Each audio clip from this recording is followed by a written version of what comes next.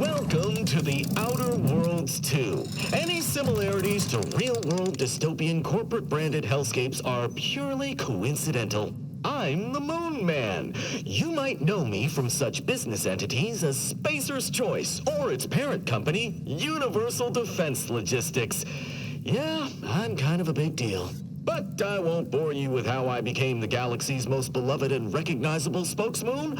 You're here to choose options from a menu. Well, have I got menu options for you?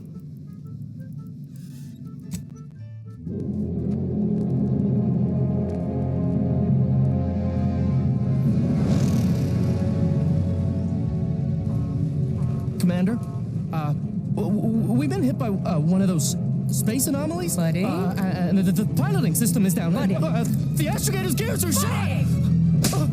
Get a hold of yourself. You're an Earth Directorate agent. Affirmative, Commander.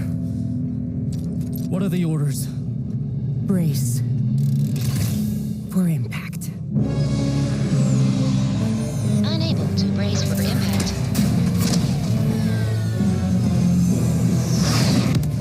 Is it the end for Commander Zane and Buddy? Tune in next week to find out. From one side of the galaxy to the next, the Earth Directorate is on your side. Whether against corrupt corporations, tyrannical governments, or corrupt corporations in league with tyrannical governments, the Earth Directorate is here to fight for the rights of all colonists.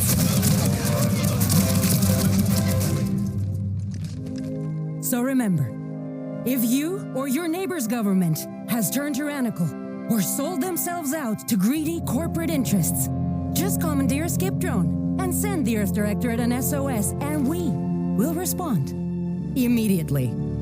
Please allow 6 months to 10 years, depending on your proximity to the nearest Earth Directorate base and any unforeseen encounter.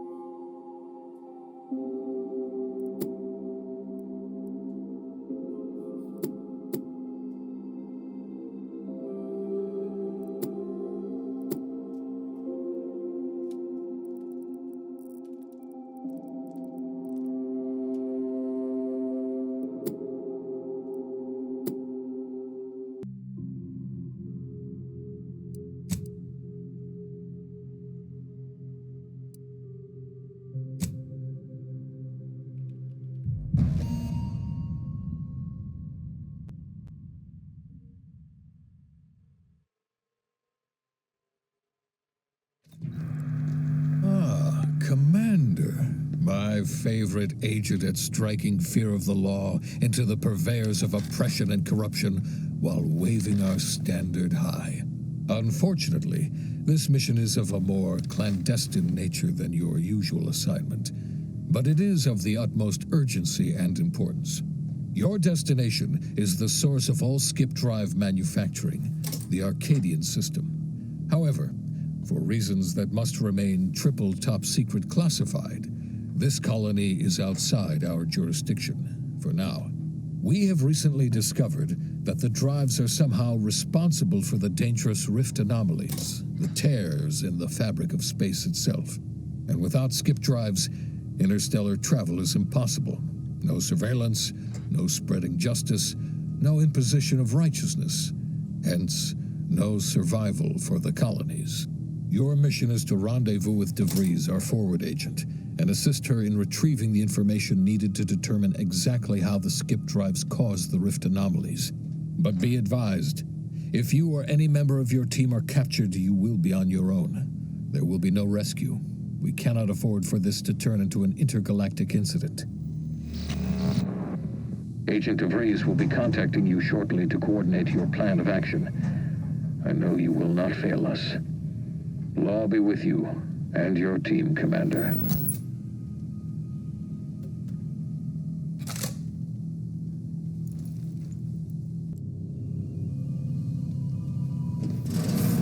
Commander, hey, got a moment?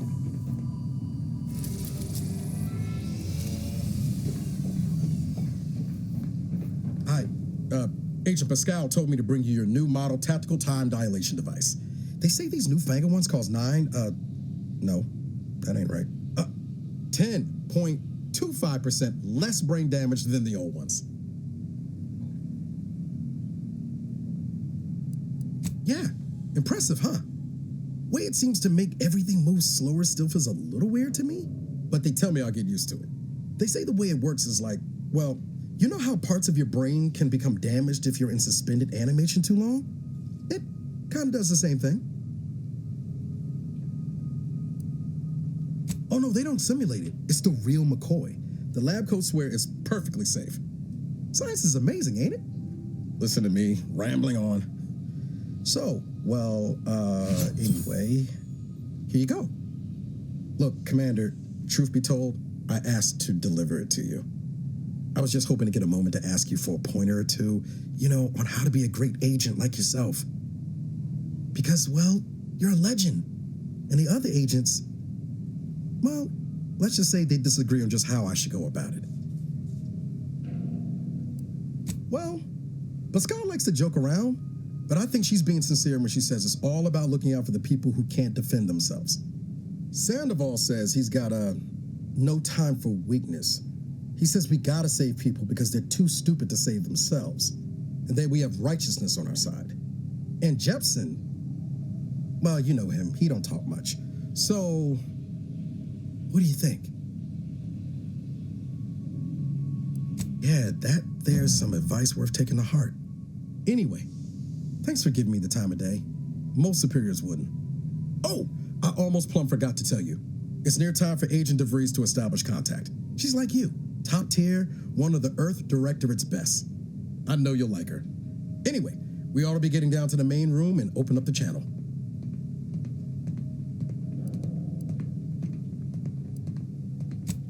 Calls should come through at the console.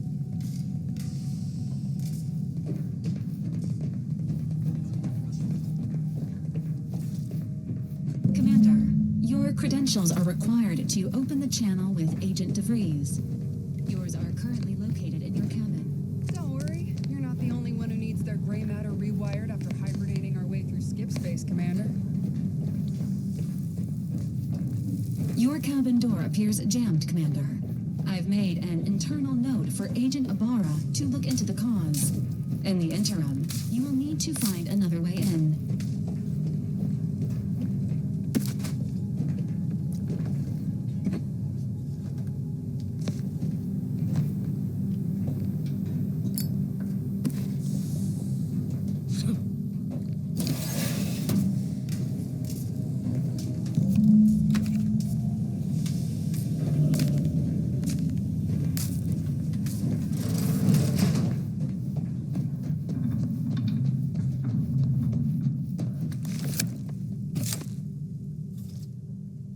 Commander, considering the danger and consequence of the mission we're about to undertake, I hope you'll forgive the lack of pleasantries.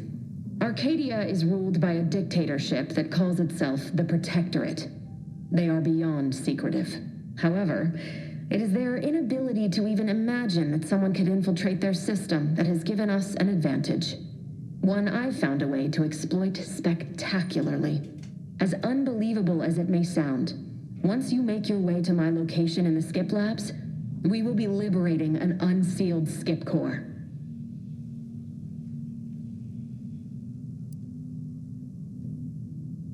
They actually are the exact opposite.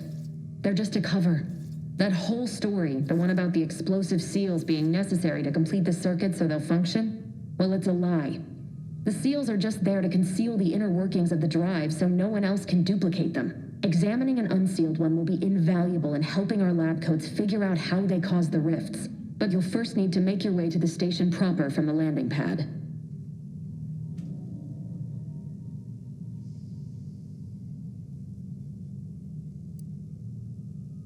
Hopefully so. Our mission's timing is fortuitous. Most of the sector security was reassigned to the far side of the station in preparation for the imminent visit of their sovereign's family. They decommissioned several landing pads, including ours, to give them fewer points of entry to guard, giving us fewer chances to be intercepted. You'll just need to reroute power to open the door to the sector once you've landed. Once you gain access to the sector, you'll need to shut down their communications to keep them from alerting anyone to our presence. Then, you'll need to handle their combat mechs.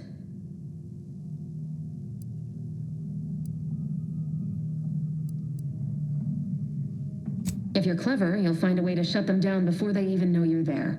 They're relentless and well-armored. I've managed to leave caches of tools and intel for you throughout the sector. I'd take advantage of all of them, were I you. This may sound simple, but I cannot stress this enough. Do not underestimate the danger we face. Come on, Agent. Haven't you heard? We're the best and brightest. We infiltrate corrupt governments before breakfast most days. Do you think this is some kind of joke? The Protectorate are the worst of the worst and will not hesitate to string you up if you're caught, if you're lucky. They think nothing of regularly chemically lobotomizing their own subjects for even the slightest error. Your life isn't the only one at risk here.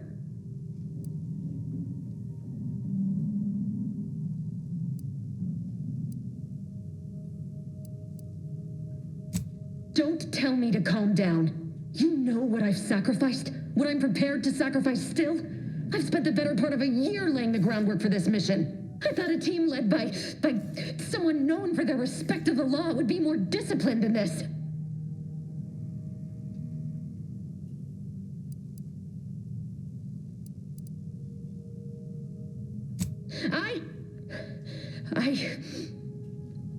Yes, of course. You were in command here. I apologize if I allowed my nerves to get the better of me. It will not happen again. I promise you. I need to go now. My absence will be noticed soon. Once you land, I'll patch in over comms and guide you through the sector. Augustine! Agent DeFreeze. I just wanted to say we're all looking forward to working with you. Who? Niles? Is that you? Law, what are you doing here? It's been so long. I'm an agent. First assignment. Suppose I look a mite different now. Less grease. Oh, and no more smelling like fuel neither. Most days. Can't wait to see you once this is over, Agent. And good luck. Same to you, Ibarra. DeFreeze out. Navigator's warmed up in the cockpit, Commander. Whenever you're ready to fly us in.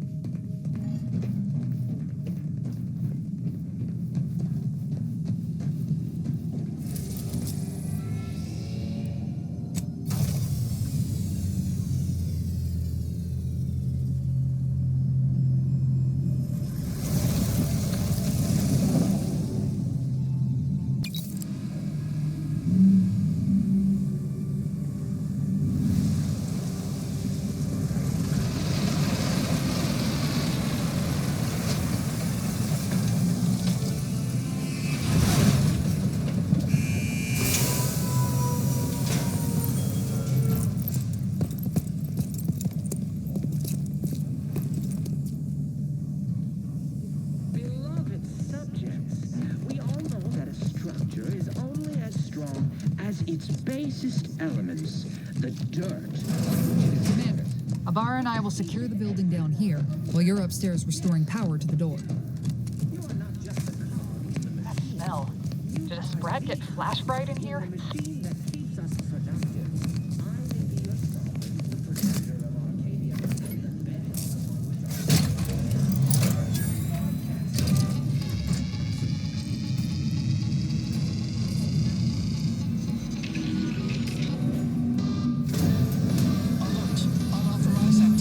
Electrical system misfired somehow. Security's been triggered. This needs to be dealt with quickly. As unable to function due to death, expiring without permission, will result in demerits being assigned. Greetings, subject. Commander, we finished our sweep. I'd wager we could use the intercom to call for help, Commander. Must be a guard around here somewhere who can shut the mechs down. Screen's broken, so should be nothing to pass yourself off as one of their own. Always a good idea to have a cover story. Cadet Warden 4th Class Corbin receiving. It's a glorious day in the Protectorate. How can I serve? Wait a moment. You're calling from landing pad 0-53? That's listed as decommissioned. And yet the defenses have come online? Please be so kind as to inform me of your name and ID number so that I may report you for this infraction. And hurry, please. The transmission of the Sovereign's family's arrival will start any moment. I can scarce afford the demerits missing it would entail.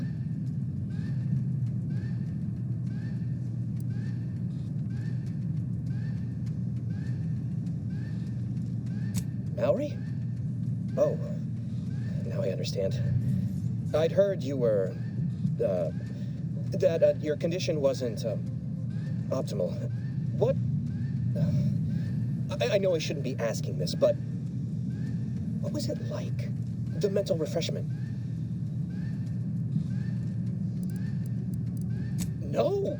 I mean, yes, of course I would, willingly, were I to fail to adequately fulfill my duties to the Sovereign and the Protectorate. I am pleased you have been returned to us as a fully functioning subject.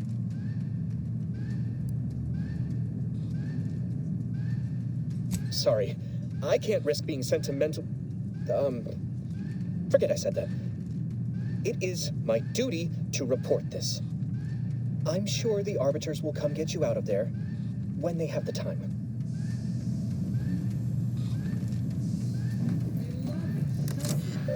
We all know that a structure is only as strong as its basest elements, the dirt on which it is built, which is each and every one of you. Yes, you. You are not just a cog in the machine. You are the cog in the machine that keeps us productive. I may be your sovereign, the protector of Arcadia, and the bedrock upon which our system is built, but even I can't succeed alone. So be diligent, and remember, failure will be met with severe consequences.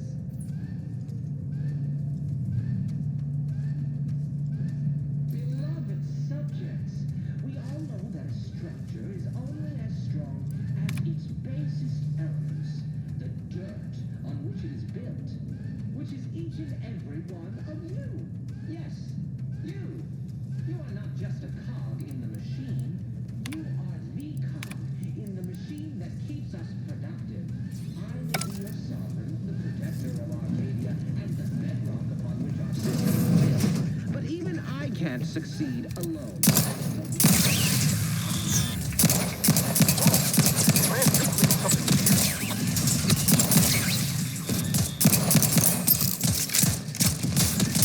We can waste no time reducing those mechs to scrap metal, eh, Commander? Commander, the situation is becoming more fluid than I'd originally planned for. We've got to change our approach. Split the team to handle comms and secure... Good to know DeVries is consistently on edge. Wasn't just me. You'd think she'd never been on a mission before. Everyone knows fluid's about the best you can hope for. Well, sitting here jawing ain't gonna accomplish much. Looks to be central dispatch on the right with security ops on the left. Which you taking, Commander? We'll hit the other.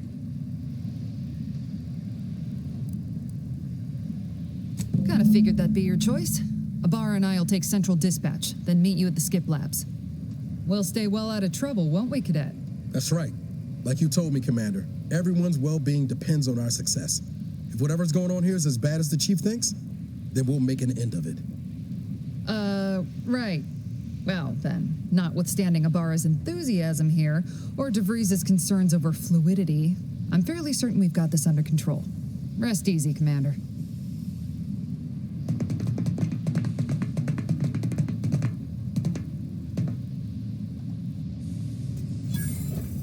Agent Pascal, ma'am, I've been cogitating on how best to gain entry into Central Dispatch.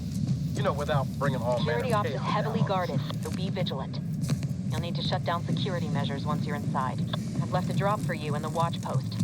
There's a key to a maintenance tunnel you can follow into the building. Not getting shot, certainly part of it.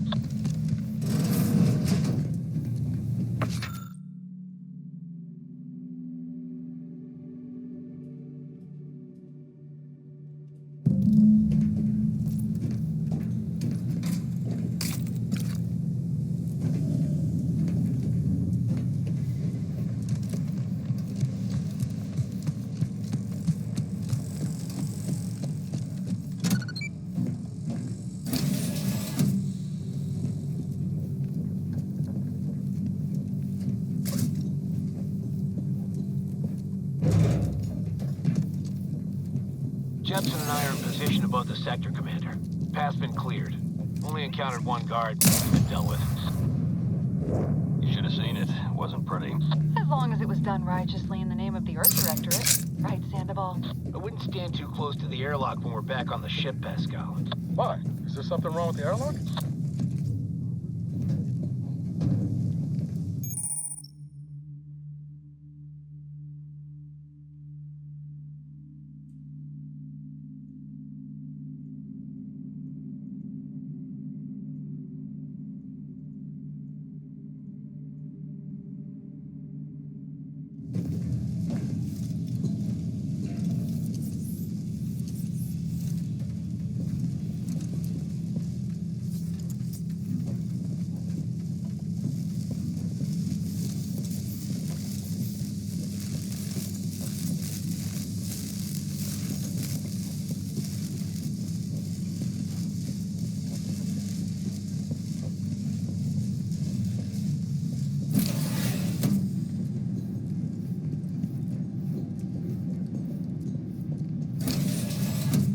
Stashed a knife in the maintenance access for you, with, instructions on how to use it to quietly bypass the guards.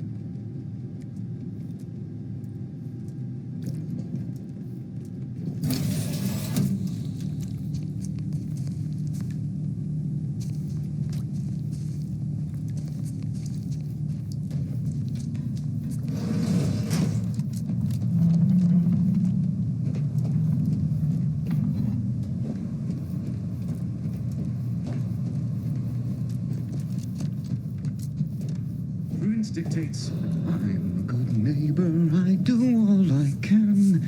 That is my great sovereign's loving plan.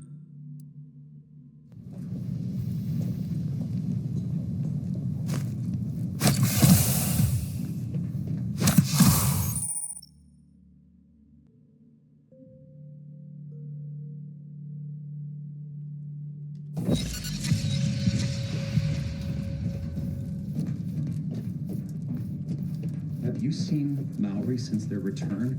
The state they're in saddens me. Yes, it is sad that they weren't worthy. Otherwise, they'd have had the strength and constitution to emerge a better subject, more able to fulfill their duties. Yes, that is exactly what I meant. Praise be to the Protectorate.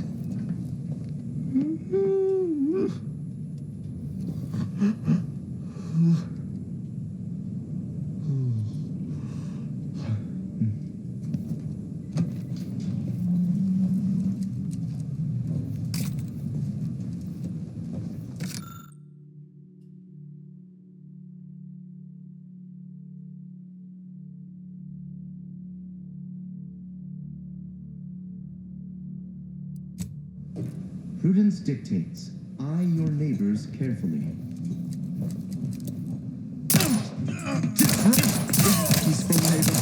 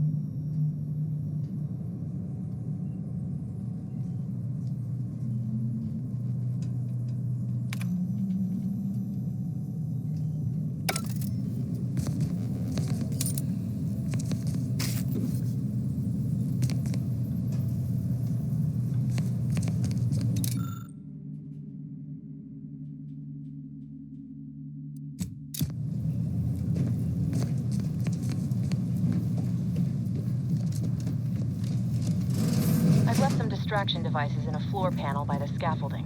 Use them to breach the control room. Just wait until their guns are pointing away from your position. Invasive elements! Working in wastewater processing and tell them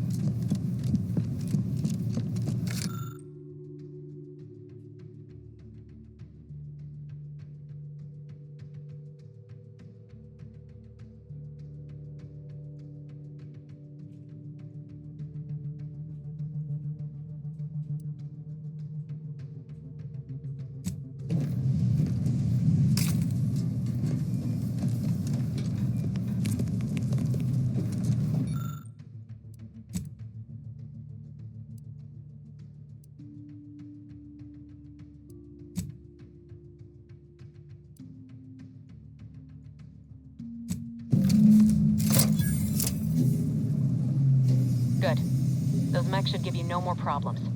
Rendezvous with your crewmates outside and meet me at the skip labs as soon as possible.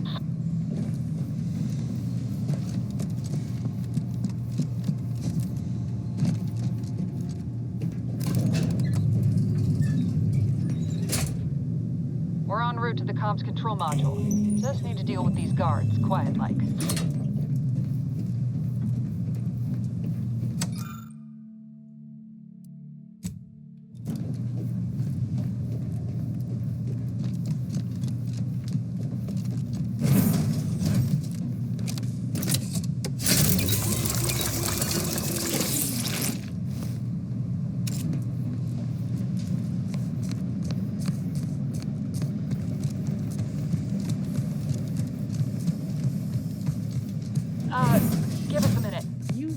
Something's not right. In the machine that keeps us productive, I may be your sovereign, the protector of Arcadia, and the bedrock upon which our system is built. Even I can't see. Whoa. Hold on. What's this doing here? What's that? An explosion? Abara, Pascal, do you copy? Niles, say something. What the fuck just happened? I see smoke. Attempting to resuscitate Agent Abara. Please stay clear.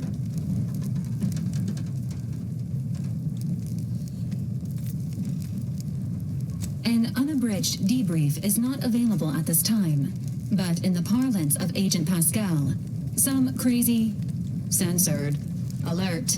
This unit has lost contact with Agent Pascal. There is a 90% chance she is trapped under rubble, most likely mortally wounded and beyond help. Triage protocols dictate stabilizing Agent Abara's vital signs before commencing recovery efforts. Please secure the area.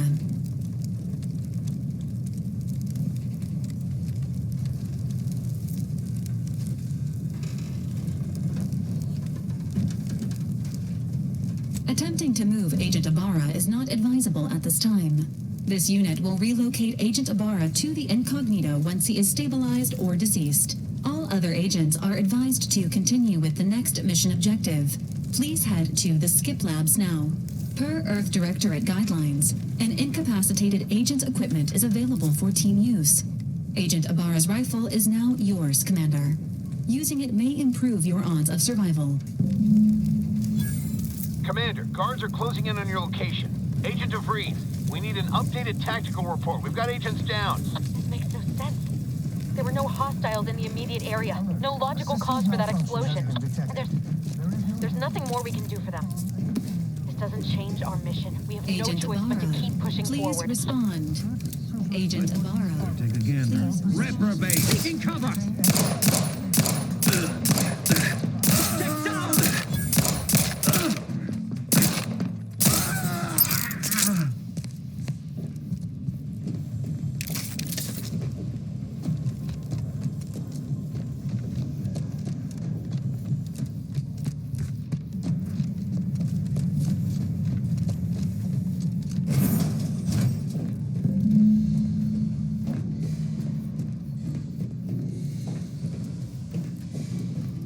Hey, you there!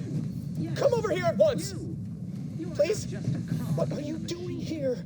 Why aren't you at your post? Has this whole facility gone mad? Something awful has happened. We must be on our guard. Security ops cannot even be reached despite all of my attempts. This should be impossible. The automechs all returned to their charging stations and deactivated. And then there was the explosion. Please, tell me you know what's happening here.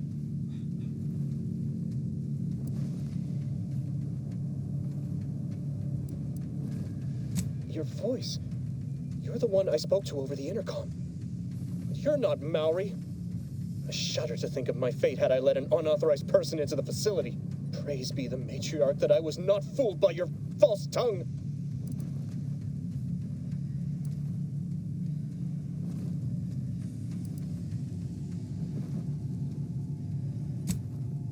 You speak to me of justice while spitting in my face and call my fealty into question with your actions. I am a subject of the Protectorate. I need not tolerate some malcontent having sport at my expense. Guards, I need immediate assistance at the bridge.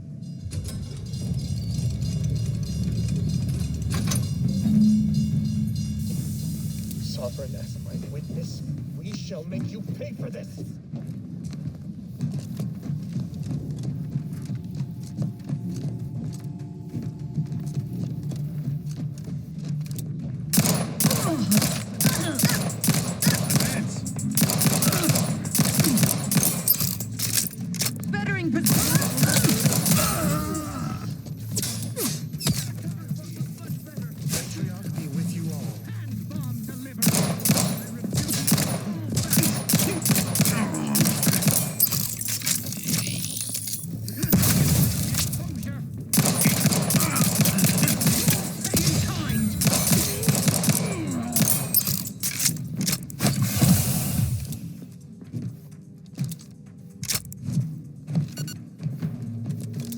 shelter!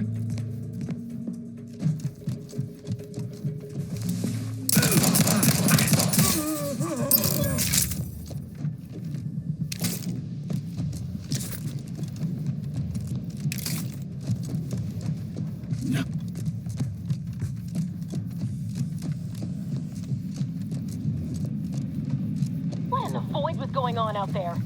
Did you think shooting up the place was a good idea right now? After what happened to Niles? You need to stop the tomfoolery, take the lift behind you, and get to me as soon as you can. It is imperative we retrieve this unsealed core and escape this station.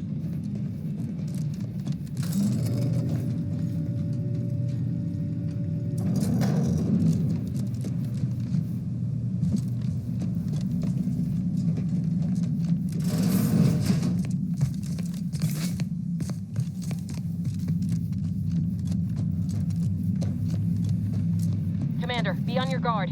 I'm picking up increased security activity in your area.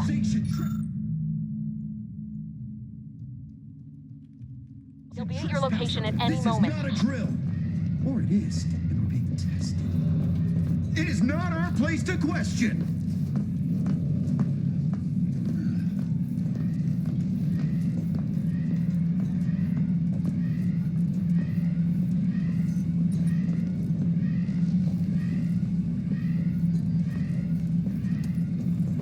A perfect society demands perfect thoughts. But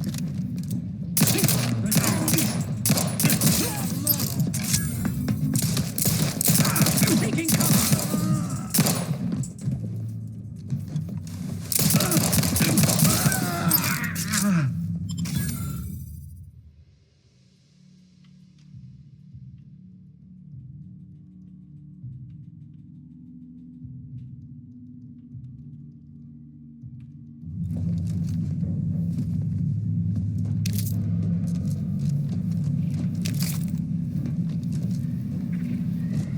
Commander, can you hear us? Something's wrong. We can't get into the skip lab, and DeVries isn't responding to our comms. In other words, we're trapped out here.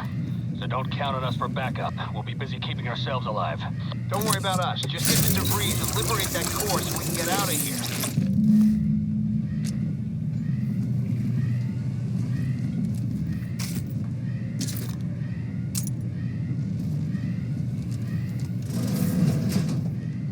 The skip drive is our legacy.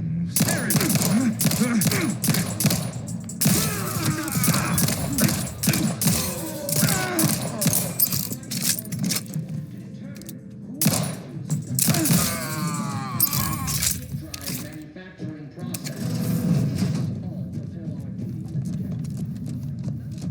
What was commencing guidance. heading to the fore? No. Flare off. Subject down. Closing.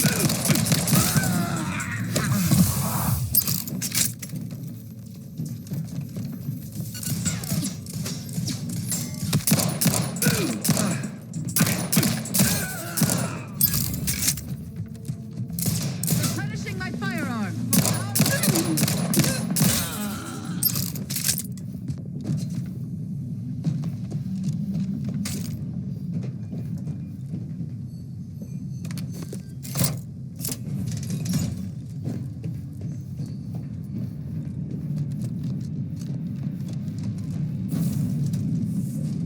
Void, damn it! Can't you get anything right? You were supposed to be dead already. I should have known better than to underestimate someone who will go to any length just to see justice done, no matter who gets hurt. Oh, an infuriating miscalculation on my part, but one that will soon be rectified.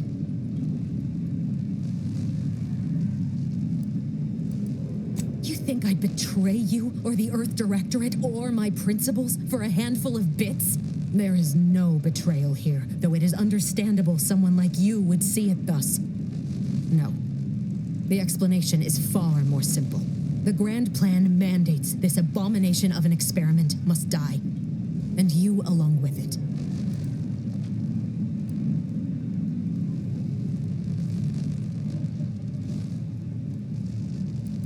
Your righteousness is as unamusing as it is misplaced. I have no expectation to live through this either.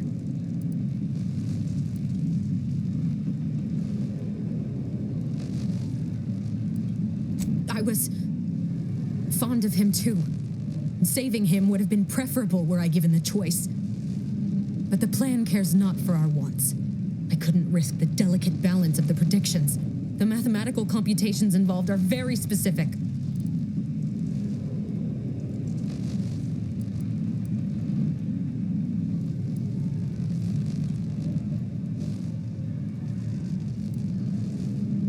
That's the spirit. Embrace your place in the grand plan with humor. Maybe I misjudged you after all. Farewell, Commander.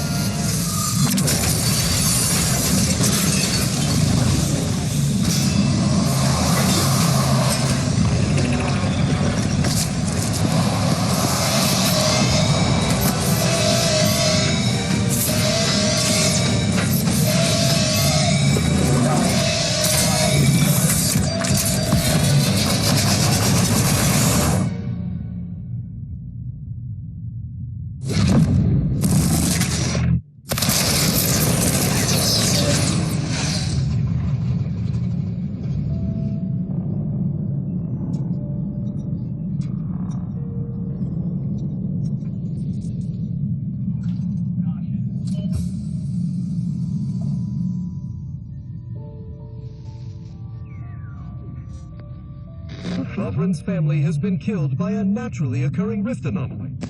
High priority alert to all Earth Directorate agents. Contact with Earth has been lost. Identified ships on the edge of Arcadia. It's no longer just a spacer's choice, it's Auntie's choice. Greater value for your men. Arcadian citizens, we've come to deliver you from oppression.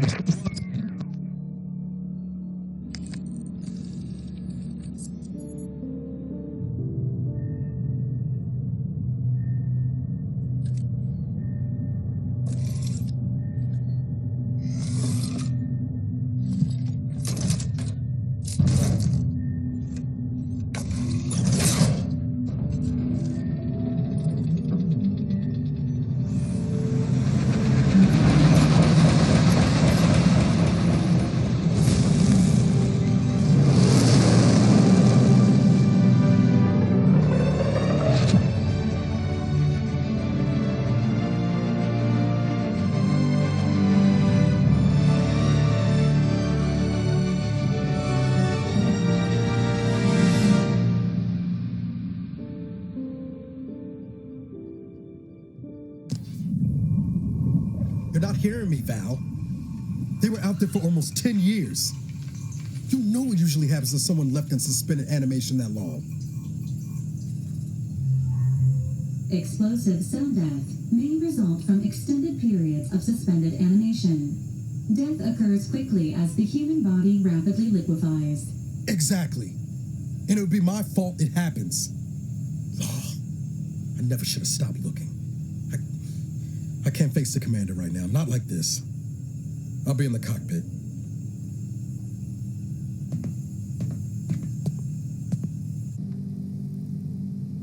Welcome back to consciousness, Commander.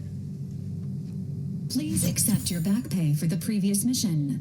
It has been prorated according to the mission's failure and your unapproved 3,468-day sabbatical.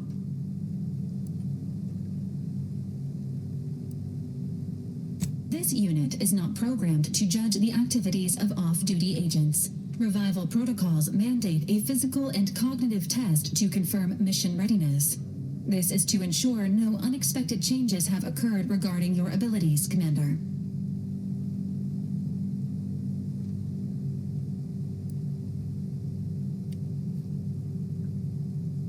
Say,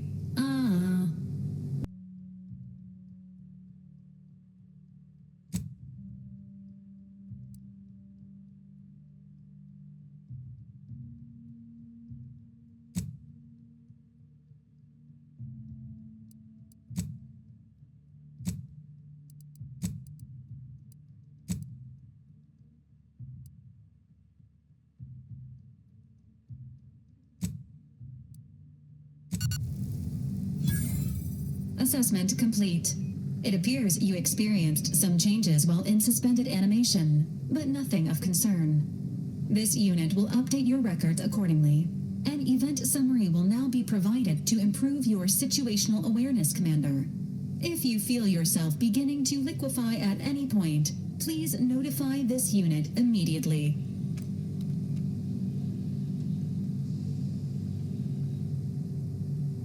Following an aggressive merger between Anti-Cleo's and Spacer's Choice, the new corporate entity known as Anti's Choice invaded Arcadia. Anti's Choice claims they are following market demands and liberating Arcadia through the power of capitalism.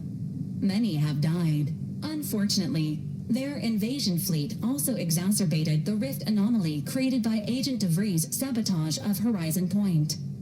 This means no ship can enter or leave the colony. The rift also remains a threat to the colony. Current estimations suggest the rift will destroy Arcadia in the next 10 years. Give or take 7 to 8 years.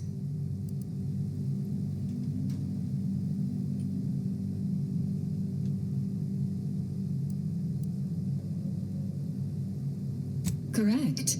At some point in the next decade, the rift will result in the complete annihilation of all life in Arcadia.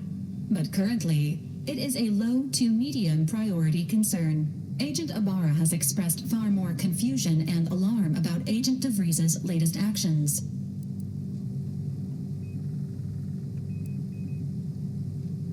Agent DeVries did indeed survive Horizon Point. This was confirmed when she brought down the old Earth Directorate surveillance satellite earlier this month. The satellite had been gathering information since before your mission. When it fell, it signaled agents across the colony, leading to the discovery of you and Agent DeVries. Agent Ibarra prioritized your recovery above pursuing Agent DeVries. This involved disassembling and rebuilding the astrogator to allow the incognito to travel to your location.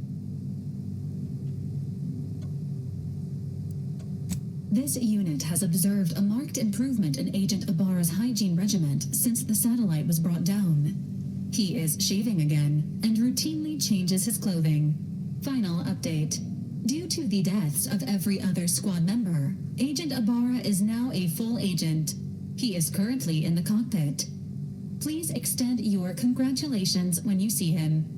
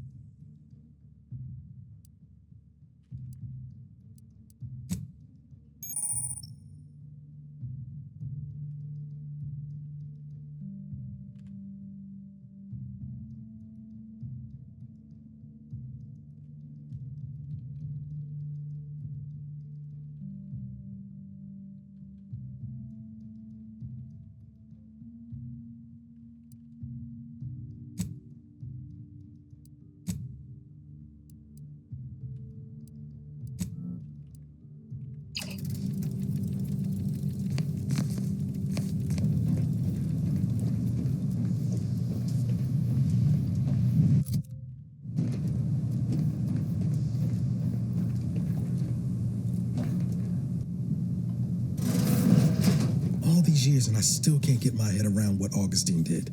Sacrificing her whole team. And for what?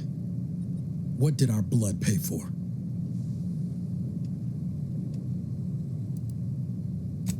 Oh, Commander. Thought you were Val. Glad to see you up and ambling about. And not, human stew.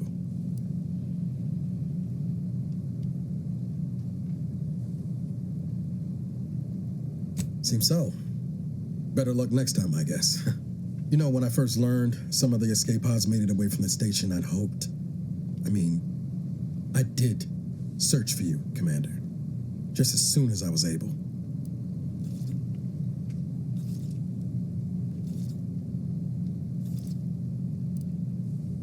Might be you're giving me more grace than I deserve, but either way, thank you. So then, I gather Val's described our state of affairs? Confirmed.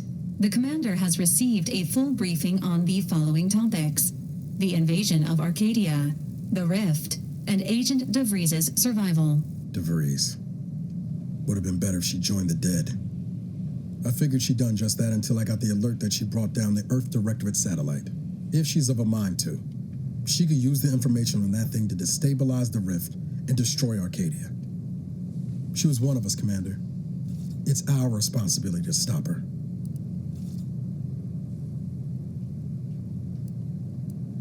Acts of unprovoked violence are not sanctioned by the Earth Directorate except on occasions of premeditative self-defense. She's going to ground now, but as part of her original undercover mission, DeVries was inserted at the Vox Relay Station on Paradise Island.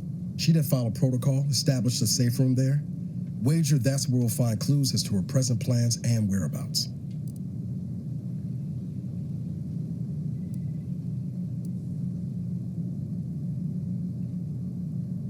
Thank you, Commander. Means a lot coming from you. Just to be clear, I'm not saying we're strolling up to the Vox station and knock nicely. The Vox is highly restricted and heavily defended. It'd be a death sentence. We might ought to explore the island first, find out what we can. The satellite alert pinged DeVries' tracker in a town, named Fairfield. Wasn't nowhere clear as yours, so we need to poke around a bit. Doubt she's there now, but it seems a better place to start than assaulting a Protectorate communications hub.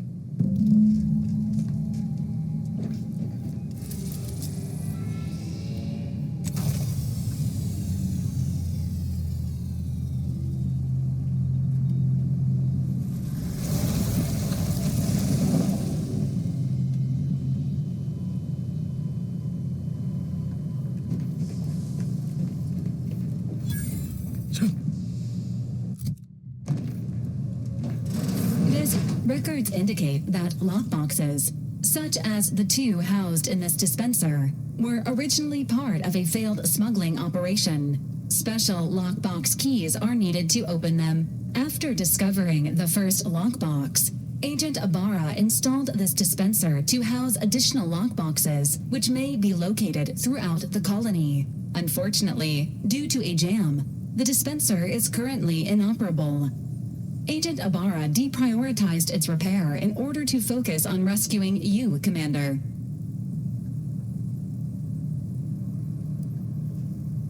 Theorizing. Extracting the contents from the first lockbox may disencumber the dispenser, allowing it to return to normal operations. This unit has an advanced decryption key that can open the first lockbox, Commander.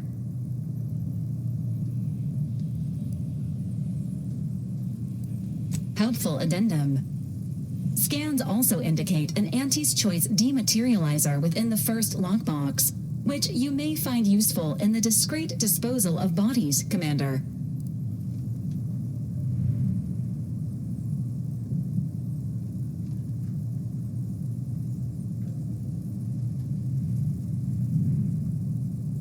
An Earth Directorate agent prepares for all eventualities, including but not limited to unpremeditated murder. Additionally, the second lockbox's contents may contain parts to upgrade your Valerie unit. Upgrades are recommended to improve your experience of Valerie.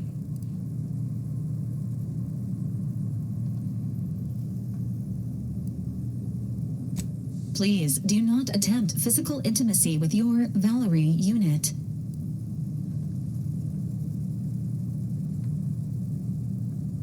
This unit may suffer occasional wear and tear in the course of performing its operations. Routine maintenance is required.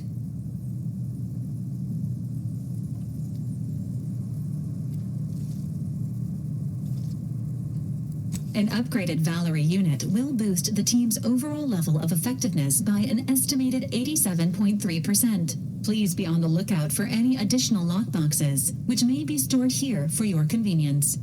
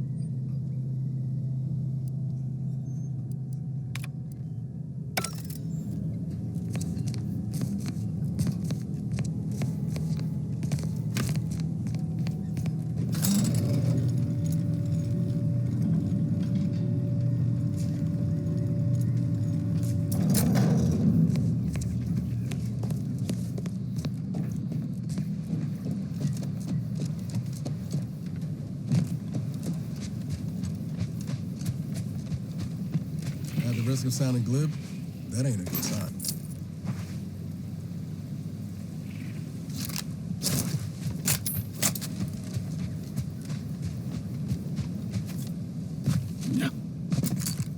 Let's get him over with!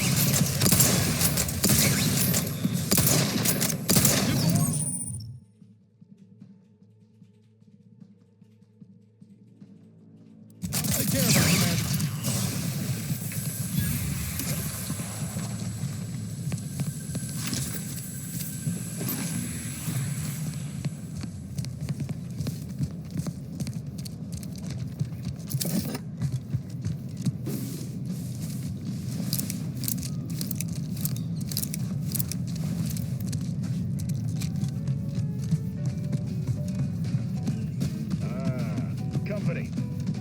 Whoa there, go-getter. Welcome to Fairfield, now under the new and improved management of Auntie's Choice. I'd usually ask if you were affiliated with the previous regime, but you lack the bewildered gaze of a yay-saying protectorate subject. Even so, going to have to ask you to identify yourself. Still a war on and all. Auntie's Choice is the proud maker of Spacer's Chaw, Zero-G Brew, and antibiotics. Everything you need to... Earth Directorate, huh? Like, from the serials? Thought Arcadia was outside your jurisdiction. Any folk native to this place sure wouldn't have ever heard of you. End of the day, we let most anybody in. Bottom line's all we care about is our bottom line. That'll be all, unless you got any questions before you're on your way.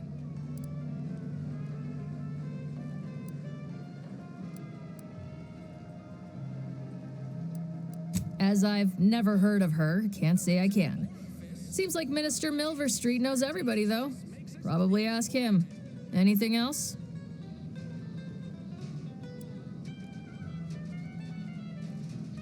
On the way from the landing pad? Had a convoy out that way. They're overdue. See any sign of them? Damnation. I had a friend on that detail. He always carried this, keepsake. You didn't happen to find it, did you? Well, never too late to start. Plunder's plunder, Auntie always says. Them Protectorate drones been a serious menace of late. Heard Trooper Faulkner shot a few. You find a way to put a stop to them, there's a bounty for it.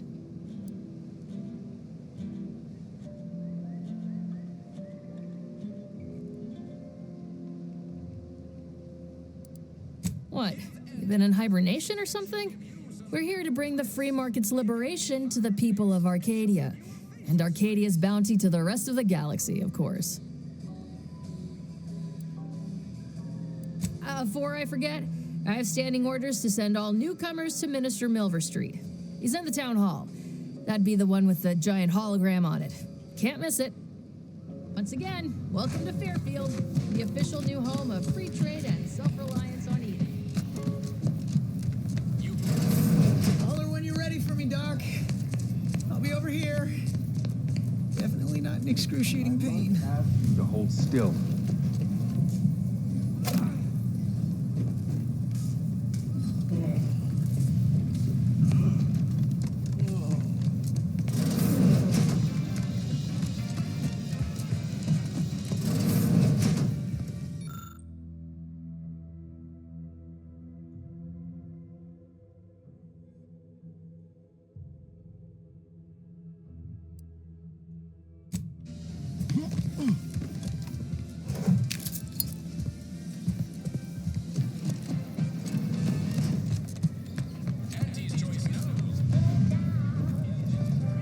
Never been the type to sit behind a desk all day. What, when I could... Oh, it must be one of my copious direct reports. Time for another performance review already. Apologies, I'm still applying the required elbow grease to scour these surfaces, just like a novice facility sanitizer should.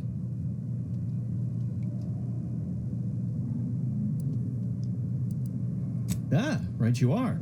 You might have just helped me avoid another demotion. This meritocratic society is still so foreign. The workplace skullduggery, the prioritizing of self over community, the excessively colorful nutrition.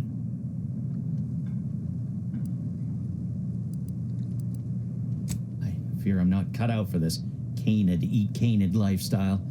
Seems the only way to flourish is through general underhandedness and ruthless efficiency. Never picked up those skills in my 50 years as Fairfield's drone operator. Pity they didn't keep me on there. I was quite skilled at it. Well, you're right. I wanted change. Whole reason I left the Protectorate in the first place. No sense complaining about the means now.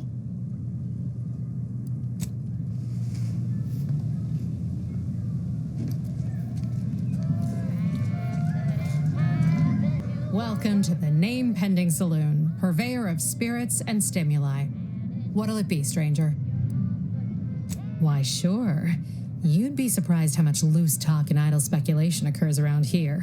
What, between them Protectorate defectors, finally able to speak their minds, and all our off-duty Auntie's employees carping about work and the war. Any particular topic you have in mind? Oh, Minister Milver Street's blessed with the gift of gab. Swear he could sell bypass shunts to a Raptidon. Ain't one of them falsely magniloquent types, though. Sincere fella. Shares command of Fairfield with Acquisitions Officer Carr. She's blunt and murderous. Two traits Auntie's Choice highly prizes in a commander of corporate forces. To say they have differing approaches to leadership is like saying, gee, suns are hot, whilst being incinerated in a solar eruption. Vox Station's run by a brigadier by the name of Montelli. Sounds like he's as much a danger to his own troops as ours. Real piece of work, even by Protectorate standards. Reportedly enamored of show trials and summary executions. Tell you one thing you can't avoid, the bridge. No other way around it, and at present, it's held by Protectorate forces. We have a small contingent of troops bivouacked nearby. Forward Operating Base, they call it. You're asking me for the particulars of a high-level corporate acquisition. Like an in-depth accounting of the various parties who vied for control and who won out in the end? They merged. Rebranded. Auntie Cleo seems in charge now. Dunno. Do my best to steer clear of corporate intrigue. My pleasure. Got anything for me in return?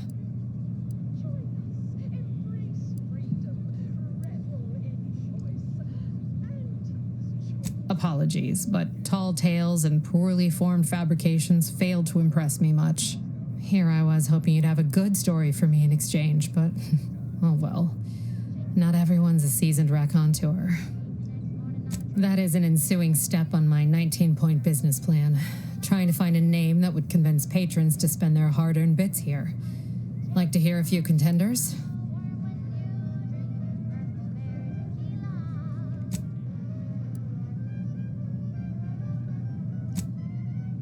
At present, my top favorites are 1. The Drunken Haggler, 2.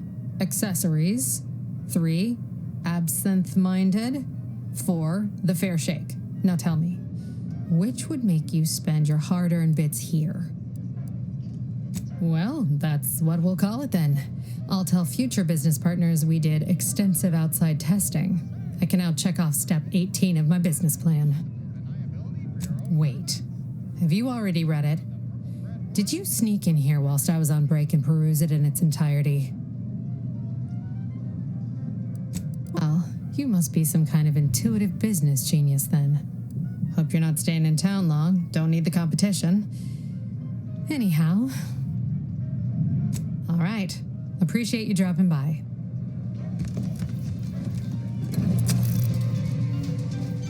Keep your petty skepticism. I'll pay my tab in no time. You'll see. The door this tough? They must be storing something good in there. Yeah, guns, armor, probably some ammunition too.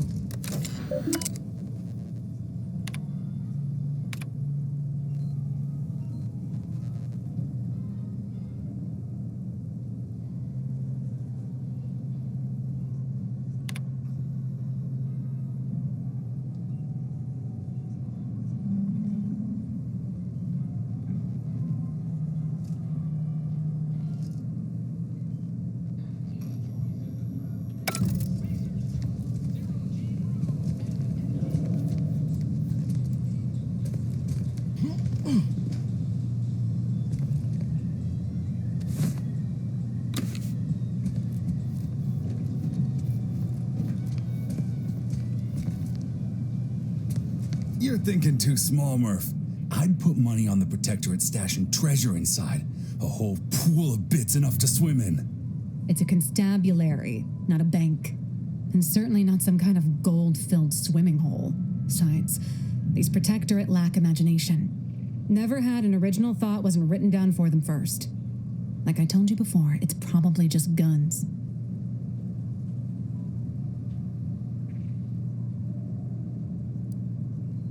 I'd guess you're one such person. Up close and personal. You must be someone who doesn't mind getting a little blood on themselves.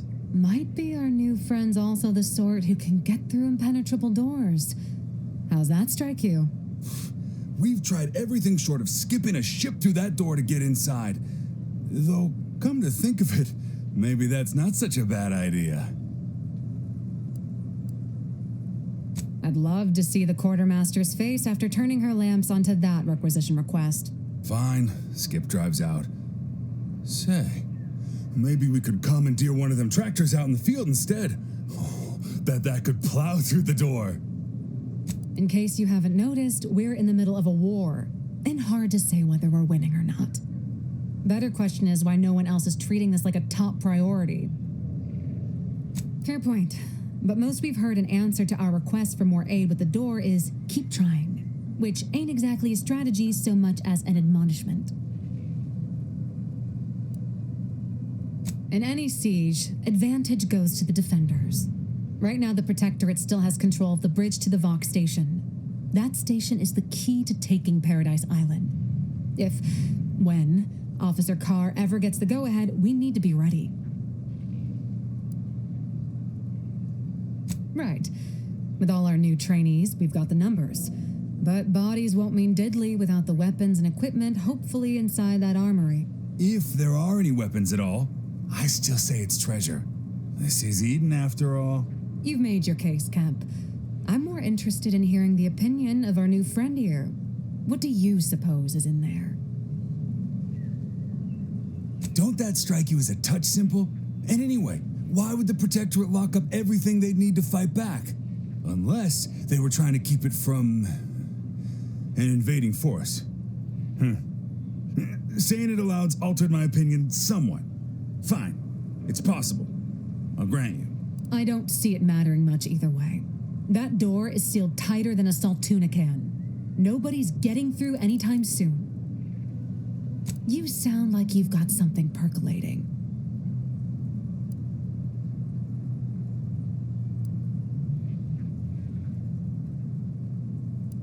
Helpful. Guess we gotta start afresh. Can we untable that tractor meets door idea now?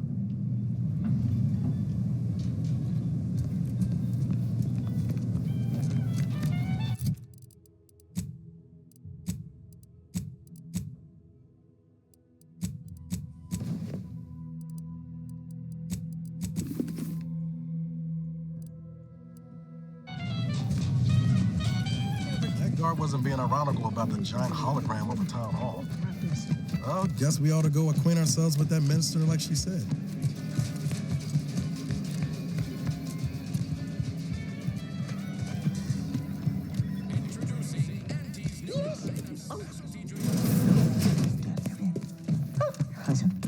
Yet you see fit to keep me in a constant state of consternation. With each unauthorized act, you jeopardize our hold of Fairfield. Yes, but you must understand, the Protectorate citizenry is a hair's breadth from defection. Within the week, I'm certain. Certain. Like the week prior and the week before that. Impressive foresight you wield. Should apply to join the Order of the Ascendant. It would be difficult enough to convert the stubborn populace without your soldiers' constant, ill-advised forays. Enough!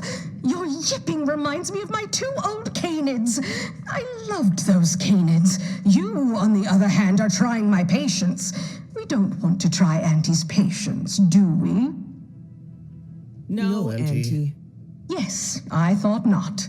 Now, unless you care to see what life in the lower rungs looks like, you will both of you cease your foolish maneuvering immediately. Do I make myself clear? Yes, Auntie. Good. See that it is done. I will brook no more disappointments. And while you're at it, you might want to look into your security situation, Commander. I'm not accustomed to an audience when addressing my subordinates. Who in the void? Eavesdropping on Auntie's choice business is like to get a body shot for spine. Though you're not wanting for moxie. I'll give you that. Now hold a moment, Carr. When opportunity comes visiting, perhaps it's better not to riddle it full of holes. Our new compatriot may be of assistance. A surprisingly good point, especially from you. She only forbade us using our own personnel. Be a whole other matter were a stranger to happen to aid one of us. But which? Well, you seem an observant sort, so I expect you'll tire of Milver Street's bluster soon enough. Come see me before agreeing to whatever absurdity he proposes. Unlike him, I have some work actually befitting your time. I'll be waiting. Alone at last. I never thought she'd leave. Now then, allow me to introduce myself. I am D.B. Milver Street, Minister of Marketing, Duke of Demographics, Commercial Condottiere, President of Promotional Material. Tell me, do you believe in signs? Everything happens for a reason. Yes, I can see that kind of line working with our Protectorate demographic. I do not believe in signs. I believe in opportunities. Right now, at this moment, you and I have an opportunity to save countless lives. But I'm hardly the type to beg and ask for nothing in return. Tell me, what do you desire of this island? Who doesn't get such a compulsion from time to time? Well, if you're serious about it, I suspect we can assist one another. You help me, and I'll get you inside. Better yet, helping me shall result in our saving dozens, no, hundreds of lives. Your conscience shall be renewed. You can't blame a body for wanting to practice, can you? Fine. I'll give it to you straight then. Auntie may demand Carr and I do nothing, but for each moment I remain inactive, dozens fall in meaningless combat. I seek a persuasive method of alleviating this conflict. The Protectorate utilizes a procedure known as mental refreshment to ease the temperament of wayward subjects. The Ministry of Accuracy contains vital information about the process and where it is performed. This is the prize I seek. I previously sent a grafted soldier, Trooper Sealong, to retrieve said information, but I have not heard from her in some time. Consequently, I must presume the worst. I have some faint recollections of the fuzz beneath my hat. Perhaps I saw such a name amidst my perusal of the Protectorate domicile assignment records. The record room is in this building. You have my permission to peruse at your leisure. You should go talk to Carr. Perhaps when you hear what kind of violence she wants you to perpetrate, you'll see the worth of my proposal. Watch out for that Auntie Cleo. I know she don't look it, but she's more dangerous than she seems. Still got work if You're here early. I expected you'd be on the receiving end of Milver Street's bluster until close to the end of time. Happy that ain't the case, as I can make use of you. I'm Officer Babylon Carr, head of aggressive acquisitions and persons elimination on Paradise Island. Let no one say I can't be official when circumstances merit.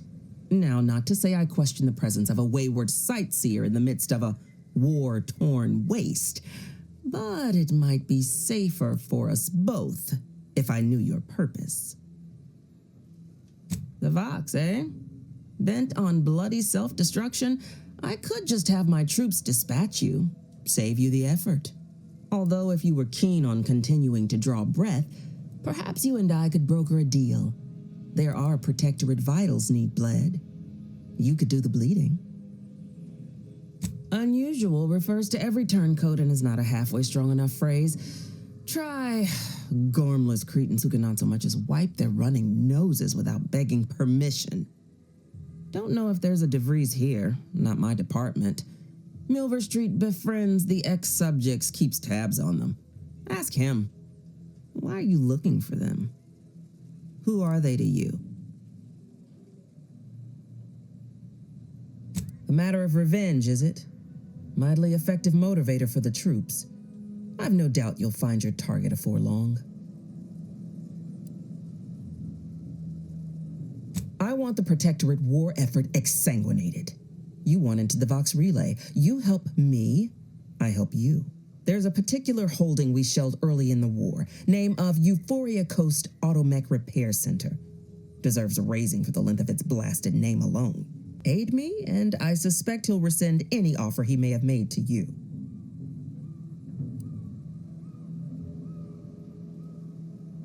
Do you suggest that our good minister has lost patience with playing fair and now seeks to delve into the oily recesses of brainwashing? Oh, for shame. He's devoted to his half measures. I'll give him that. But he wouldn't have to wheedle and connive if he knew directness. Milver Street's grinning manipulation won't earn nothing but more of our own dead. Work with me.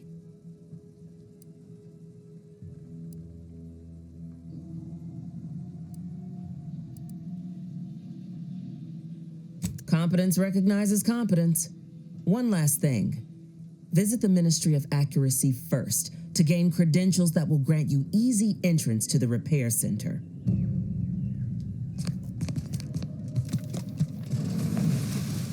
Watch yourself, friend. You approach openly, despite your new standing as a minion of Commander Babylon Carr. Well, speak all you like, you've aligned yourself with the brute, thereby identifying yourself as one. I shall not forget this anytime soon. Go on, then.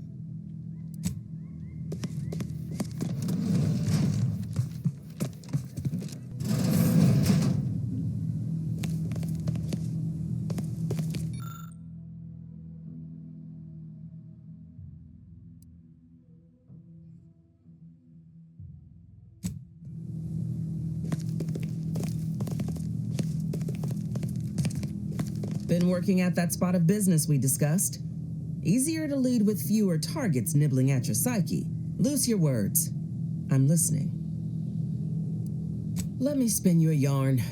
One of my elite regiments ceased replying to hails several weeks ago. Hardy bunch. Fought all across the system.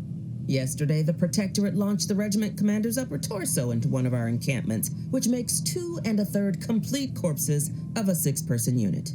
Mocking us. Calculating bastards, the Protectorate. Would admire their efficacy if it weren't taking so many of my best and brightest. Once the fighting reignites in full, they'll pay dearly. Seen the crimson side of a battlefield, have you? Do tell. Out here fighting for truth and light in this day and age? Laws. Ain't you an artifact from an age bygone? Good that you're versed in combat. Will serve you well in Arcadia. Like it served me. If you must kill, best to do it well. You may not believe it, but high amid my many goals is bringing an end to the fighting in Arcadia as soon as possible. Looks better for my record, after all.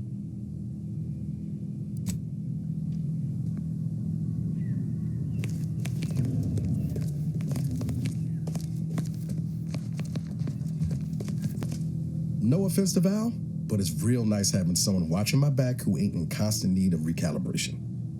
Anyway, need something, Commander?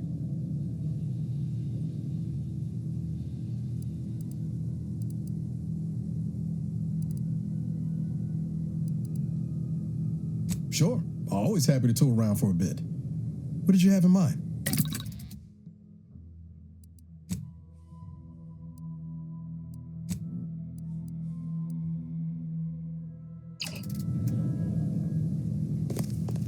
Sure hope Val isn't missing to something fierce back on the ship. Anyway, need something, Commander?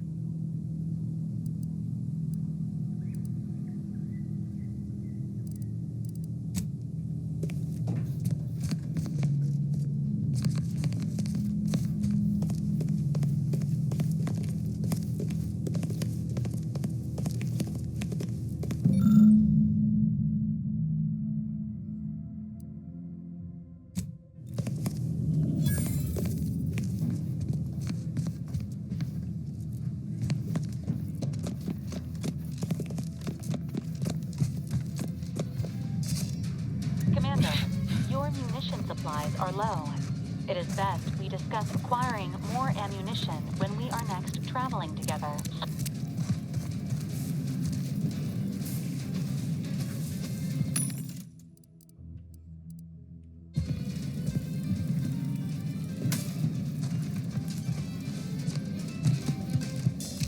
You want freedom of choice. You want Auntie's choice.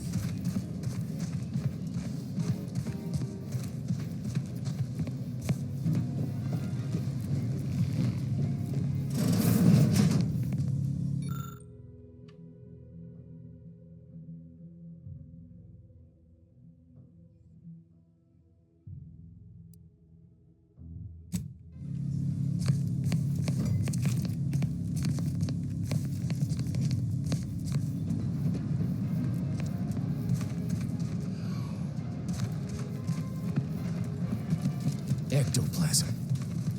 Wait. Heavens, Auntie, you scared the living daylights out of me. Shouldn't sneak up on a man like that.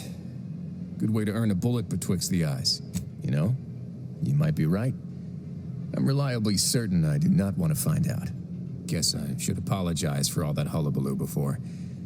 Just mistook you for another unfleshly manifestation. Look, I know how it sounds, like I'm a few crabbles short of a herd, but just hear me out. It all started the other night. Saw a personage leaving the greenhouse, late. Figured it for Emmeline, but when I asked her about it, she didn't know what I was talking about. Happened again the next night. Gave chase that time, but lost him hereabouts. I turned a corner and they'd up and vanished.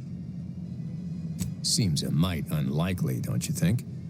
No one in Fairfield's going hungry. Why steal when they could just purchase food at Auntie's fair market prices? Oh, it's definitely an extra-normal entity of some kind. Simplest explanation.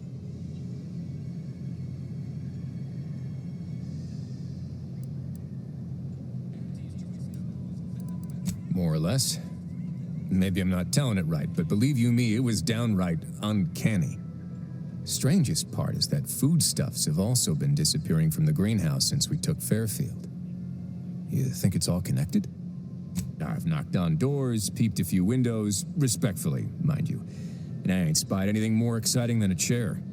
But then, a being of pure information probably wouldn't linger on this plan any longer than necessary. Too tiresome, be my guess. That sort of name-calling is unwelcome and uncalled for. If you don't want to help, then be on your way. No one nailing your feet to the ground. I certainly won't say no to having a fresh set of lamps on the scene. Just be careful. Hate to see you disappeared like that foodstuffs. Introducing Auntie's new line of specialty drinks for the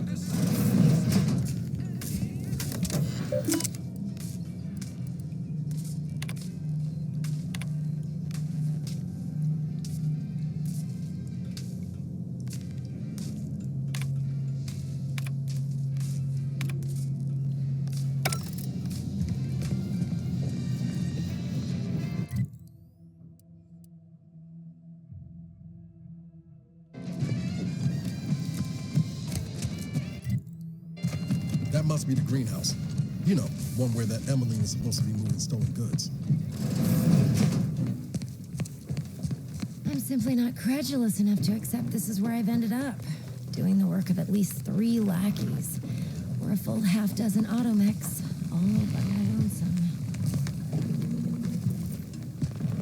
I'd welcome you, would-be consumer, but we are not a retail operation. Please visit the various consumer locations around Fairfield for all your purchasing needs. I have far too many claims on my time to be able to cater to the curious at the moment. I was meant to have help, but they lacked the barest amount of gray matter it takes to keep from getting locked up by excessive corporate malfeasance. So I'm on my own here, breaking my back, trying to buttress all these vines on top of all my other jobs. Oh, the bits I wouldn't pay for some of those mechs the Protectorate used to work this place. So, is there anything else, or can I get back to work? Really? Feel you're entitled to that information, do you? Because all these plants were unknown inside Auntie's Choice. And there's a good chance we can make something of them. Though I expect word any day that the big brains in R&D will have tweaked and twisted these plants so they're better than nature. Then we push the new product on the market. And my contract says I get 0.003427% of net after development, testing, packaging, advertising, and distribution costs. So, you know, this is a pretty big deal for me. Quite the setup, ain't it? Before we took Fairfield, Auntie's Choice didn't have anything like this. Every kind of plant we've got was made to thrive in a chemical vat. But the Protectorate grows all their greens the old-fashioned way, with water and soil and actual fertilizer. I can't decide if it's adorably quaint or just plain daft. Then again, they all only have one job, so they have the time to indulge in all those sorts of archaic whimsies. Damn lucky Crabble copulators. Research mostly, some wholesale, and as the base for some small batch, highly exclusive, limited edition retail runs. Though I expect word any day that the big brains in R&D will have tweaked and twisted these plants so they're better than nature. Then we push the new product on the market. And my contract says I get 0.003427% of net after development, testing, packaging, advertising, and distribution costs.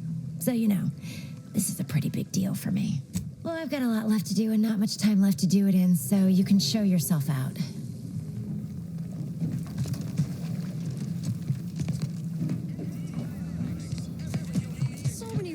Flying around about the rifts. The lab coats can't figure them out. Some people work.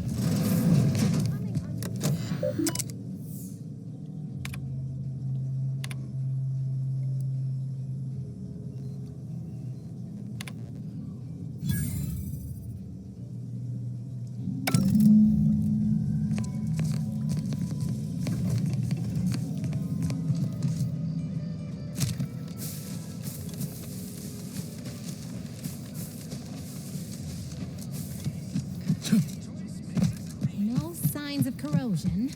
Exhaust manifold still warm. Come on, baby. I can't help you if you don't tell me what's wrong. Might I have a word, Commander?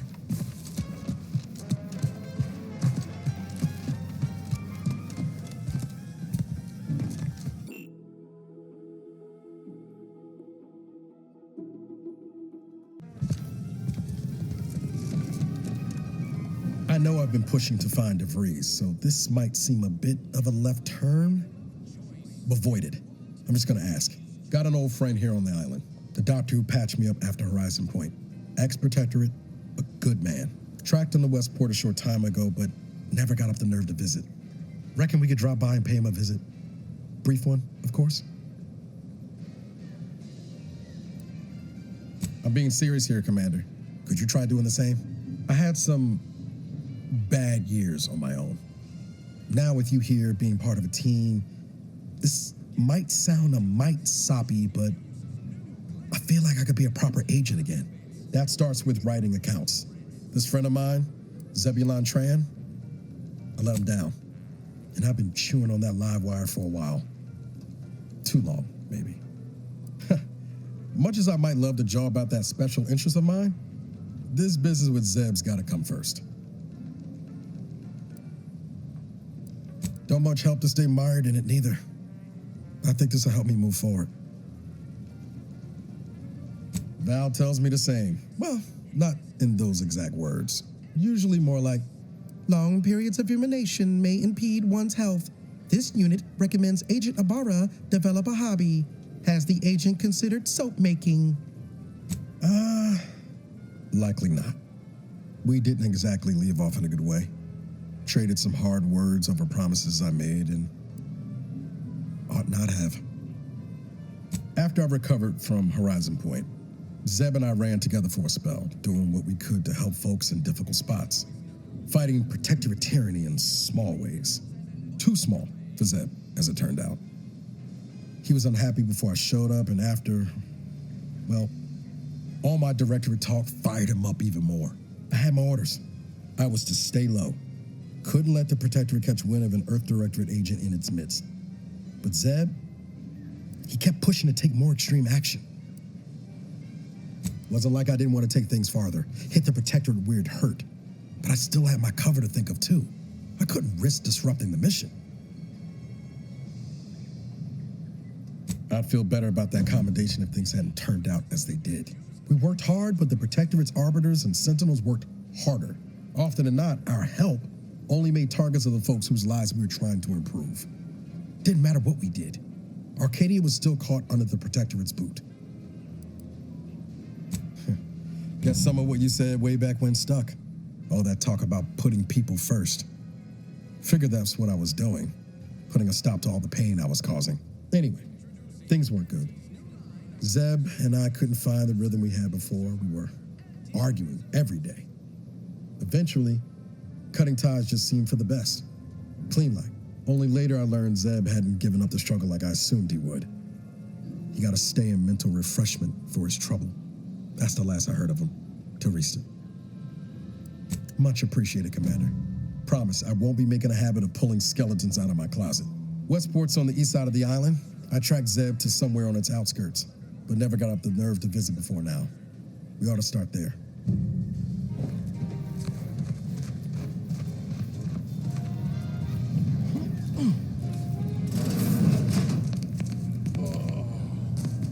Don't believe the rumors.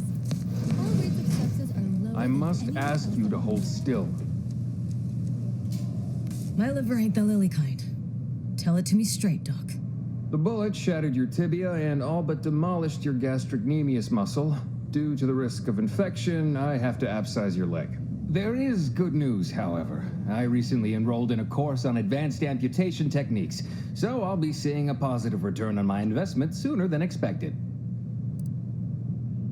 Excuse me, I'm in the middle of a private consultation. Say, how sore are my pockets gonna be after all this, Doc?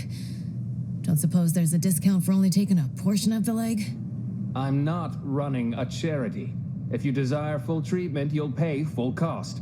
If that's a problem, seek compensation from your commanding officer. while you're in my office, I'd ask that you do not discourage my patients from acquiring the necessary funds to save their lives. Thank you. This is a mighty big decision, Doc. Can I have a moment to noodle on it? I don't encourage delays, but very well. It'll take a few minutes for me to warm up the saw anyway. Short of you skipping back in time and ordering the coagulant I need, I doubt anything can be done to accelerate the timetable for treating these soldiers. I am a doctor, not a magician. I cannot manufacture coagulant from the aether, neither do I possess the special training to improvise with what supplies I have on hand. Now, was there anything else? Most still tout the all-healing nature of protectorate medicine. But despite that, they're surprisingly amenable to accepting treatment. They ain't grown up with the right to dissent. Probably wouldn't even occur to them to turn down poison if you told them to take it. Good thing I don't prescribe poison then. Normally. In truth, I expected more resistance given the sudden transition. But I'm not one to complain of a headache I don't have.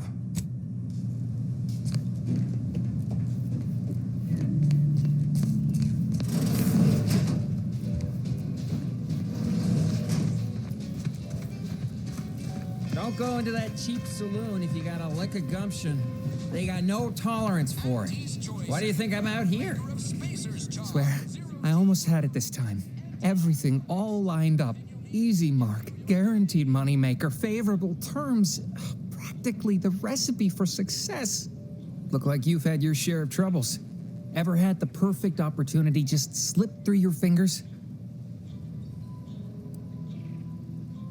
So you can understand my situation then.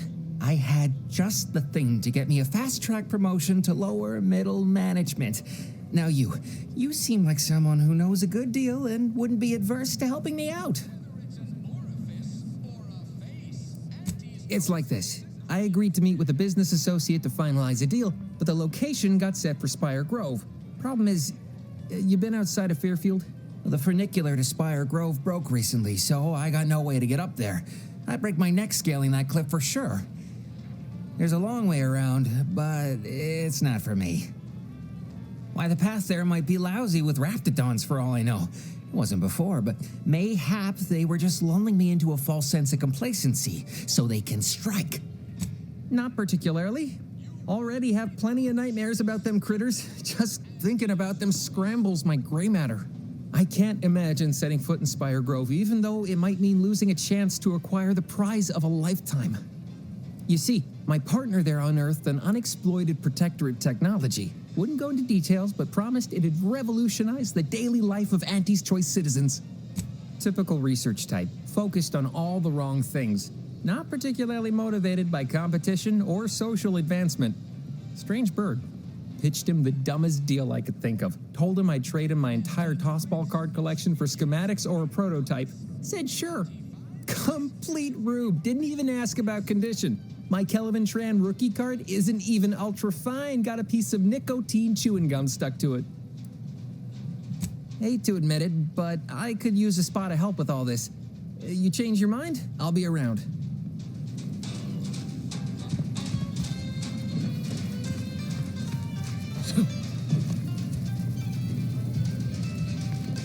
People think I got ejected from the saloon because I'm three keys to the wind. Well, maybe I am drunk.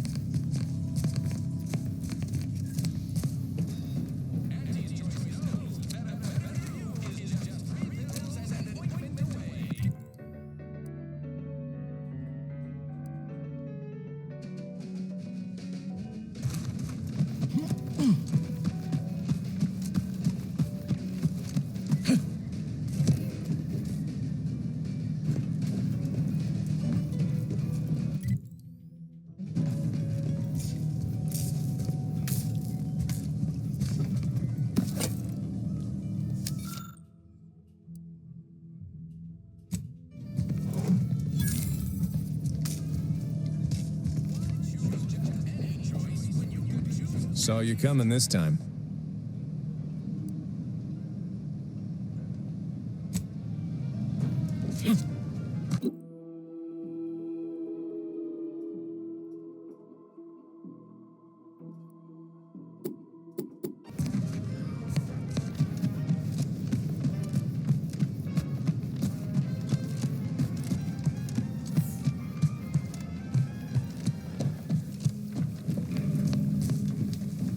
You're back. Why?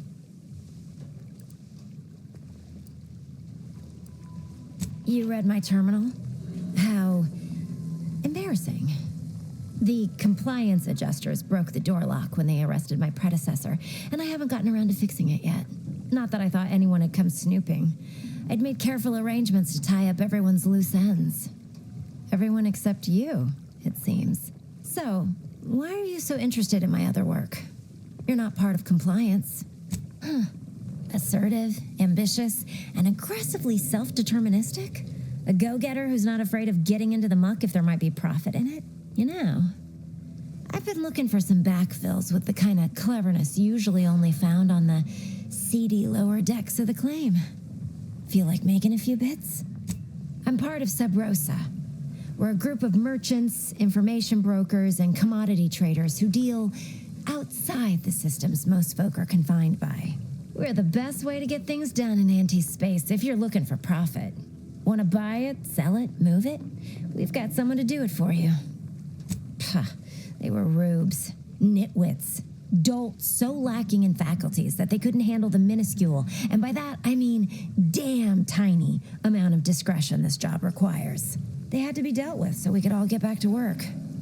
And now that I'm here, things will be running right smoothly. So, long as your brain pan's filled with more than a half-dead sprat spinning on a rusty wheel, I absolutely guarantee this is a no-risk venture. Well, isn't that just wonderful? I had no suspicion when you walked through my door that you'd help resolve the last of the morass Paradise Island has become for us.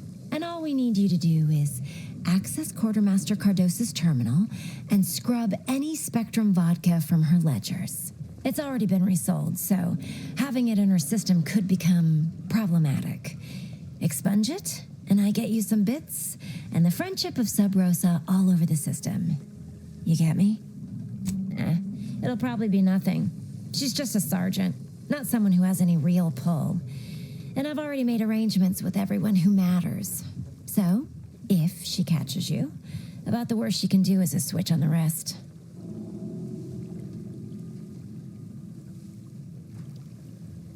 And I'll be waiting here with your bits.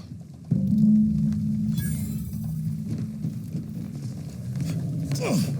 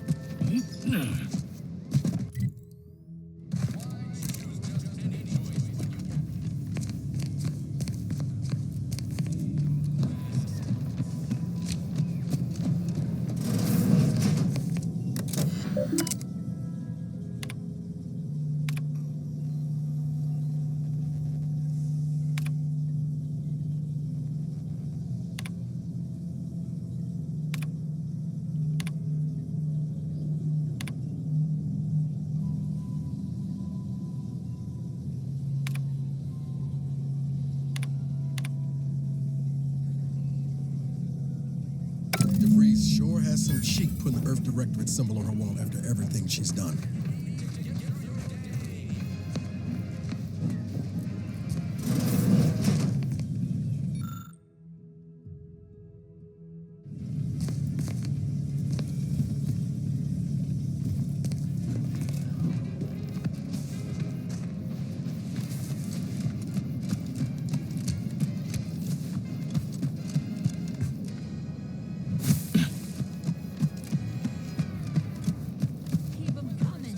Gonna need a bigger storeroom. Let me guess. Gun keeps jamming, armor don't quite fit snug as you like? State your division and I'll get you outfitted, quick and proper, or your next provision's free. If you're not with a specific division, I'm supposed to take down a name before offering my wares. I'll just make it up for expediency's sake. All bits spend the same to me. As Chief Replenishment Officer, it's my privileged duty to furnish our brave troops with all of their wartime essentials. You could say I put the ration in liberation. Tell me what you need, and I'll do my ample best to supply you.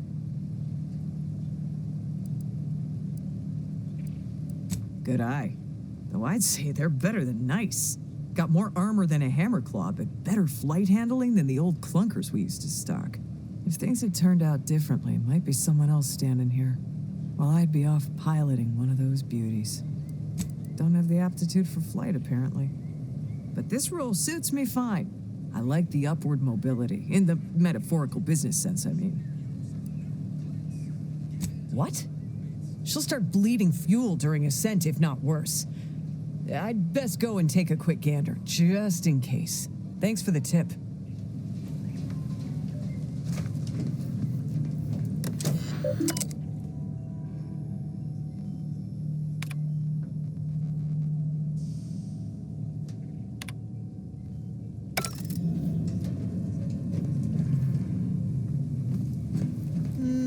She looks all right. Nah, mechanics must have already gotten to the issue. Wonder if that's why Artley was here the other day.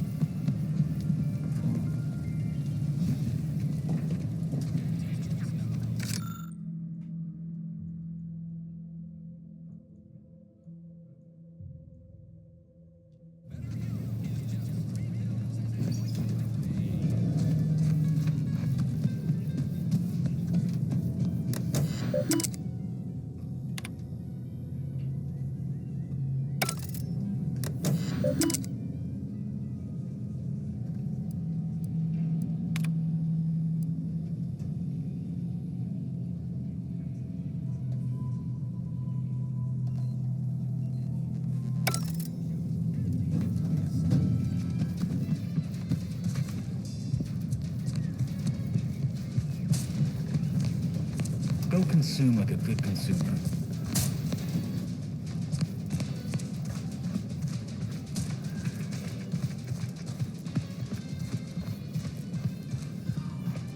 And over there, you see, the fuselage has been modified to endure the pressure of repeated entries, which is... but listen to me blathering on. Tell me what you need, and I'll do my ample best to supply you. I'm sure you'll find something to your liking.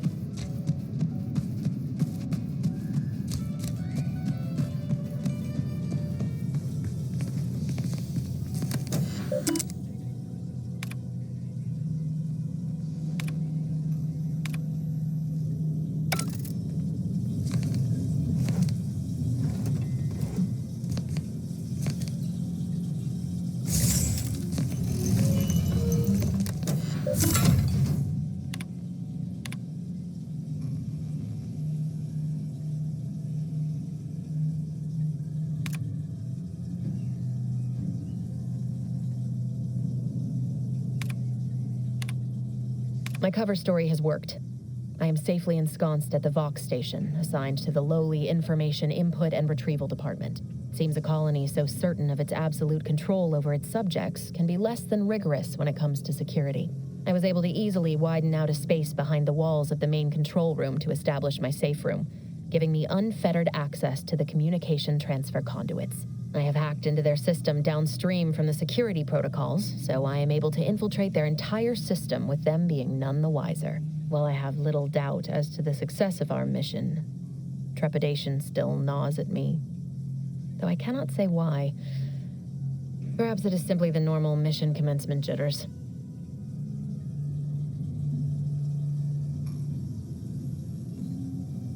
I did it. They are all dead. And I am still alive. I had not expected this. I had prepared no alibi, and so felt assured my ruse would be discovered and I'd not have to carry this burden. But the complete gullibility of the Protectorate subjects cannot be underestimated, it seems. My threadbare excuse of my grievous wounds as pitchball injuries was accepted without question. I can only keep telling myself it had to be done. Something which becomes harder by the day as the rift anomaly grows in the sky. But it was all part of the plan. Wasn't it?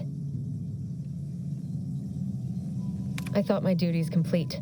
Information gathered, reports filed, preparations made. I'd even created a fictitious identity and work transfer to Horizon Point Station well ahead of schedule, in order to keep anyone from tracking my movements upon commencing the mission. All that was left was the waiting. Or so I thought. Then, troubling information came to light. I've seen the numbers. I've seen the equations. While I don't understand all of it, I understand enough to know it is the truth. And I am the only one in a position to act upon it, though it means the betrayal of my team and the duty I swore to uphold. But can I?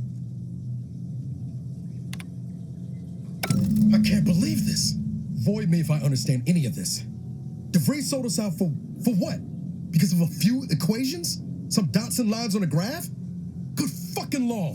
I mean, she wasn't a damn scientician. She said it herself. She didn't understand all of it, the math. So what was she thinking? No.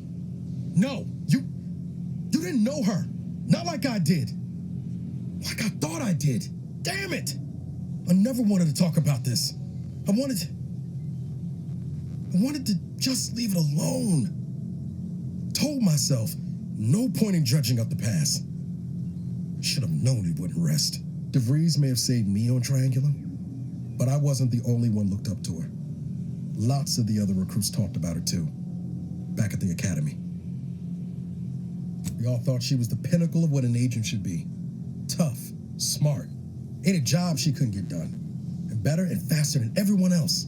Inspired all of us.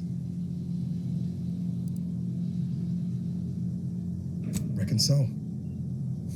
It's mighty embarrassing how much worship we all put on her name.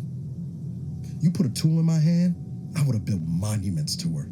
Figured my own career could be just that. Doing for others what she done for me. Never imagined I'd actually get to work with her. Me, some nobody from Triangulum. And then she betrayed us. Tried telling myself it was an accident, but now we've got the cold, hard proof it wasn't. Law only knows why she trusted the Order's numbers. Ain't cynical if it turns out true. DeVries was willing to sacrifice us. I have to know what for. I mean, she always struck me as so pragmatic, real sensible-like. Never figured she'd go all in on predictions from a bunch of monks. Maybe.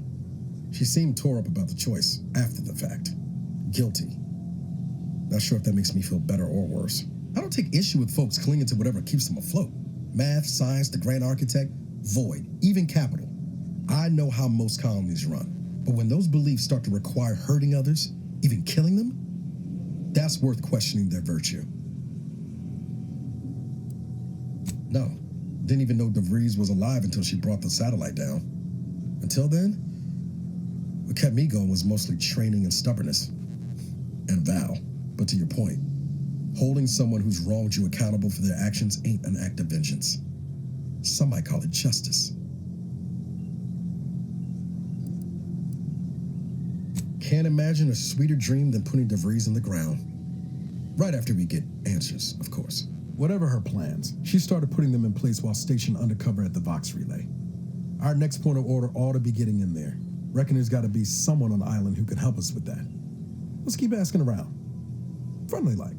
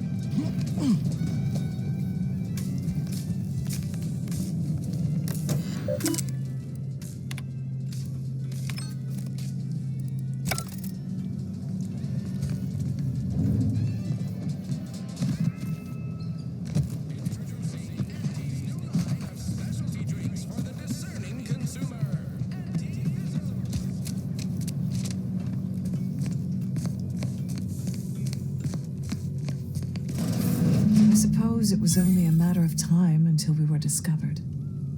Though what an odd thing to die for. Apples. Is that not why you've come? Because you discovered our recent larceny at the greenhouse? How coincidental. When we've finished here, your fellows will call your death the same. The greenhouse's stolen bounty offered a healthy alternative to gorging ourselves on that vending machine poison. Alas, I was spotted on 1 or 2 forays. Starving? Hardly. We have greater stores of strength than you suppose. This hunger is a momentary distraction, nothing more. If you are conniving for some concession of weakness, you will be a long time waiting. Thought I saw you disappear in here. Oh, seems I've stumbled into quite the shindig. You lot been hiding out in here all this time? Touch cramped, ain't it? You've got me there. Nothing enigmatical about a trio of Protectorate stowaways. The more I listen to you invaders blathering, the more convinced I become of the need to rid our fair island of your wretched stupidity by any means necessary. Not very copacetic, are you folks? If this exchange is not to your liking, I can accommodate you with a bullet instead. Spare me your insults. They mean less than nothing coming from the mouth of a corporate pet. I would sever my own hands at the wrist rather than sign a corporate contract. This was always going to end in blood. Guns cocked and loaded. Ammunition. Guess I had this mystery all wrong. Small part of me was hoping... Nah, never mind. It's downright foolish. I lost a friend in the invasion. A good friend. Thought maybe all this was her trying to send me a message of some kind. Like I said, foolish.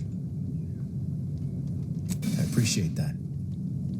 Never really talked about the direction of my thoughts on this topic with no one before. Wow, it's like I'm lighter. Thank you for everything. Truly.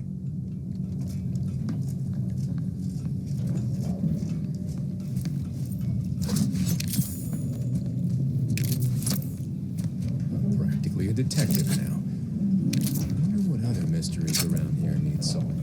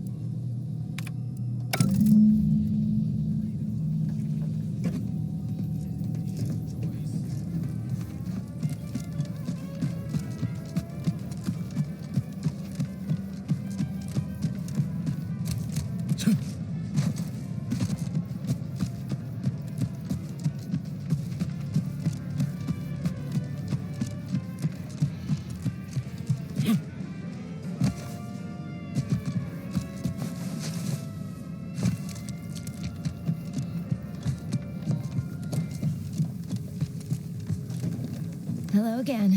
You get that inventory issue sorted? How grand. That officially mops up the last of the mess from the buffoons that came before me. And, as promised, my good fortune is also your good fortune.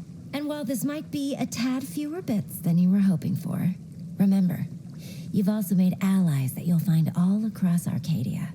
Just keep watching for paintings of a stylish yellow rose with a split black circle near the middle, like the one you passed on your way in. Find that rose, and you find Sub Rosa.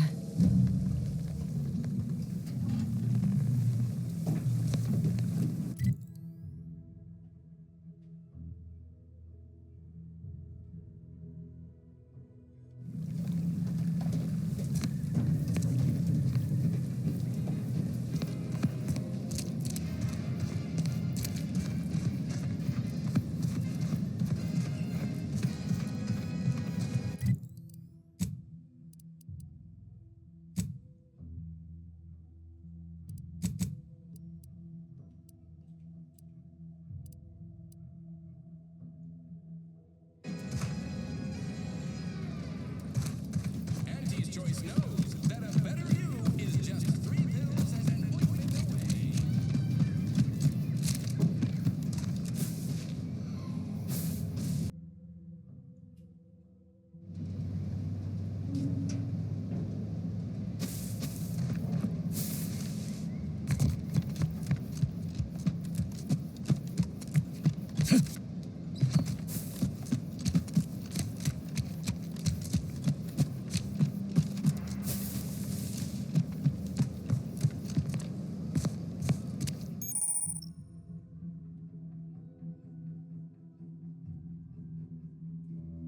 Give the order, and I'll take care of him, Commander. That's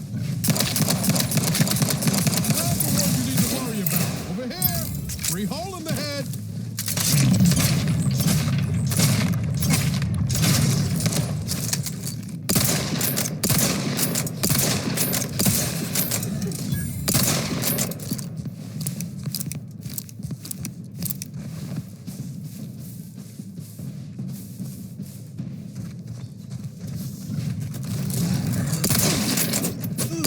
Things take time, Commander.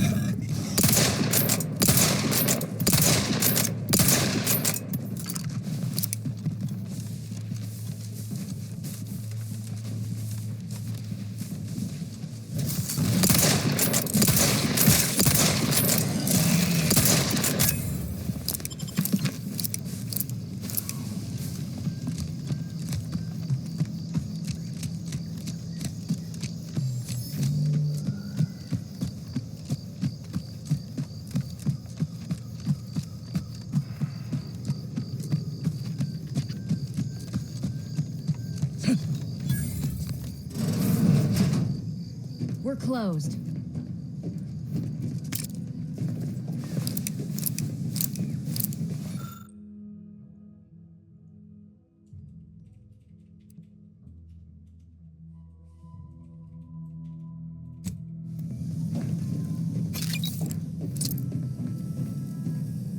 Did you not hear me?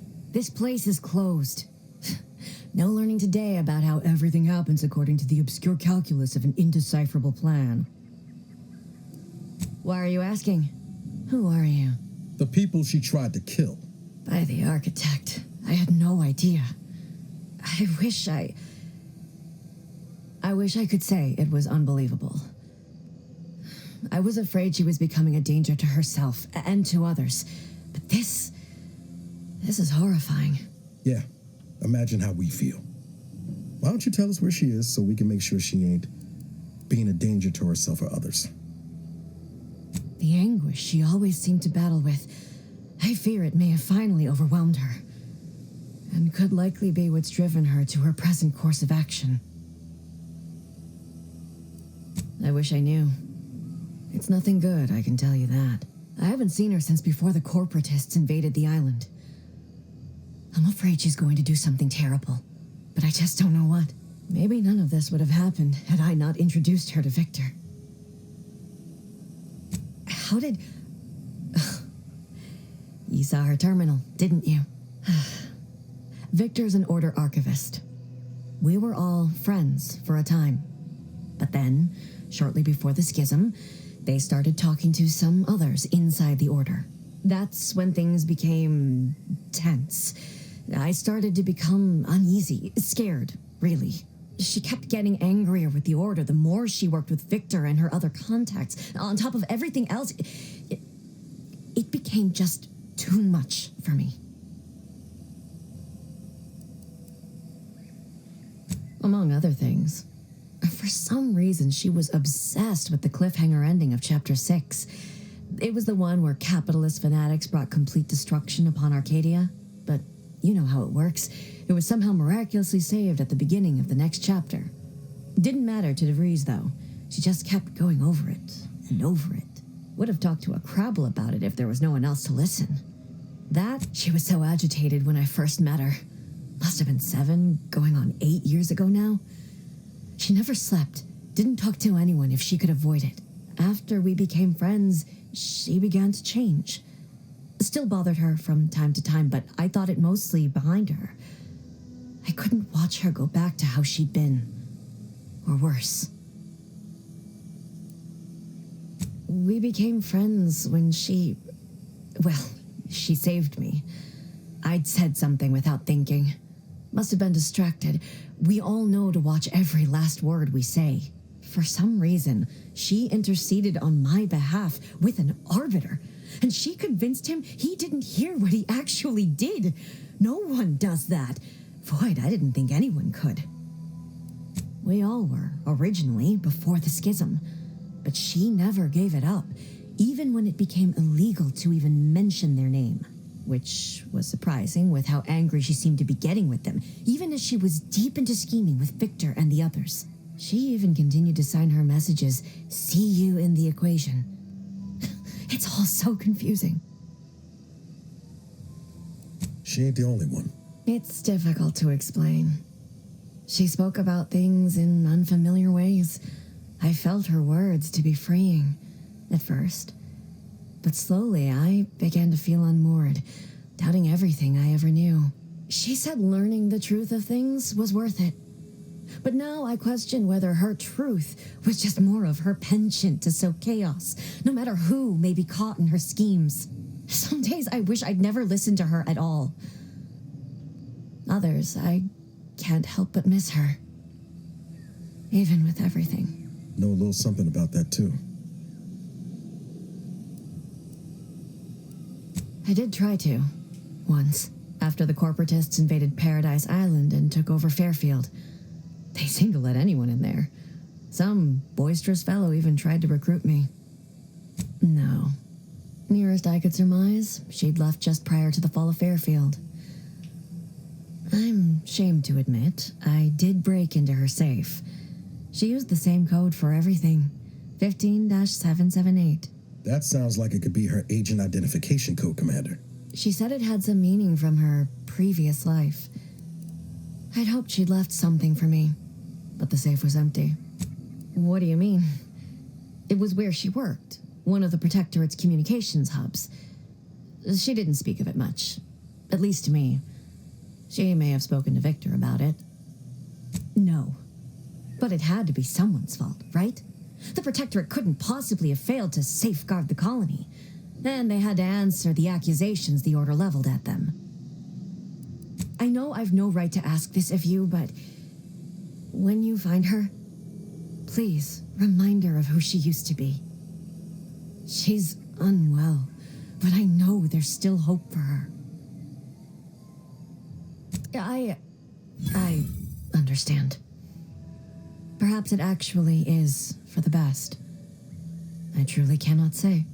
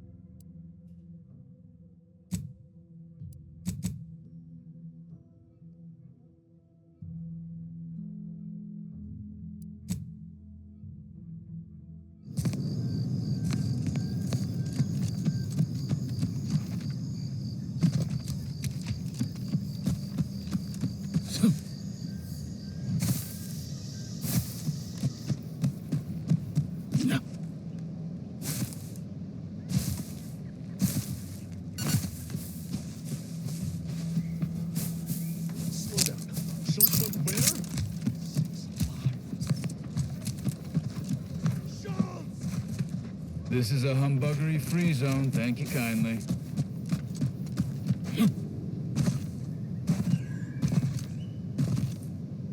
Gary? For the love of bits, don't get any closer to it. You void-brained idiot. Put down the bottle and stop doing stupid shit.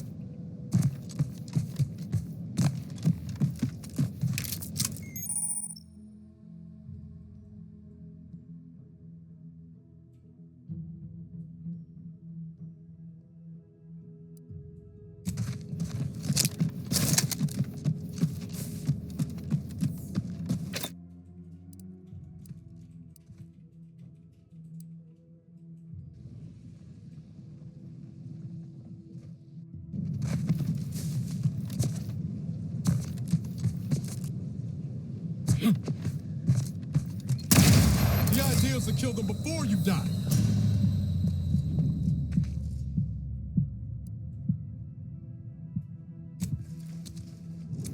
New-ish. Commander, watch your vitals.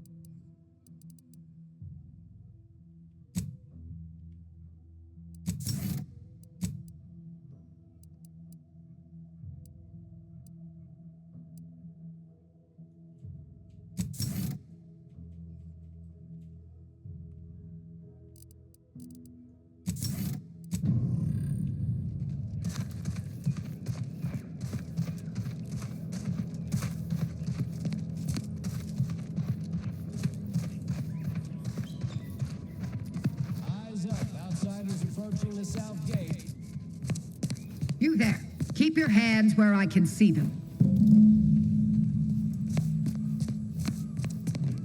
Stranger, consider yourself lucky that I've been ordered to not open fire unless fired upon. I will not suffer an outsider to trespass and trample further through our lands. Turn back from this bridge now, lest my ever-depleting prudence be spent. If you are not a loyal Protectorate subject, you will not cross this bridge. Be grateful I do not judge with such haste as my superior to the north, Brigadier Montelli. He's been fervent of late, looking for any Protectorate subjects who have displayed disloyalty in his estimation. Any associations with wrongdoers results in swift execution. That has, unfortunately, put many folk in his sights, myself included. And so we wait for the proverbial axe to fall. Betraying the Protectorate, using the Sovereign's name in vain, overindulging in food and drink, loafing, boasting, belching, and of course, colluding with wrongdoers. You dare to propose an arrangement? I may have need of your help, stranger. if you are ready to seize an opportunity to show fealty to the Protectorate. I know of 2 traitors who yet remain on this island. Bring them to me, and I'll dispose of them before the Brigadier questions my loyalty and deems me guilty by association. In return, I shall grant you clearance to cross the bridge. Fair exchange, wouldn't you say? A lot more folks are gonna die if we don't catch up to DeVries. We have to consider our options, even the ugly ones. If these folks are deserving, maybe it's worth it. Trial. When their crimes are as clear as the Sovereign's blue skies, we may not ascribe to your laws, but do not assume that I think lightly of taking a life. These traitors have committed grave offenses, ones that would be punished without question. It's not at all the same as the indiscretions the Brigadier damns his people for. There's a wide gulf between justice and madness, and many interpretations of the law land on the right side. You see the difference, do you not? I commend you for your eager interest. I seek 2 traitors in particular. First is Ida Rutledge, a worker at Spire Grove. I once had utmost respect for her. We were, oh, damn it all, we were friends. When the Grove went silent during the invasion, I assumed she'd fought to the death as any subject would. But reportedly, she's not only failed to die, but is also teaching the enemy soldiers how to use the equipment. Conspiring against us. Such treachery is unconscionable. The second traitor I seek is Charlton Weintraut of Westport. He is, unfortunately, my cousin, and most assuredly a disgrace to our line. He too failed to die defending his home during the invasion alongside the other residents of Westport. They'll be seen to in time. But Charlton, well, I must deal with him personally. Oh, how I anticipate wiping that smug expression off his face. Are these orders clear? Time and place, Commander. Time and place. Your humor leaves much to be desired. But so long as you deliver what I seek, I will resist opening fire in retribution. Now go. Remember, once I have both traitors apprehended, you may cross the bridge. But beware if you step out of line. Other subjects may not be so generous with their deal-making as I. Farewell.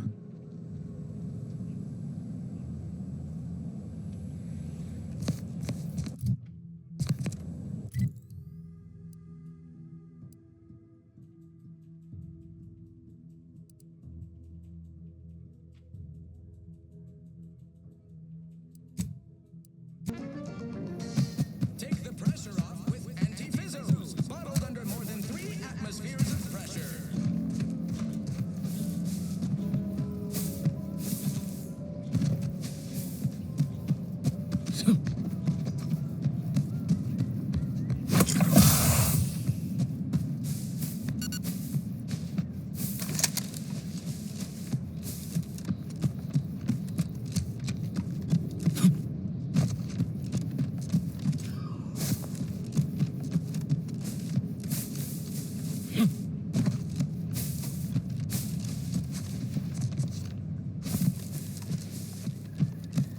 You know, this colony's not half bad when folks ain't shooting at us.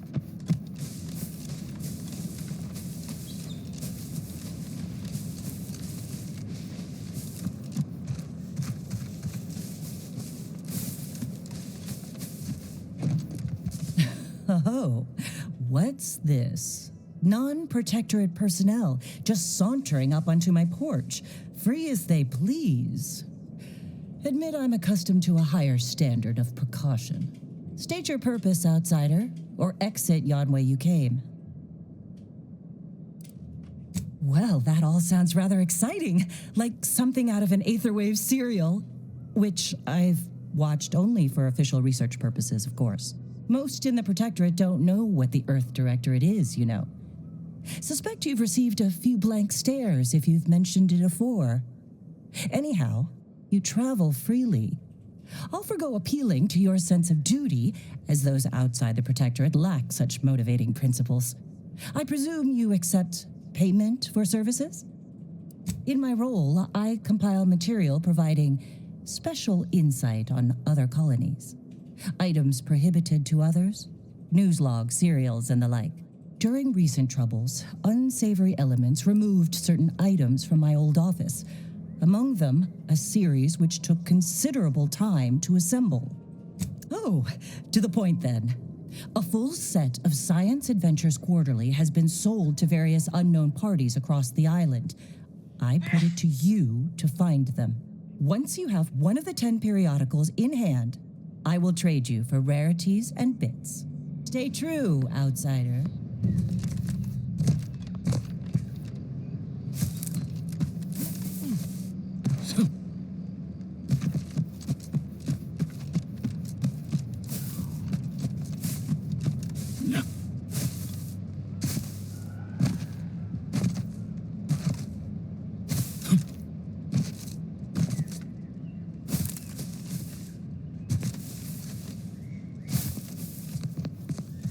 Let's skip the diplomacy.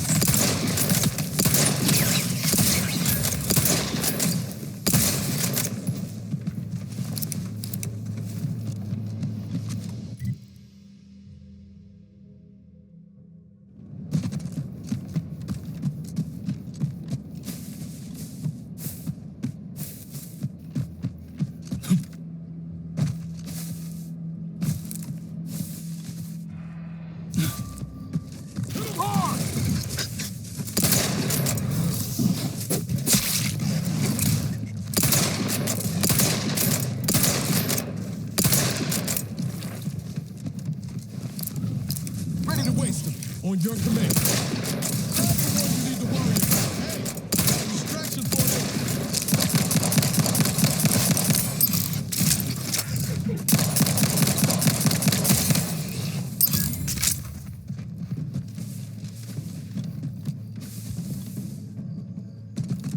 Seems nowhere on Paradise Island's going up.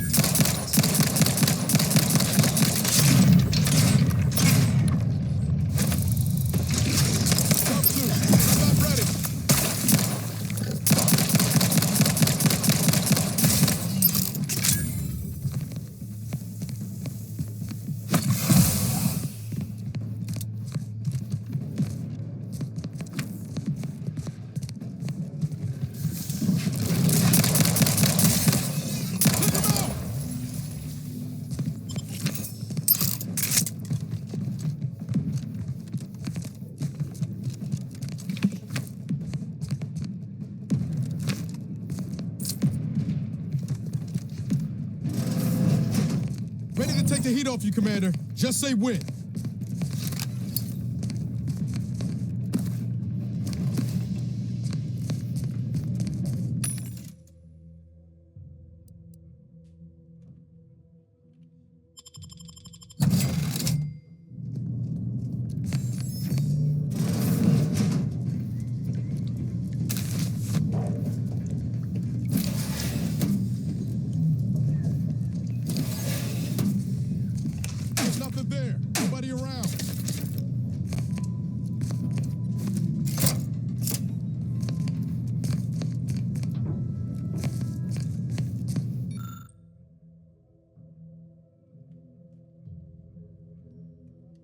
I'll take fighting rafts over living in a surveillance state anyway.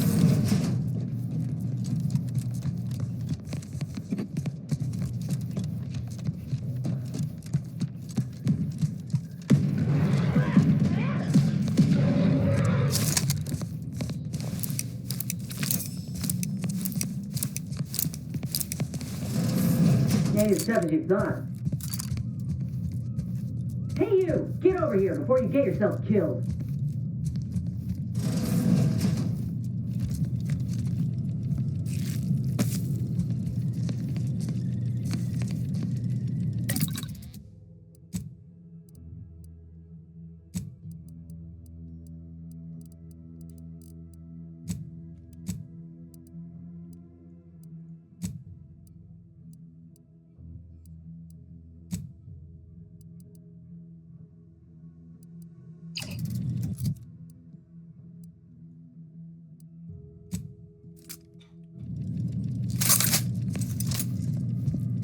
No, you ain't got what I need. And you can't come stumbling around here looking like prey. These raps ain't had a bite to eat since their pods dropped from the look of it. And a desperate rapt is a dangerous rapt. Meant no offense, You ain't one of Auntie's, and from the look of things, the Protectorate here didn't put up much of a fight. Me and Raptidons, we're well acquainted. I know their patterns, behaviors, attacks. Know what gives them an edge around folk who ain't in possession of that knowledge. Which is why I gotta ask, what are you doing here? Oh, that's a high-profile target. Huh. If she entrusted that to you, then I reckon we're on the same side. Or something like it. I'm Inez Silung, Auntie's choice. Former combat medic in the Enhanced Soldier Division. Now, menial troubleshooter. Minister Milverstreet of Fairfield sent me here to retrieve some information. Not my most exciting assignment, but suppose we can't expect much with the stalemate on this island. I'll admit I was eager for some good hunting around here. My graft, needs some bolstering. But if the raps here are as weak as this one, it won't help me none. When there's paperwork, there's enemy secrets. And dropping Raptidons on the place is a quick way to stop any personnel keen on destroying those secrets before we find them. It's a kinder fate than if they survived.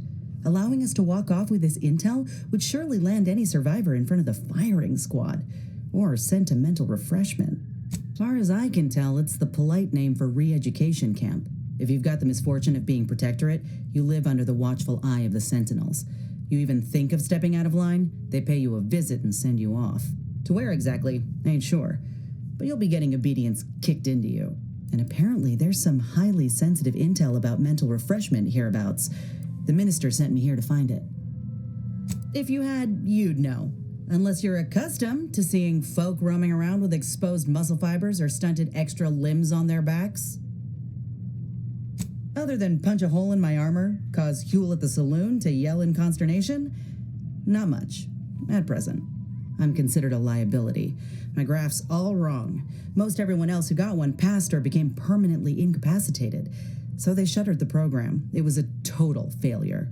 Everyone in Fairfield reckons my time will come soon too. But I'm still mostly upright. For now. I just know I can do more for Auntie and for the war. It's just this damn contract. Unless I can amend it so I might fix my graft, proving myself ain't happening anytime soon. Weren't many of us grafted soldiers to begin with. To think I'm one of the lucky ones. No. Enhanced Soldier Division was the fancy public-facing name for the grafting program. And when I say it was shuttered, I mean completely fucking demolished. Bet they'd erase it from the financial records if they could. It was that much of an embarrassment. In the wake of such a failure, it's left us grafted folks with no support. I only been able to treat my own ailments thanks to Doc Tinsley in Fairfield. She worked for the program for a time. She's a good one. If the graft were an imaginary boo-boo, I wouldn't be in this mess, friend. It's paperwork that's the problem. You looked at the fine print of an employment contract lately? It says any action taken by a worker that could result in impeded work must be approved by the contract holder. Not only would trying to fix my graft impede my work, but it's also financially unviable, unproven, a risky investment.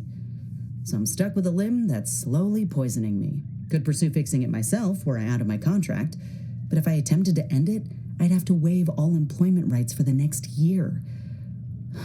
That's a non-starter. Law, no. The contract would just pass down the line of succession.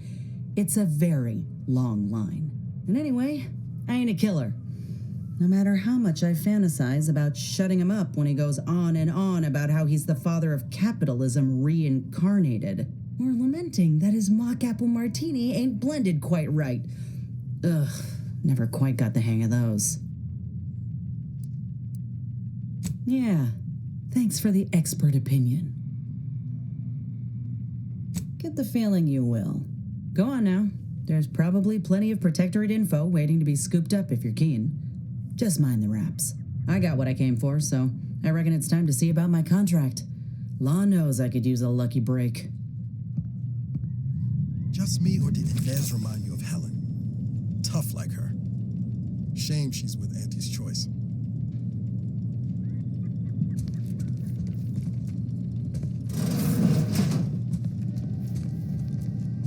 Let's get him over with.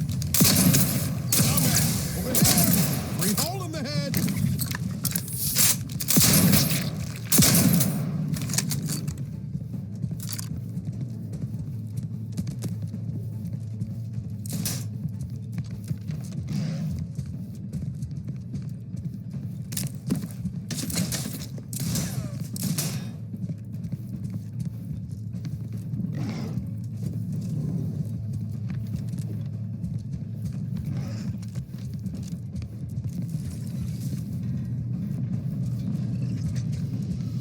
fastest way forward is through!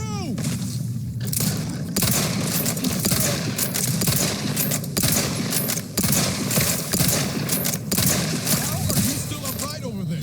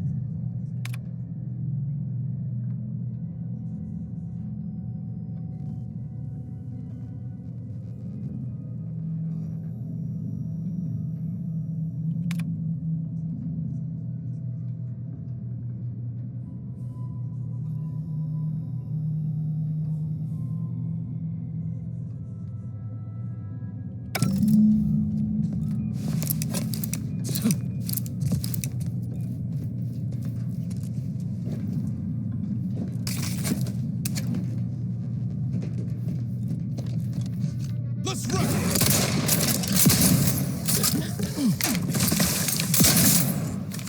Let's discuss what the hell you do.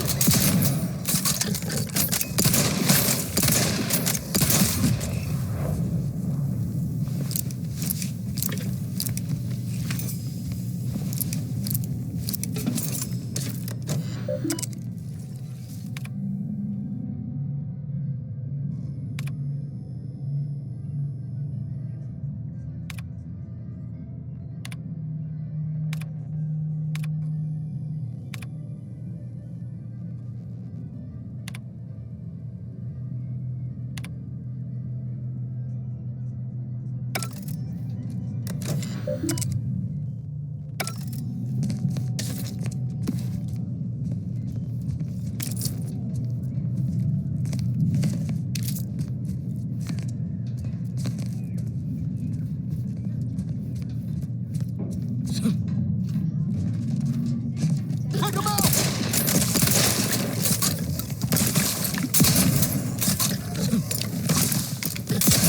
Things take time, Commander. Get the order hit. What in the where now? Great. First they're on the walls, now the ceilings.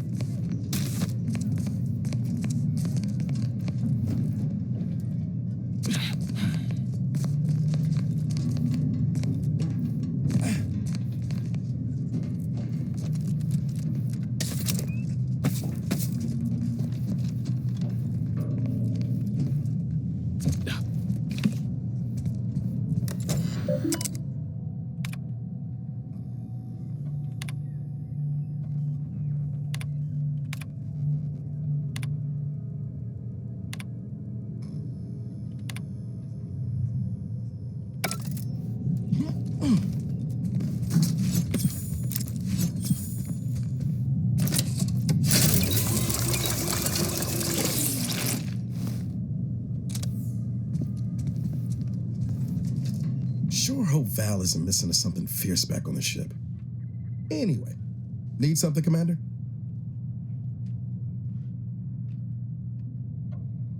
It was less merger and more hostile takeover. I don't have all the details, but it sounds like Spacer's Choice tried to outmaneuver Auntie Cleo through quasi-legal means and got a hell of a lot more than they bargained for. And now her new brand's been turned into an invasion force bent on conquering the entire system. Funny how life works out.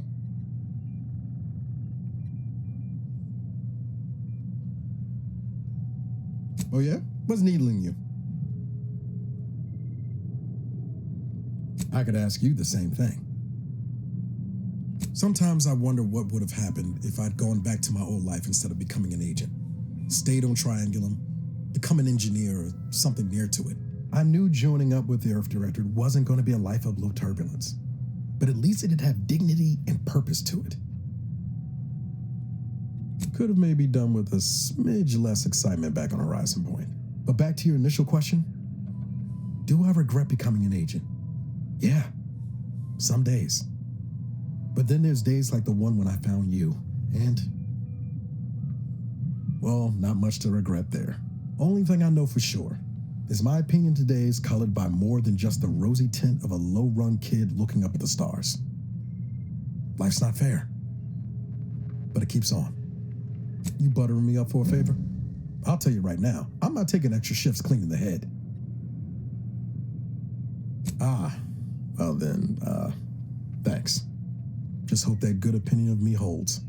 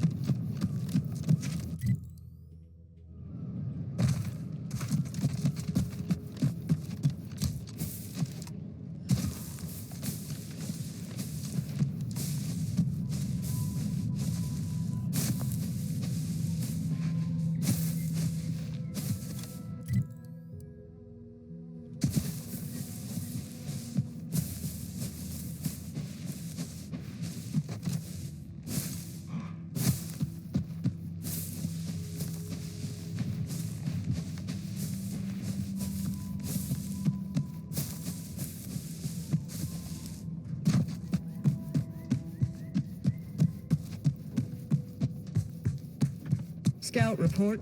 Yes, sir. Let's not waste each other's time. Why are you pestering me? Do I look like middle management?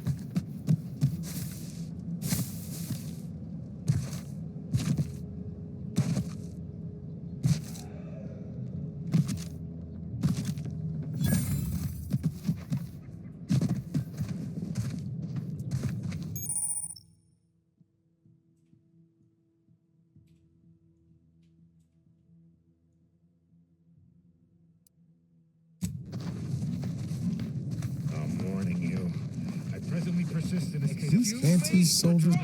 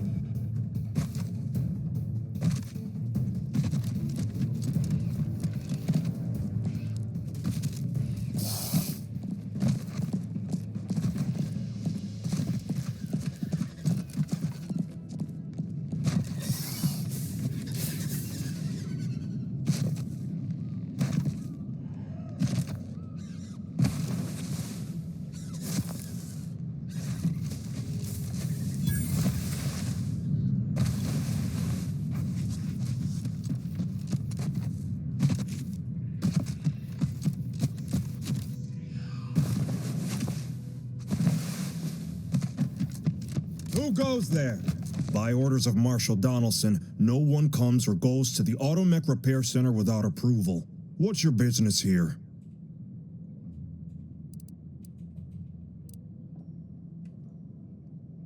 Now you've done it.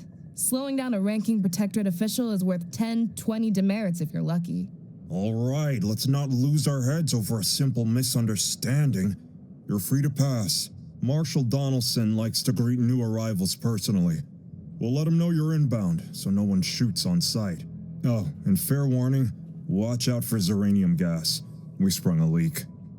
Nothing too bad, aside from the headaches, nightmares, missing teeth, and headaches. One more thing. Don't cause any trouble around these parts. Donaldson runs a tight ship and has zero tolerance for lawbreakers.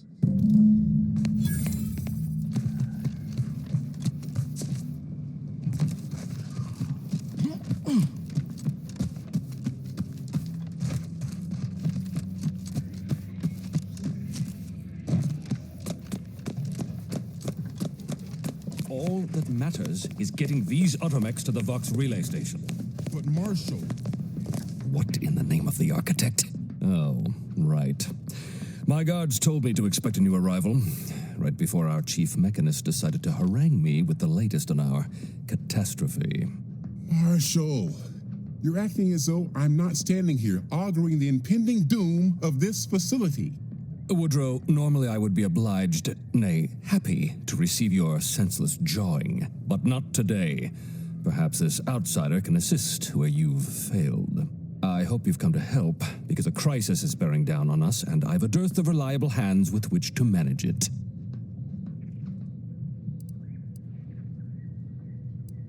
You see, Woodrow, why at this rate, we'll have the facility up and running in little to no time. That's what scares me, Marshal. Like you, me and my consternated head technician are new arrivals, though we may not last long if we fail to repair the uranium leak. Likewise, feel free to look around. Just don't cause any trouble or assume that I'm not observing just because I'm not supervising. Marshal, those automechs have been corrupted with uranium. I can't even cogitate on what they're capable of if we lack the time or resources to approach this rationally. Should they go berserk, we may well be turning the very subject you intend to resupply into their victims. We'd be branded as traitors. Then perhaps you had better explain to Brigadier Montelli why his defenses are grounded. And you can do so personally, in the comfort of his office. Montelli? I rescind my objection. May the delicate workings of the paradigm point us toward a better way. There's a good fellow. Cleave to your loyalty, and it will never steer you wrong.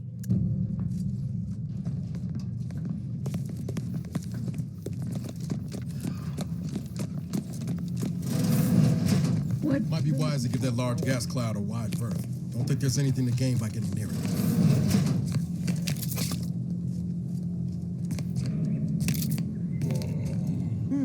Yes.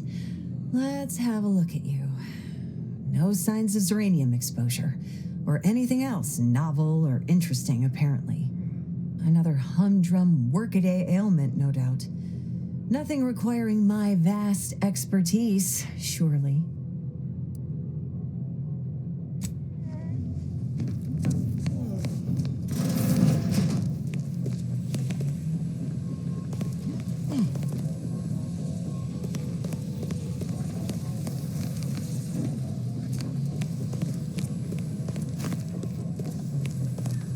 Not sure we should get any closer.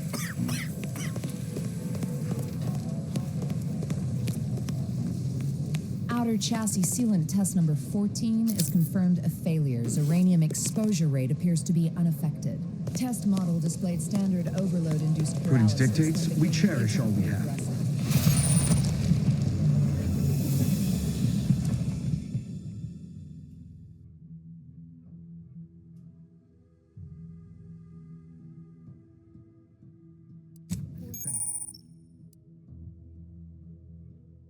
Terminate test model in self-defense.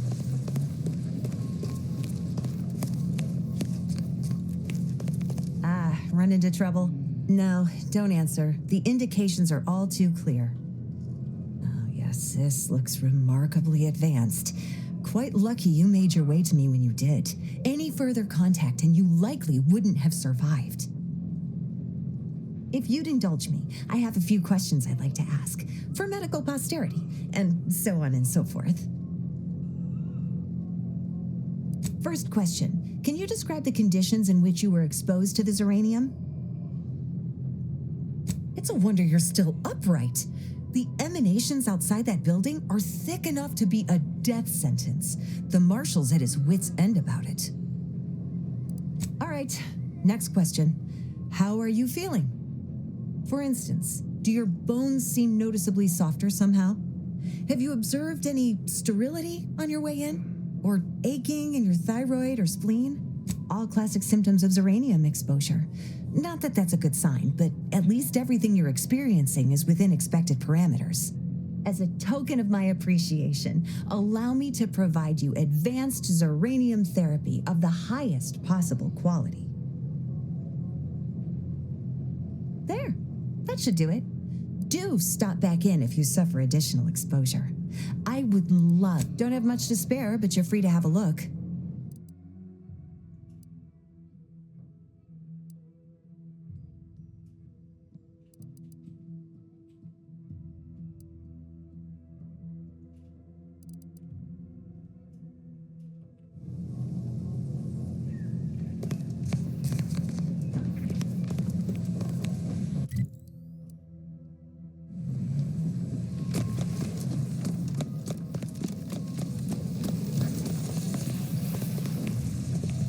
First the attack, then the Zeranium.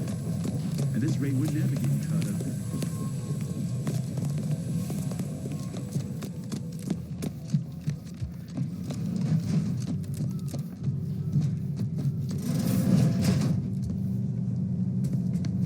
I'm glad that spectacle didn't scare you off. Between the recent attacks and the gas leak, you find us on the razor's edge between reason and panic. Anyway, if you have hands and a will to lend them, I won't turn away help. This gas leak of ours has proven inexhaustible, patient, and insidious. Zeranium is hardly my area of expertise, but it falls to me to find a solution, lest I follow my predecessors to their untimely fate. You clearly woke up on the wrong side of an asteroid. This facility's purpose is the maintenance of automechanicals. When the war kicked off, it became a military asset, and I am its second steward. The old staff should have laid down their lives to repel Auntie's choice. For their failure of loyalty and grit, they were punished, and rightly so. Now, their burden is mine, but I won't allow my unit to suffer the same fate.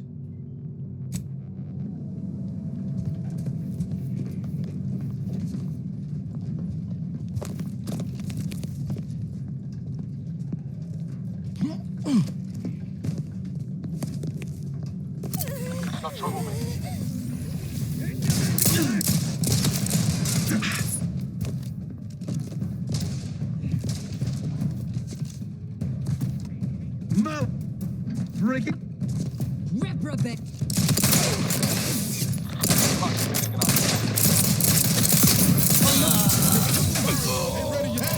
Got a distraction for you. Cover.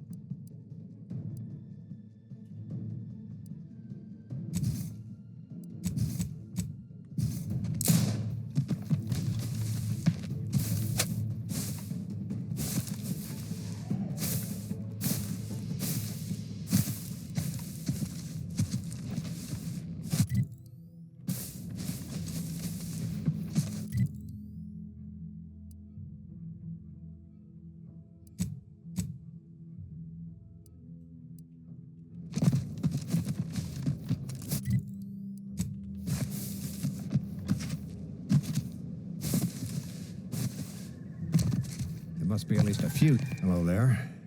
You wouldn't happen to have found any usable parts in all this debris? Nor do I. But when at war, one must make do however one can. Westport's stockpiles of replacement parts are nearly depleted.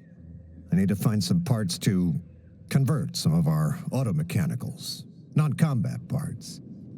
Fortunately, there's nothing here that's salvageable. Auntie's bombs sure take their toll, don't they?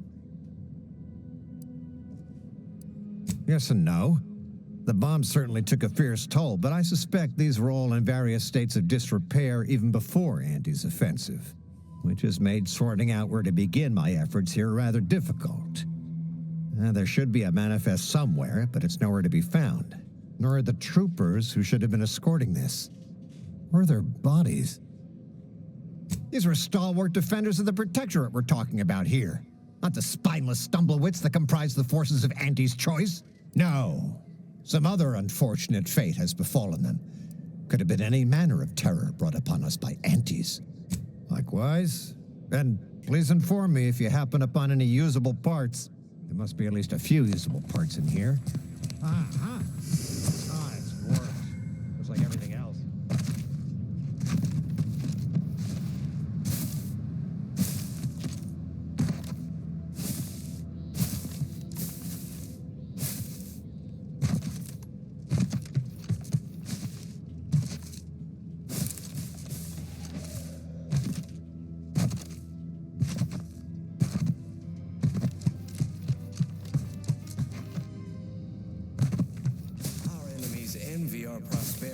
Disdain our sense of community. They sneer at our contentment.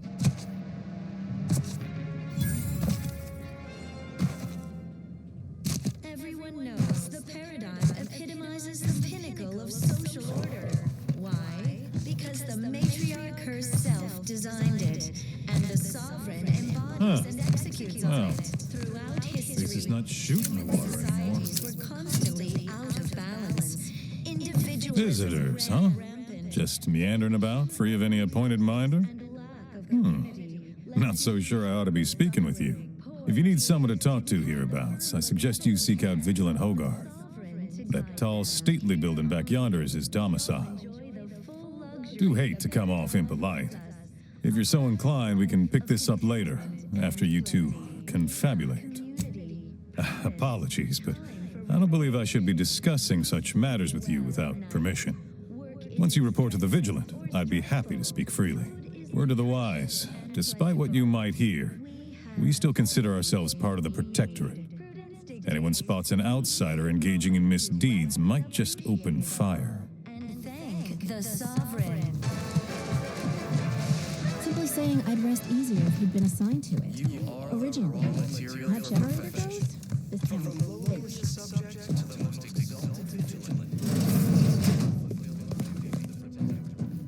Hello. Come here often. Goodbye. This unit, enjoy our banter.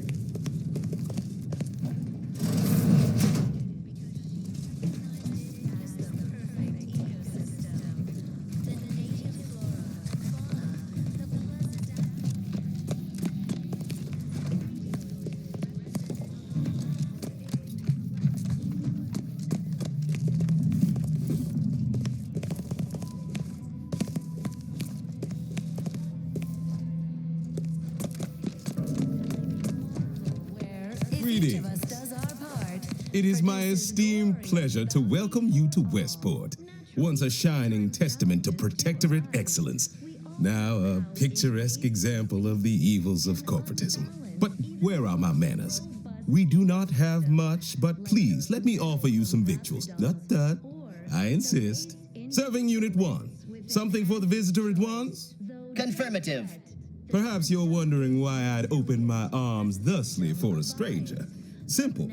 As the guiding light for humankind, we always put our best foot forward, regardless of circumstance.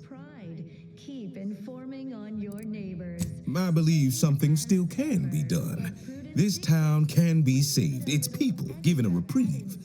Were we to acquire the one thing vital to our existence, automech parts. What? Comestibles served. We of the Protectorate pride ourselves on our mech programming. Among the Vigilant, it is even considered something of a sport. We are not miracle workers, however. Without parts to work with, we've no hope of remaking our mechs to do tasks beyond their initial functions. We need repair mechs, domestic mechs, not combat ones. Serving Unit 1 here is about as much as can be accomplished without replacement parts. We are of like minds. We lack not the skill to do so. Our wily chief mechanist can reprogram the mech, but not without parts. Unfortunately, we lack ready availability of said parts. Disdain our sense of community. They sneer at our contentment.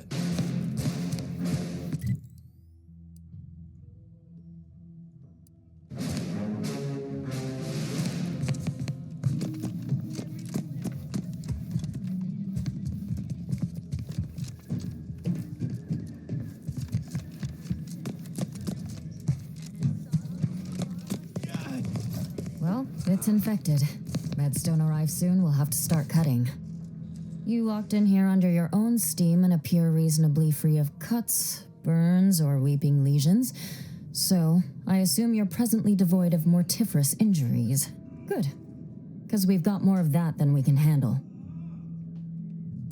All right. Well, don't let me keep you.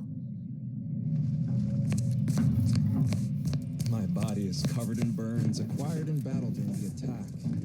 The only relief I have is when I can jump in the water and float over my former house. Each a vital cog. Word on the wireless is that Auntie's choice is years behind us sociologically.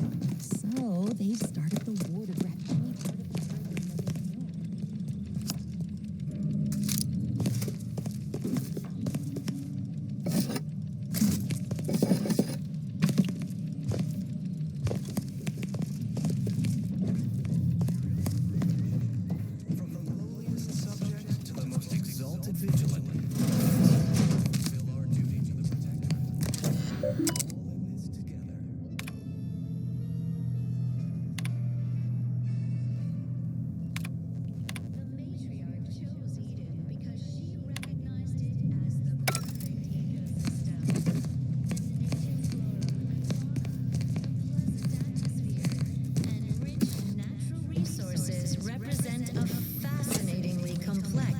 ecological network. To govern it, the matriarch working with and through the sovereign devised the paradigm, a meticulously designed marvel where, if each of us does our part, produces glorious bounty for all. Naturally, sometimes challenges do arise.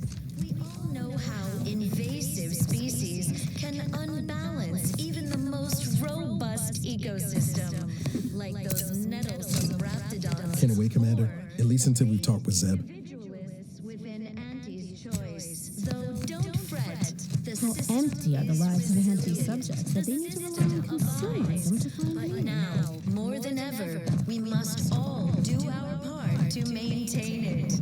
Keep doing your job with pride. Keep informing on your neighbors.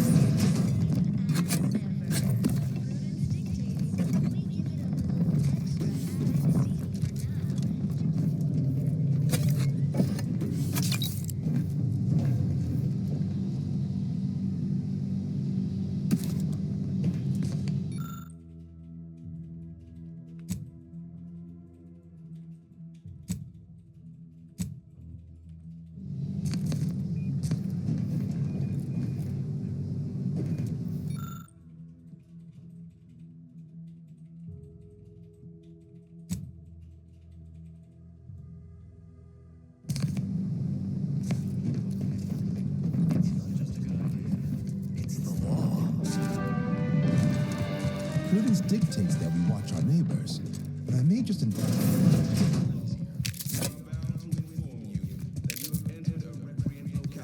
Record states as follows.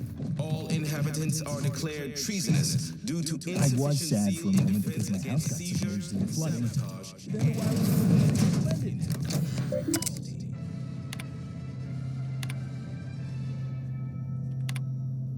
Our enemies envy our prosperity, disdain our sense of community.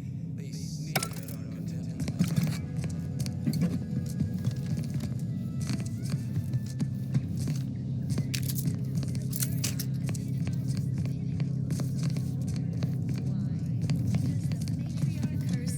The wireless said that flooding Westport is routine maintenance to remove the dust that had been building up in outdoor flames. The Sovereign really does think of everything. Out of balance.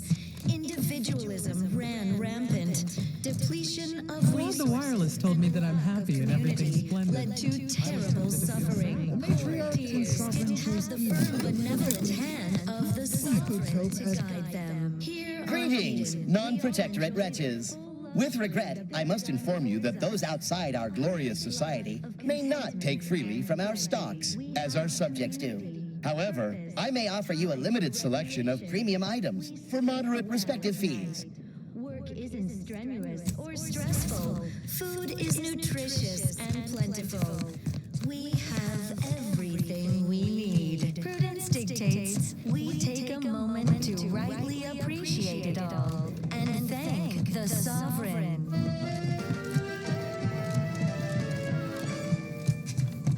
You are the raw material for perfection. From the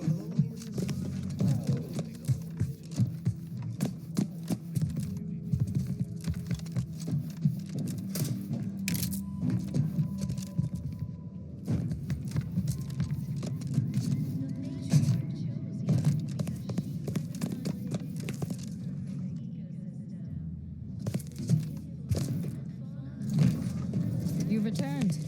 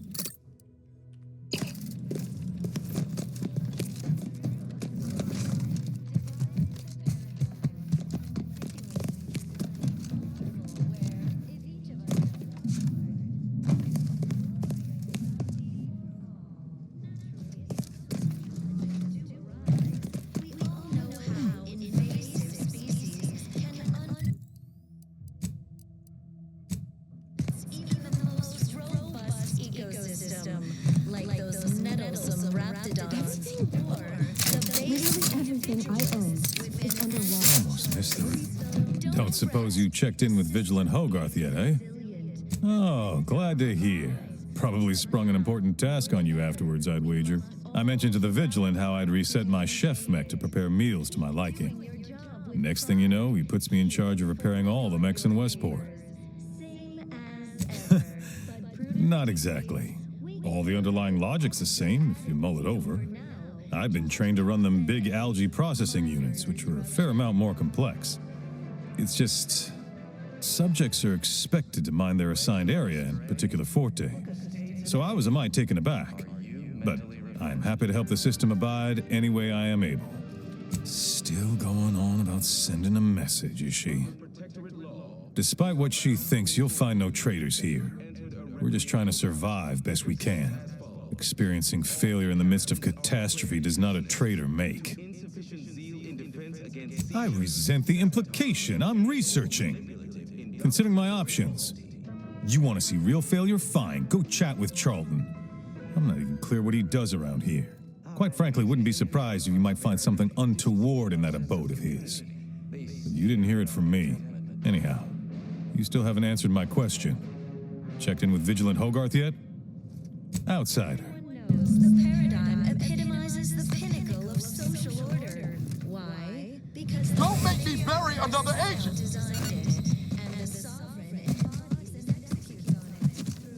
This looks like the place. Oh, I haven't felt this high-strung since Horizon Point.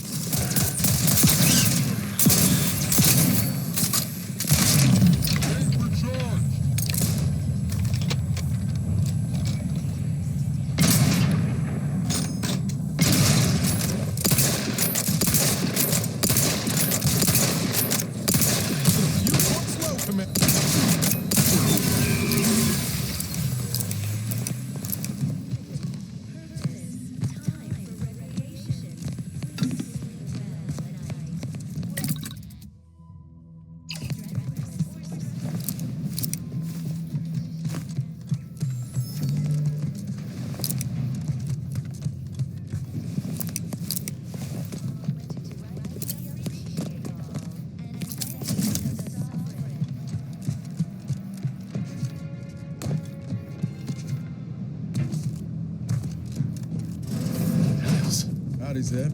You look... well.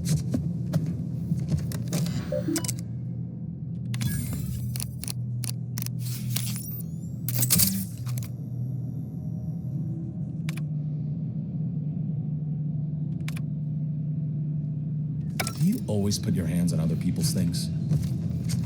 Has my mind been set upon by shadows? I thought you dead. Can't imagine why you think that. I've only been gone 4 years. Oh, back from your little saunter then, are you? Head all cleared? I must say, you took quite the perambulation. I hope you didn't wear out your rotation adapters. Zeb, this is the commander I told you about. One in charge of the Horizon Point mission. So, you are keeping company these days. Just not mine. That would depend on what vision you have for Arcadia's future. Everyone seems to think they alone know what's best for this colony. Look, I'm not just here to gas you up with empty apologies. I want to set things right between us. Oh, now you want to help. Where were you when the war happened? Or when I was being carted off to mental refreshment? Where were you when I actually needed you? Reckon I've got this, Commander. No need to bring in the reserve just yet. I know I let you down before, but give me a chance to earn back your trust. There must be something I can lend you a hand with. I know you haven't given up the fight. I haven't the time to patch your bleeding conscience, Niles. I'm in a situation that demands my full attention. It's Baines. My team's been caught. Pharaoh and March are dead. Protectorate are holding the rest for interrogation. A ship is inbound to take us off-world, to the consul himself. I barely managed to evade capture. Damn it! It looks like the data went through, but there's something wrong with the connection. The cipher isn't transmitting. Found her! You there! Step away from that terminal at once! Audra! Fuck! It's all coming apart. I knew something was wrong. What have you gotten yourself into here, Zeb? That was one of my operatives. I organized a mission to infiltrate the Vox to acquire valuable intelligence. But obviously, something's gone wrong. Without that cipher, the intelligence is worthless. But I'm more concerned about my people at the moment. If you're sincere in your desire to help, prove it. Rescue my friends before that ship departs with them on board. I am. Without question. Okay. If they're sending a ship, that means my people are being held on the Vox's landing pad. Use my call sign so they'll know you for an ally. I'm certain Niles remembers it. And do exercise discretion, as well as caution. The guards at the Vox won't hesitate to fire upon you, should you be discovered. Not to worry. This is exactly the sort of thing we're trained to handle. Yes, but the uniform doesn't stop bullets, as I'm sure you recall. Good thing we know a doctor then.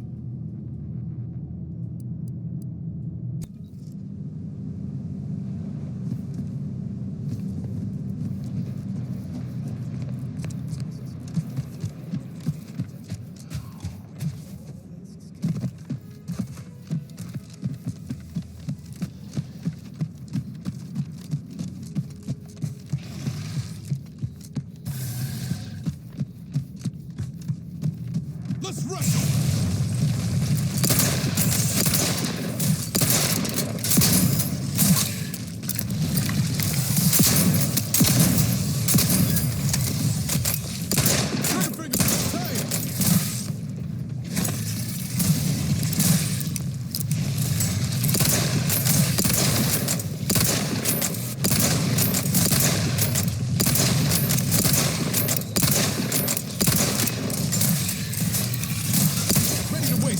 On your command. Hey, got a distraction for you. I'm the one you need to worry about.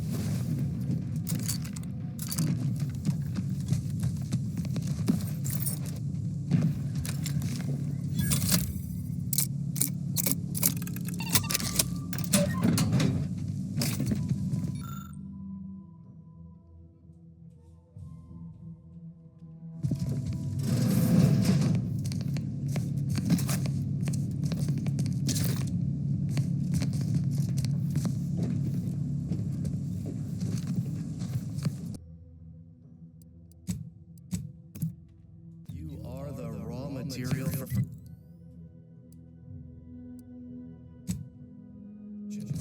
from the lowliest subject to the most exalted vigilant, we must all fulfill our duty to the Protectorate. We're all in this together.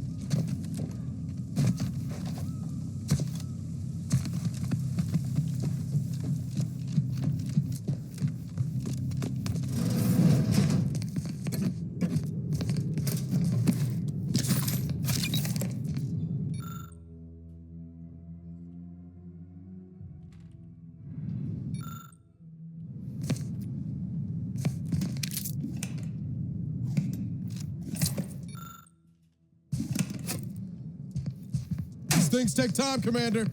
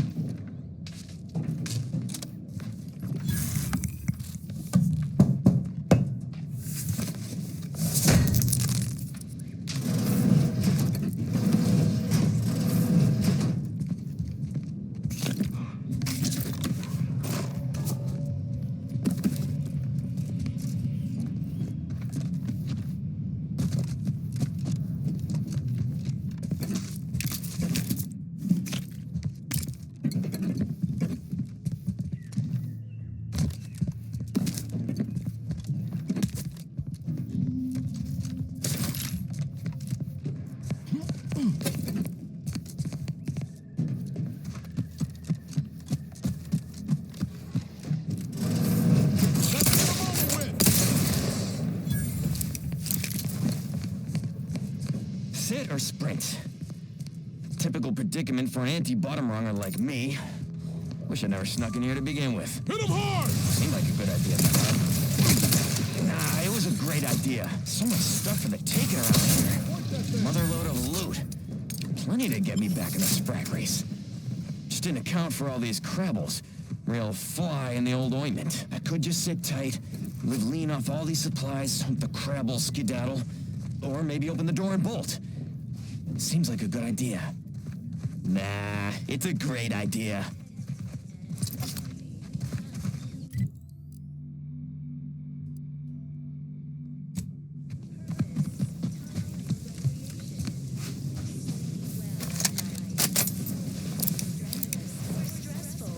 Food is nutritious and plentiful. We have everything we need. Prudence.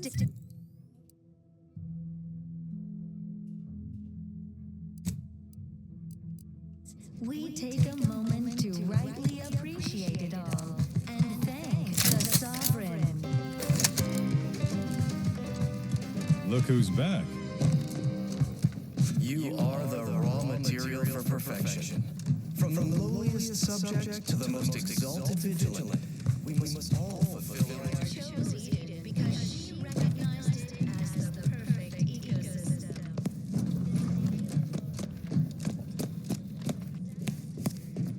Enriched natural resources represent a fascinatingly complex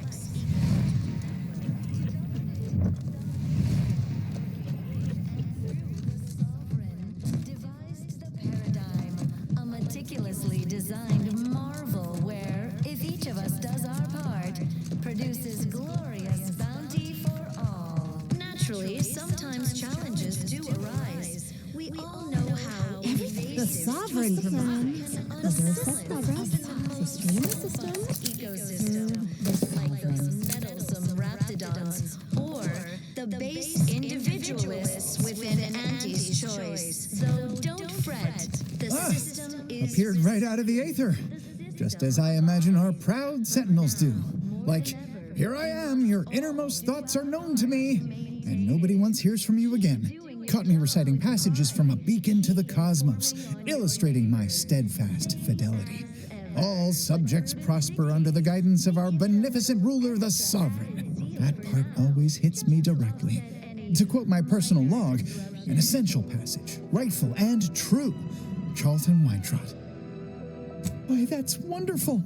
I'm actually quite relieved a fellow customer like yourself somehow saw through my carefully maintained act. Others in Westport fail to perceive my true nature. I am hardly one of the herd around here. A reference you'll no doubt recognize from those keen Auntie's Choice commercials. Ha!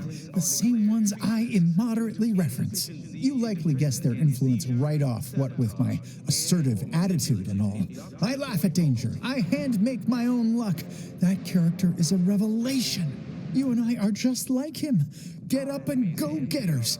Say, did Auntie's Choice send you here? Don't fret, I am exceedingly skilled at keeping secrets.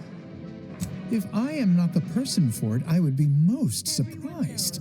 Do tell. Ugh, my uncle's child.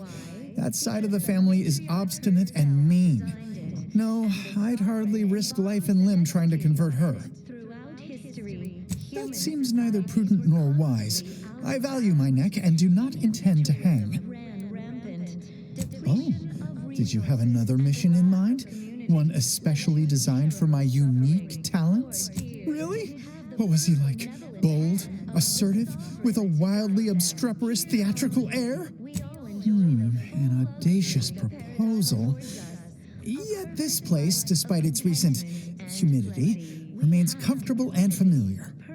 Hate to dash everyone's hopes. Suppose I am still part of the herd. Of course. Toodaloo. Hey there, go-getter. And plentiful.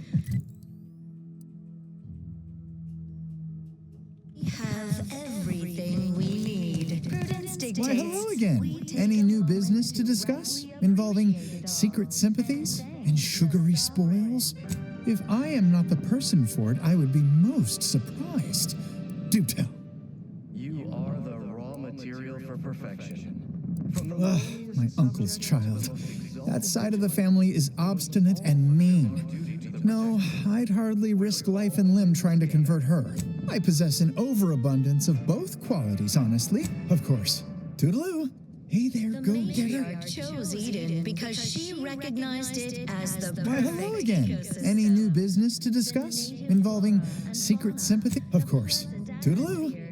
And rich natural resources represent.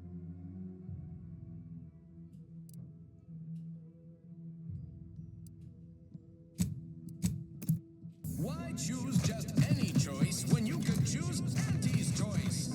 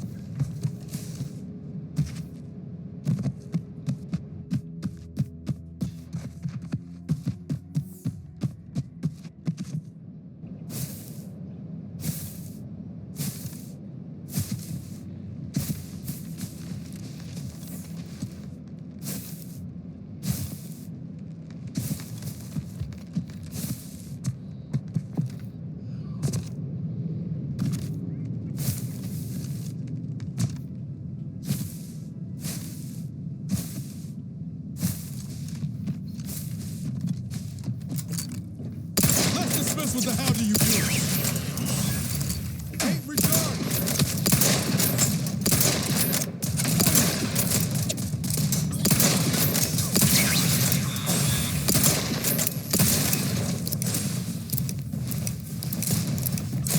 Take the heat off you, Commander. Just say which.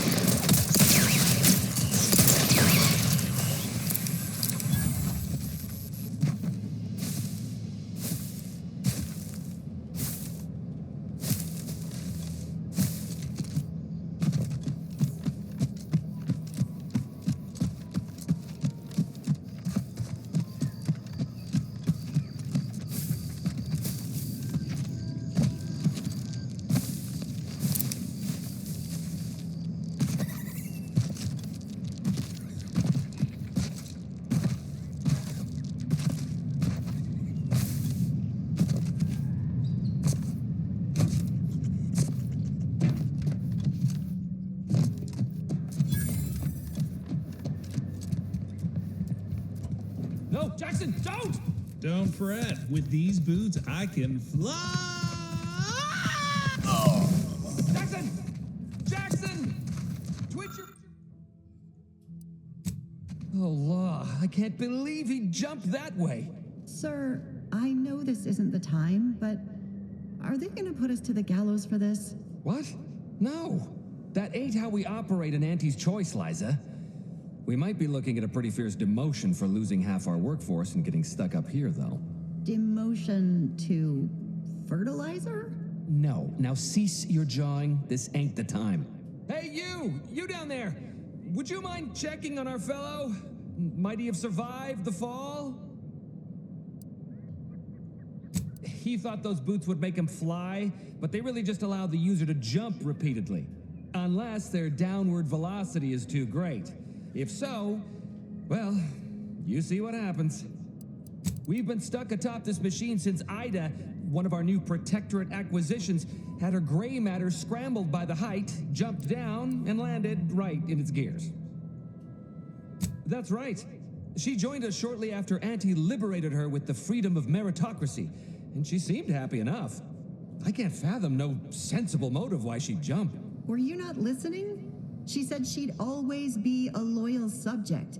It was part of the endless inculcation we endured in the Protectorate. It can prove insurmountable for some.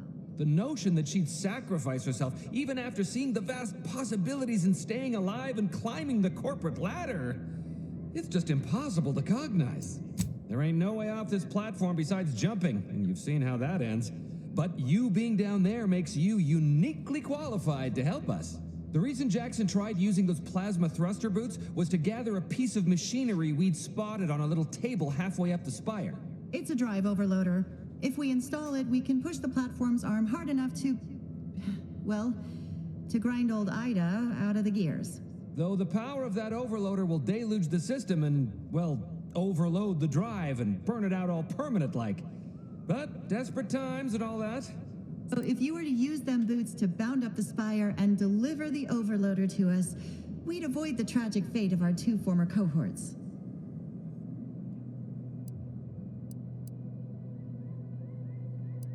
Exactly!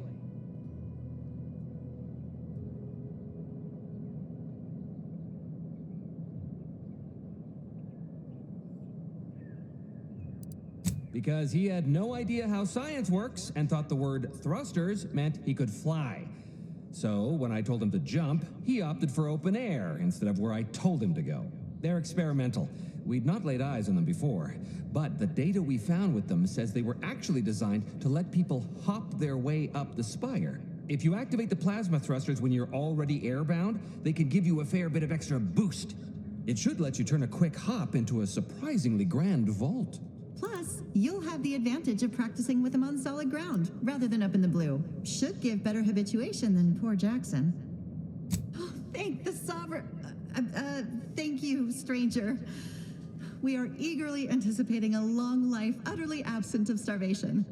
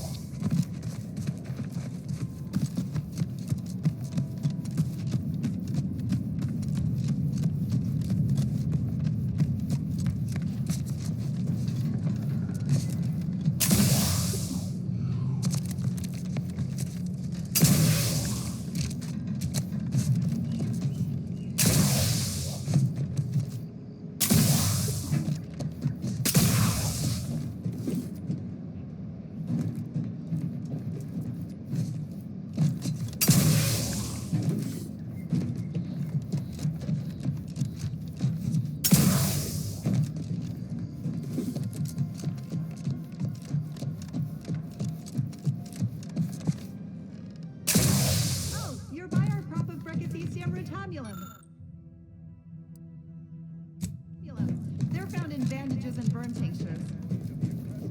If you don't have that drive overloader, ascending may be a waste.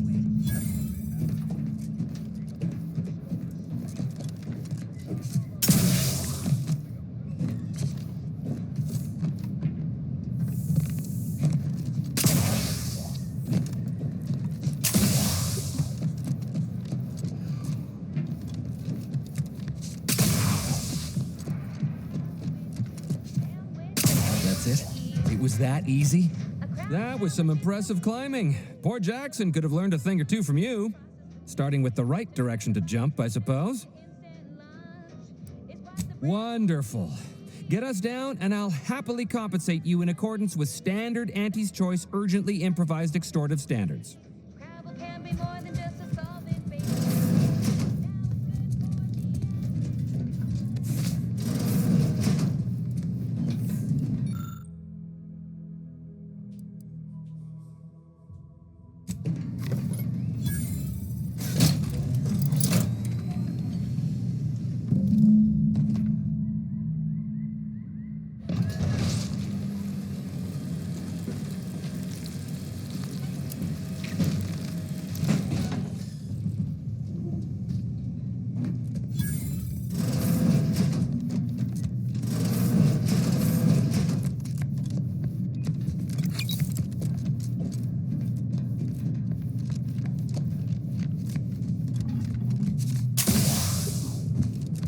Oh, thank the law.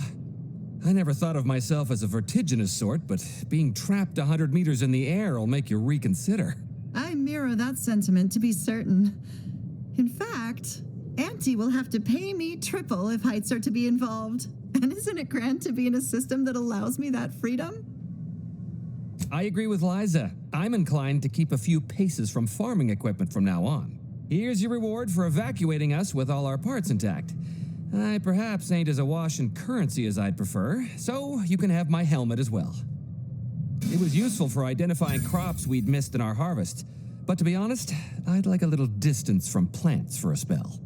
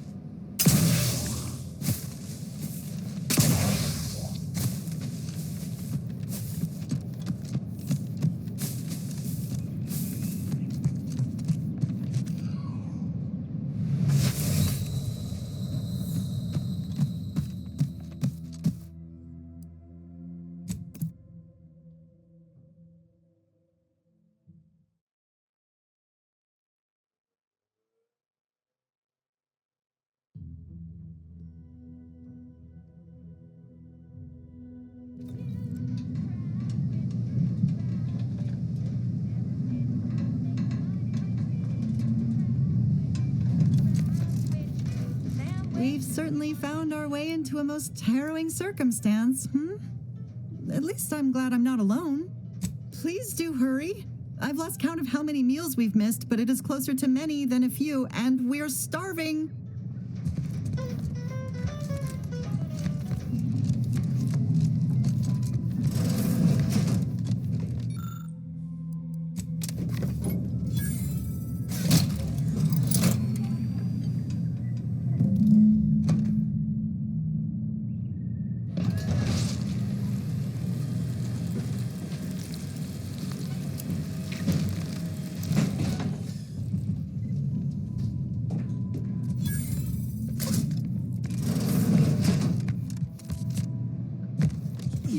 Something else, straight. Oh, thank the law. I never thought of myself as a vertiginous sort, but being trapped 100 meters in the air will make you reconsider. I mirror that sentiment, to be certain. In fact, Auntie will have to pay me triple if heights are to be involved. And isn't it grand to be in a system that allows me that freedom? I agree with Liza. I'm inclined to keep a few paces from farming equipment from now on. Here's your reward for evacuating us with all our parts intact. I perhaps ain't as awash in currency as I'd prefer, so you can have my helmet as well. It was useful for identifying crops we'd missed in our harvest, but to be honest, I'd like a little distance from plants for a spell.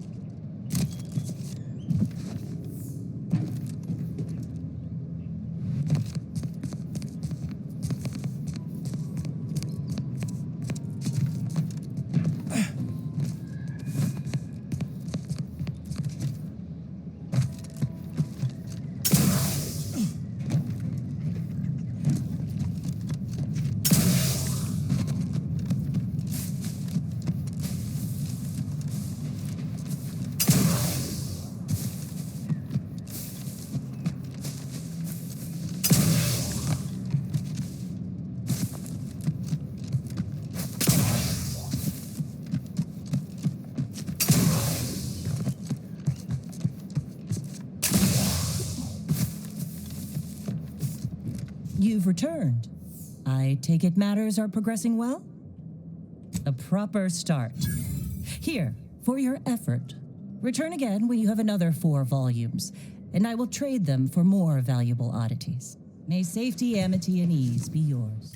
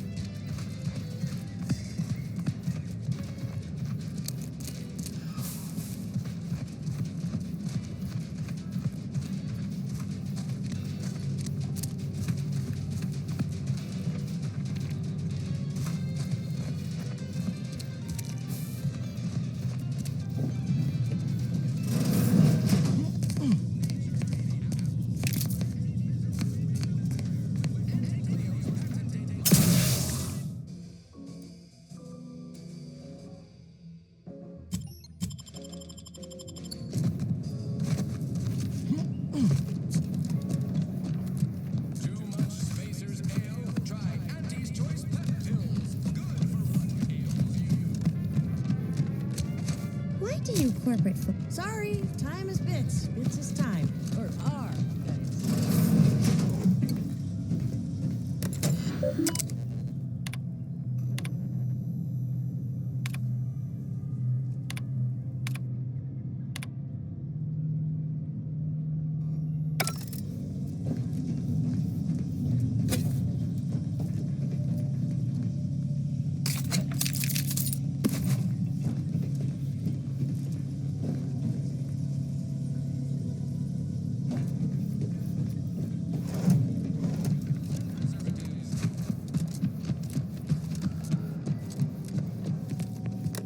You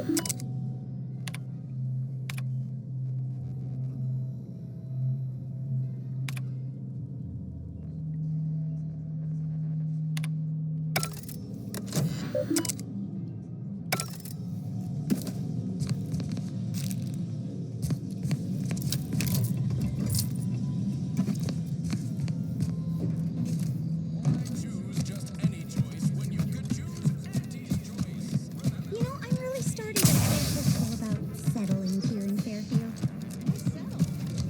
Schedule an appointment if you need to talk to me. Welcome, welcome. See anything you like? Well, if it isn't a new face in Fairfield. What I meant to say is that we now have the new improved Purple Berry Crunch. Not like they say, a bit spent today is a bullet fired tomorrow.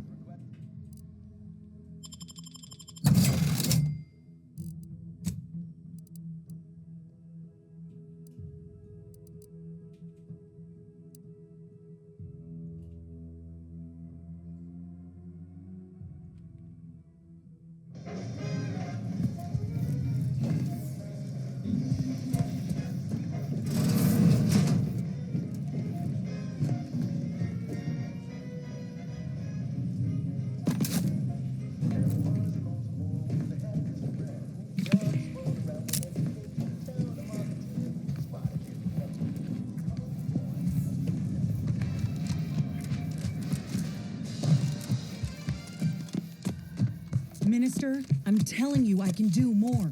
I've been proving myself to you time and again, haven't I? All I'm asking is a mite of trust. Let me fix my arm and I'll... Calm down. Ain't so sure you want to work for this imbecile, friend. There's more... Do try to understand my perspective.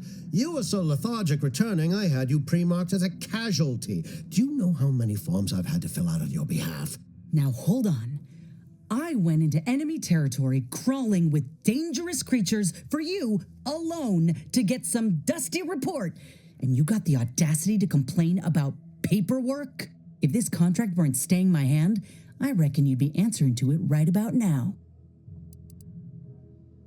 You mean grant preferential treatment to a subpar contractor? And I suppose the bits for such a procedure shall simply manifest from the ether?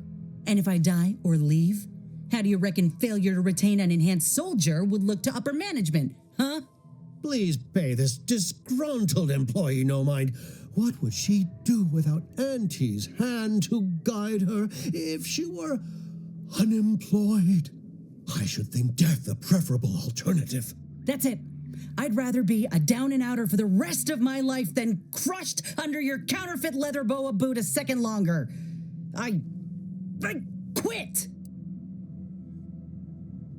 What? I have done nothing to deserve such barbaric treatment. This is unheard of, and I might add, you'll not be welcome with an Auntie's choice once more. We'll not take a contract shirker back into our fold. So you say, but Auntie's choice ain't seen a trooper like me before. You'll regret counting me out. Till then, I hope you choke on your mock apple martinis. And you, I got a proposition for you. Come find me when you're done with this clown. She will most assuredly regret her decision, most assuredly. But I suppose that is no longer my concern. Troopers abandoning their contracts, blackguards like you running rampant. What is becoming of this island? I fear I may never know.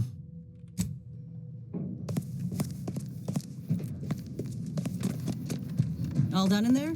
Was hoping we could chat. Hope that little dust-up back there didn't put you off. My contract had me caged, and I was glad to get a few licks in during the jailbreak. Got a proposition. Since I'm newly free-ranged, and you're free-ranged yourself, thinking we ought to team up. You're going places. I want to go too. If you help me fix my graft, you'll retain the services of a fully functioning enhanced soldier. Me. Don't matter what you set your mind to, together we'll be unstoppable. And in time, maybe I'll have earned myself the clout to be welcomed back into Auntie's choice. Had a feeling you knew a good offer when you seen it. Once I'm in top form, you'll be pleasantly surprised to see what I'm capable of. Just gotta find out how to get there first. Doc Tinsley worked with graphs for some time before she came to Fairfield. Damn fine scientist. Reckon we should visit her lab at the edge of town to see if she's got ideas for us. After you.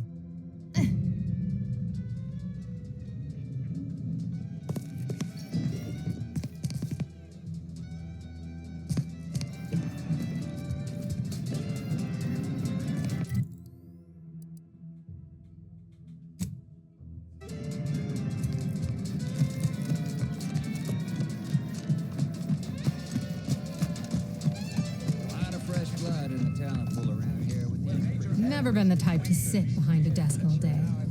What, when I could stand behind a bar?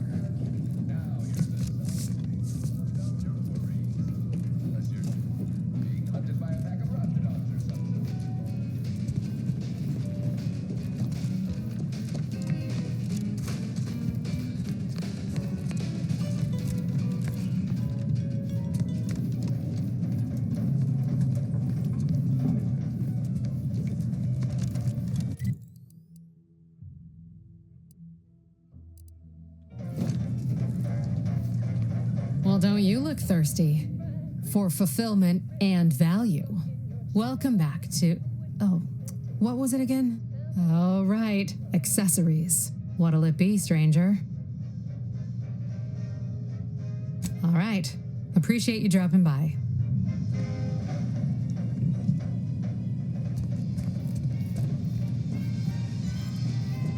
You ever find yourself with too much disposable income? I got plenty of ideas on how to dispose of it. I've been gone a while. How'd it go? Tell me you got good news. Why, that's terrible. But you said you have the schematics? I'll take those. What? Sovereign's finest potato corollary peeler? This was supposed to be a guaranteed bestseller. Who in their right mind would... Jackson, you idiot! Ah! It's a good thing he's dead, because if he wasn't, I'd kill him! There's no... God damn it! I'm never getting that promotion. This was supposed to be my easy path to a promotion. Must be something I can do to salvage this. Tell me, did you come across any other advanced protectorate technology while you were there? Anything more, well, easily marketable? Personal thrusters? No one would ever want such preposterous things. I'd be laughed out of recreant reclamation. Imagine, jumping about like a sprog. Ridiculous. Well, here's all I can spare in regards to your compensation. Try not to spend it all in one place. It's supposed to be categorically bad for commerce. In the unlikely event things somehow pan out and I get that big promotion, I'll see you're taken care of. Until then, take care. Choose just any.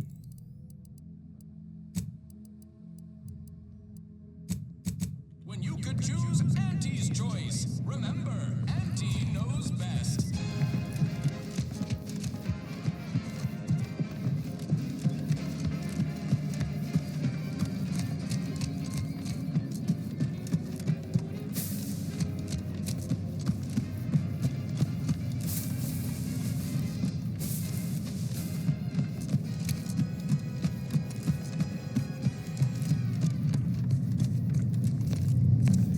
Pulverizing them suffice? No, I couldn't liquefy them. Apply heat and congeal them into kibble no beast could resist. Oh, Ethel, darling, you're a genius. Approach with less haste next time, won't you? Copernicus may be tame, but he still doesn't take kindly to being startled. Oh, Inez, you look, well, like you could use an ice bath and a cup of newly formulated triptease. Has something happened? Something has, all right. I ended my contract effective immediately. Now I'm free to prove myself to everyone in Auntie's choice. My way. Well, that's wonderful news. Or is it? I admit I'm still trying to work through what contracts mean hereabouts. But you do appear to be pleased, so I shall be pleased for you. Ah, that is not common knowledge in this town. But since Inez appears to trust you, I suppose I can do the same. Before I began my new illustrious career working with our tame, scarily friends here, I was a researcher in the Enhanced Soldier Division. Oh, I was on the verge of breakthrough when they shut us down. Oh, when I think of the lives I could have reached. But in my current role, I do try to help where I can. Where my own first aid training can't reach, Doc's got me covered. The graft knocked me on my ass for weeks when I first got it. But she nursed me back to health. Would if I could have done more. Despite your insinuation, there are plenty of good folk around here, but perhaps not many with Doc's particular skill set. I understand your reservation, but I do care deeply for all my patients. Inez has attested to it, and so can Copernicus here, when he is freshly fed. Where was I? Right. I have a lead, Inez. I've identified 2 viable beasts on this island that you may be compatible with, though it may not be easy to acquire the suitable specimens.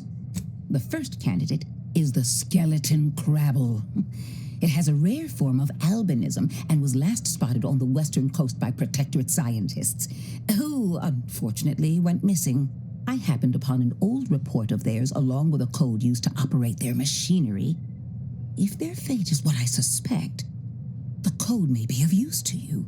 I heard rumors of the creature myself. Our skeleton sounds a good bit larger than the average crabble. Meaner and smarter, too. It is. Rare, once-in-a-generation divergence in the crabble population, powerful and frightening? Reckon it'd suit me just fine. The second candidate is a Ractodon matriarch, the only one of her kind on the island as I understand it. She was last spotted in the crags near the Vox Relay. Deep in Protectorate territory. This matriarch sure ain't making it easy for us. She'll be more aggressive and more cunning than her smaller kin. I suggest avoiding the front gate, but you may have luck finding a drainage outlet in our matriarch's cave. The Protectorate often build them in this manner and leave them unguarded. When you breach the matriarch's lair, you must rouse her from hibernation. I found pheromones to be quite effective. Inez, I'm certain you know a formula that may suffice. That I do. Excellent. It'll be a rather unpleasant wake-up call for the matriarch, so she'll be upon you in moments. I suggest your armaments be at the ready. Then the grafting part is yours. Yes, though I would recommend a careful surgical removal of the specimens, please. Now, when you acquire one or both of these parts, return here straight away, and we can begin surgery. Law guide you both out there.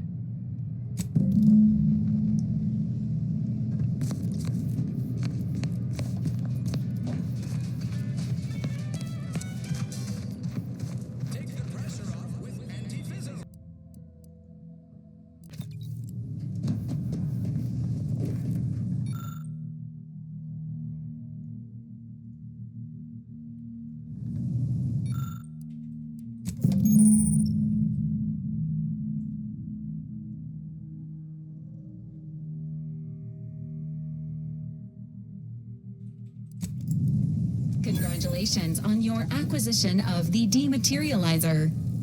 The dispenser is now functioning normally. Your ability to conceal homicides has also been increased by 85.9%. Commander, there is a 98.7% chance that hunting Agent DeVries will require greater amounts of ammunition than you currently possess. Ammunition can be purchased at vending machines or crafted at a workbench using materials like this collection of scrap metal and powder.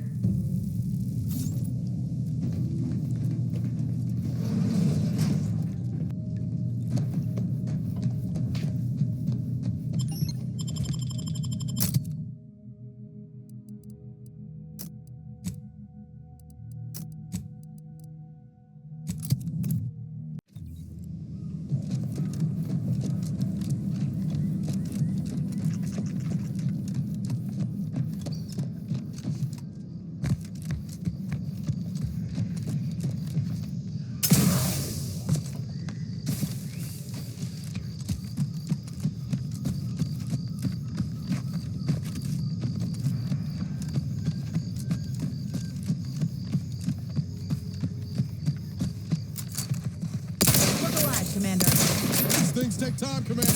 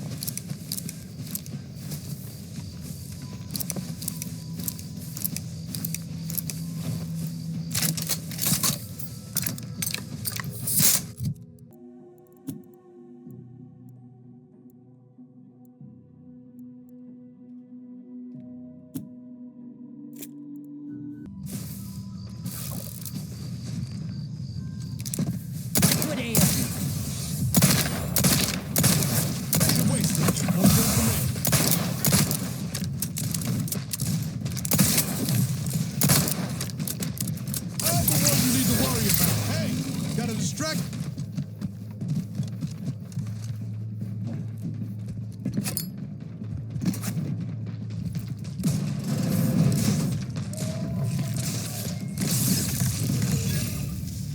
Perhaps if I subjected it to a large amount of N-rays.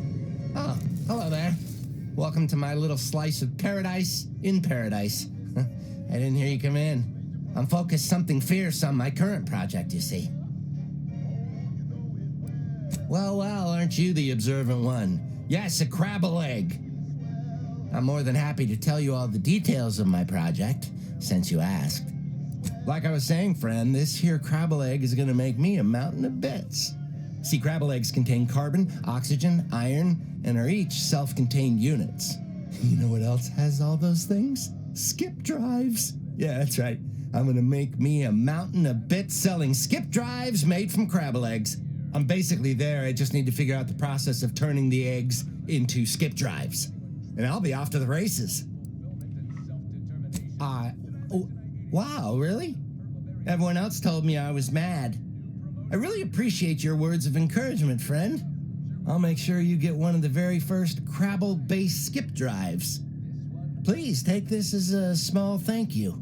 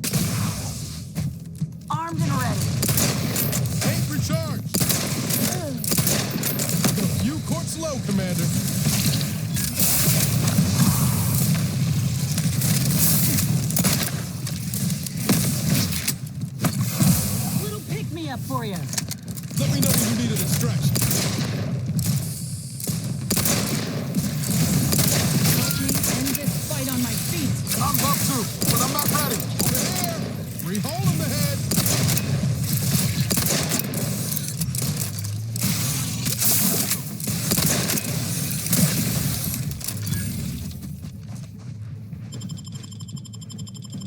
Back in business.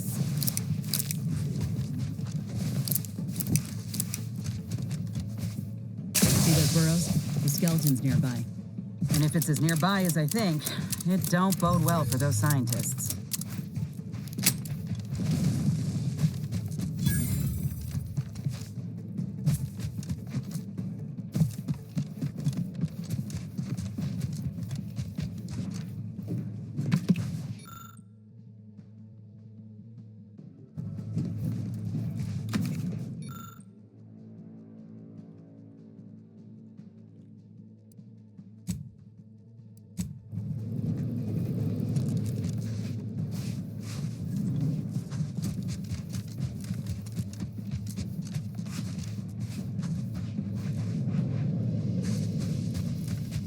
Well, you hate to be proven right. These folk have been dead a while. And that must be the machinery Doc mentioned. Huh. Seems this terminal reroutes power to speakers around the cave. They were using sound to lure the travels out. Let's see here.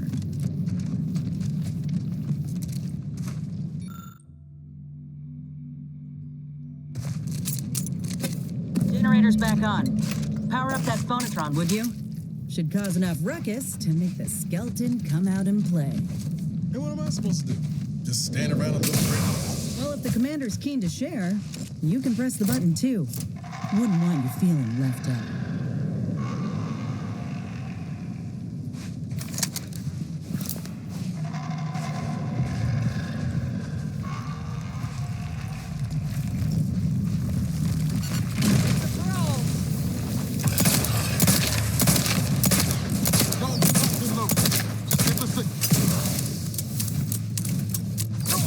Making it easy for us. Hey, watch yourself. Got a distraction for you.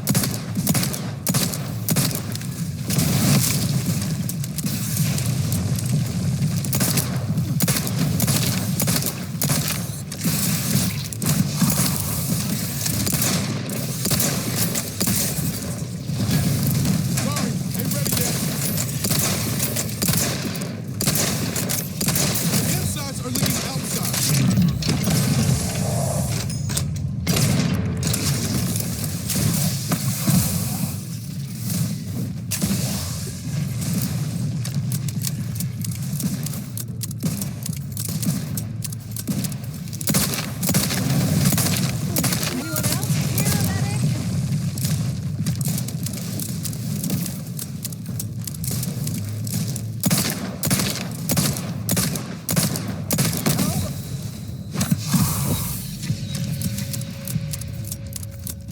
Take the heat off you, Commander. Just say when. I'm back. I'm the one you need to worry about. Back in prescription filled.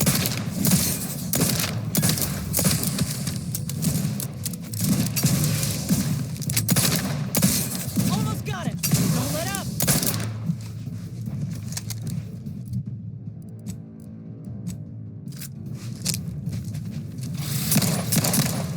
Don't make me bury another agent.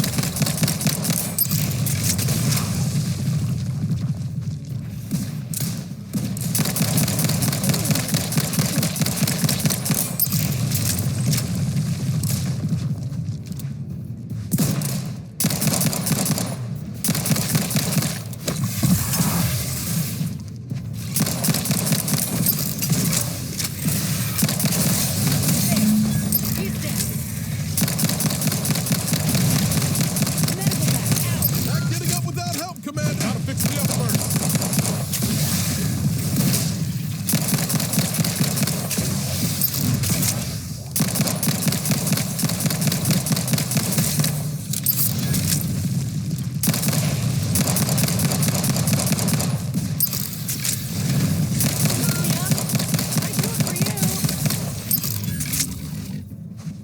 Well, that phonotron was effective. Now we just need the specimen. Nice work. Mind bringing it over here so I can take a gander? Muscular reticulation's still intact. cartilaginous integrity mostly sound. A good clean cut, and the pincer's still sharp. Yeah, this'll do just fine. Shame about all the scientists, though. I was hoping this wouldn't be too steep a price. If you still got some hunting you, that Raptidon matriarch's on the loose.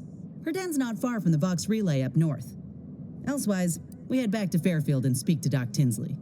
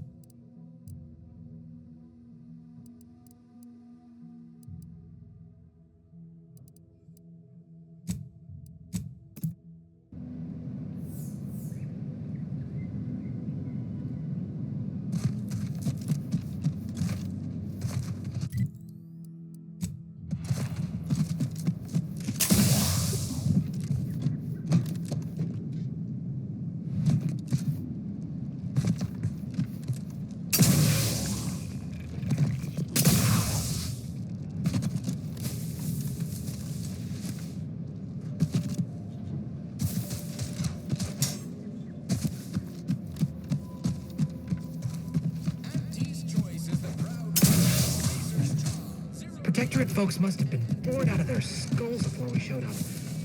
Now lights in Fairfield's a real shindig.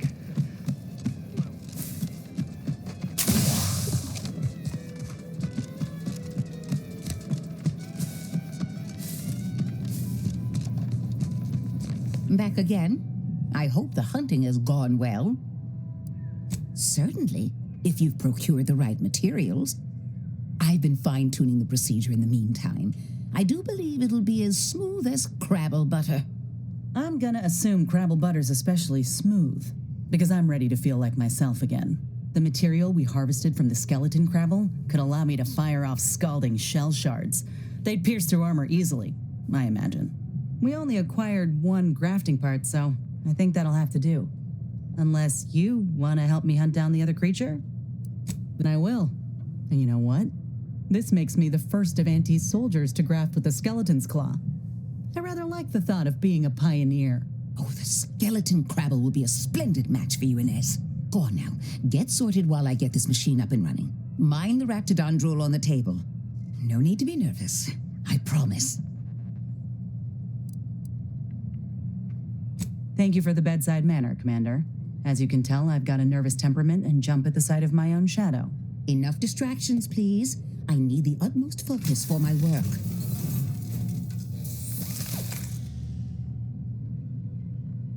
This is beautiful work. My best yet. How does the limb feel, Inez? Any numbness? Pain? Yeah, both. Body's not accustomed to the presence of another limb. Feels like I've got an extra passenger in my nervous system. But it certainly beats feeling like I'm bleeding on the inside. Or fighting the urge to feast on raw human flesh. Like last time. Well, I'll certainly be having words with that surgeon, leaving you in a state like that. Now, you come back straight away if anything bothers you. Will do, Doc. I thank you. And you, Commander, without your help, I don't know what I might have done. Whatever you need going forward, I'm there. You got my word.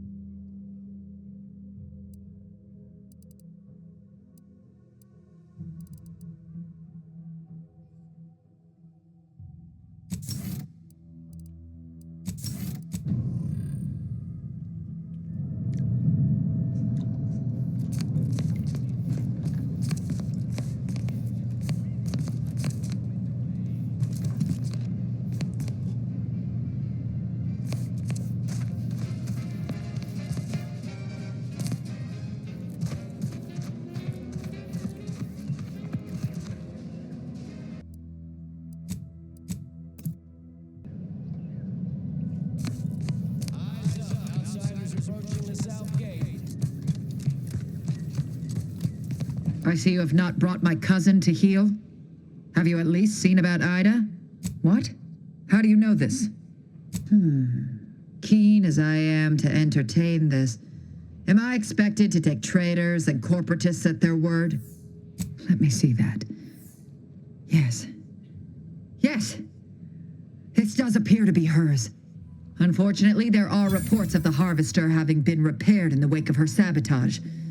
Though her triumph may not have endured, it was a good effort nonetheless. Should Montelli deign to interrogate me for my associations, I'll be certain to inform him of her patriotism. This displeases me. Sabotage is only as good as the further suffering inflicted once its victims know the truth. Though I suppose a minor inconvenience is also acceptable. I am thankful for the report. Now I just require my fool of a cousin in hand. Be on your way. I feel strange. In a good way. Auntie's documentation doesn't describe the side effects of grafting with a Crabble, but so far, not hearing complaints from me. I'd say this officially puts me back in full fighting form. If you ever thought I might slow you down, you can give those fears a kiss goodnight. I appreciate that, Commander. I got a good feeling about this partnership of ours. Just want to reiterate that I'll make good on my end of the deal. I plan on proving my worth to you and to Auntie, no matter what it takes. I expect we're going to have quite the adventure together. I appreciate you hearing me out. We should move on.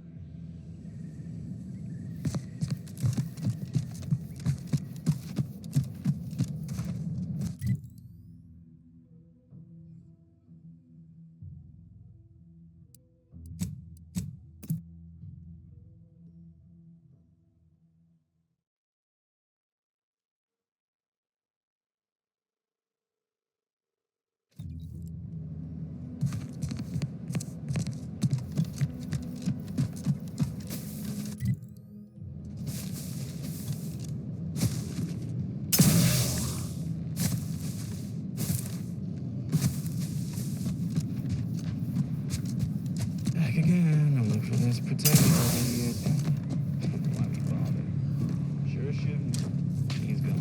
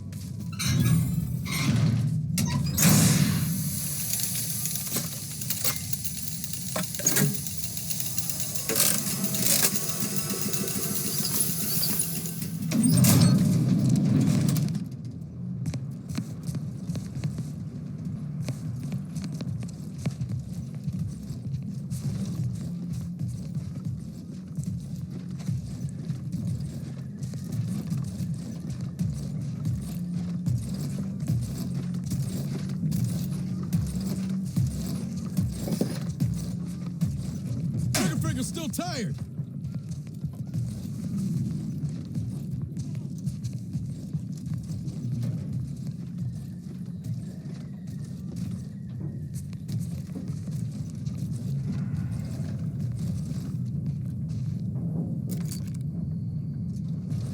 Jump to, but I'm not ready. I have charge. Clock's always crabby. Popping my claw. Guns cocked and loaded. Let's get this in.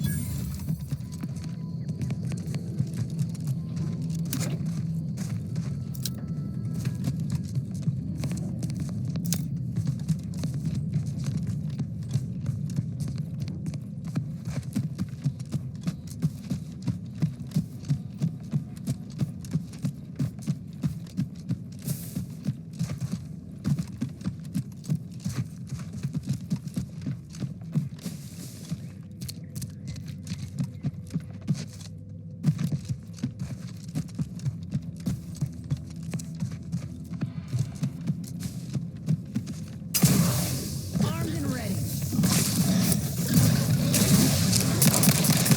Commander, watch the vitals.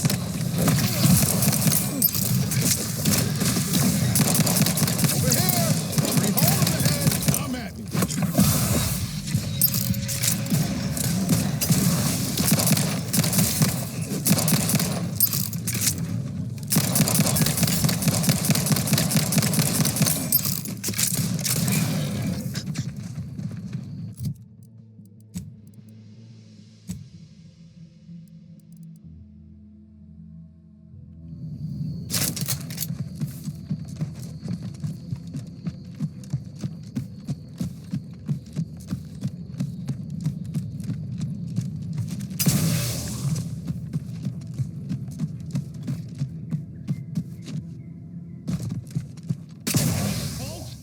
Don't come any closer. Oh, huh? Look alive, What's Commander. that noise?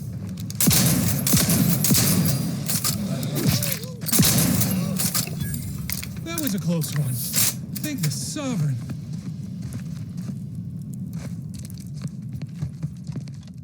Let this log serve as a record of the fact that Sentry's first-class Briggs and Jakes are both still loyal to the Protectorate and the Sovereign, despite their acts of desertion. The mental state of Brigadier Montelli has been rapidly degrading over the past few months, and the Vox relay station is no longer safe for even the most loyal subjects. Initially, we assumed he was simply being overly cautious, increasing base security beyond the standards that are required by regulations. Unnecessary, but commendable. Sorry, This ain't ready quickly yet. devolved Crab's still into lashing out, recharging. seemingly at random. Finally, we started purging the traitors from our ranks. Any infraction, real or imagined, is now seen as an act of treason and deemed grounds for immediate execution. We could no longer live under the abuse of the paradigm. This may make us traitors in the eyes of our superiors, but we will return to be judged when sanity has returned to the Vox relay station.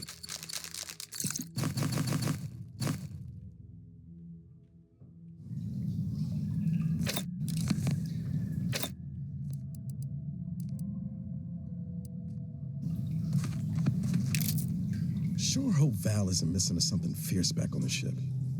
Anyway, need something, Commander? What? Where's this coming from? Well, now that my ticker's restarted, was there something you actually wanted? Apart from scaring the daylight.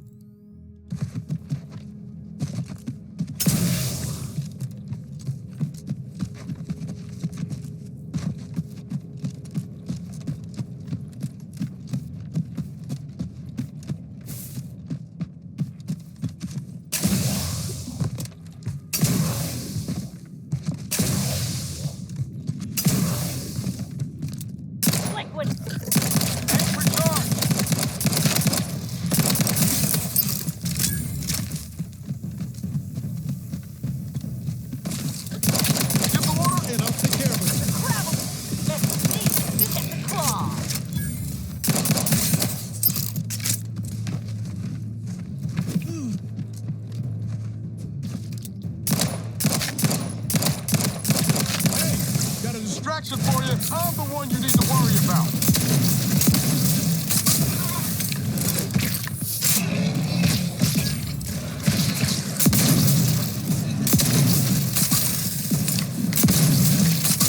Appreciate the move. Craft ain't ready.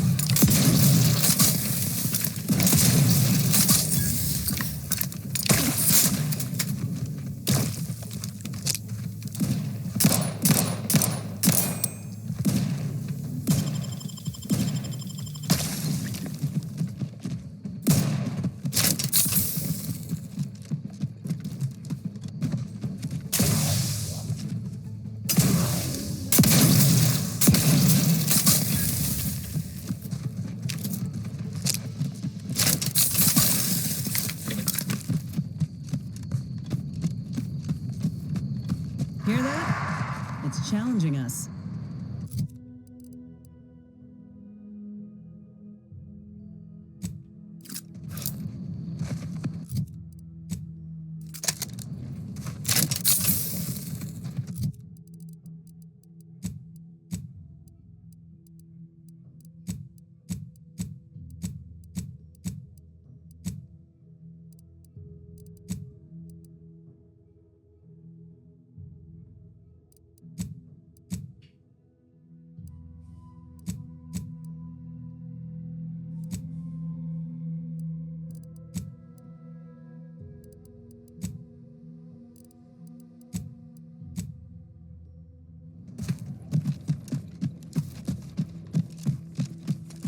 Raptidons are ever malleable.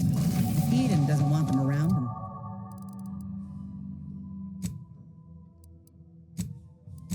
and they don't belong here. But they sure carved out a place for themselves. I can respect that.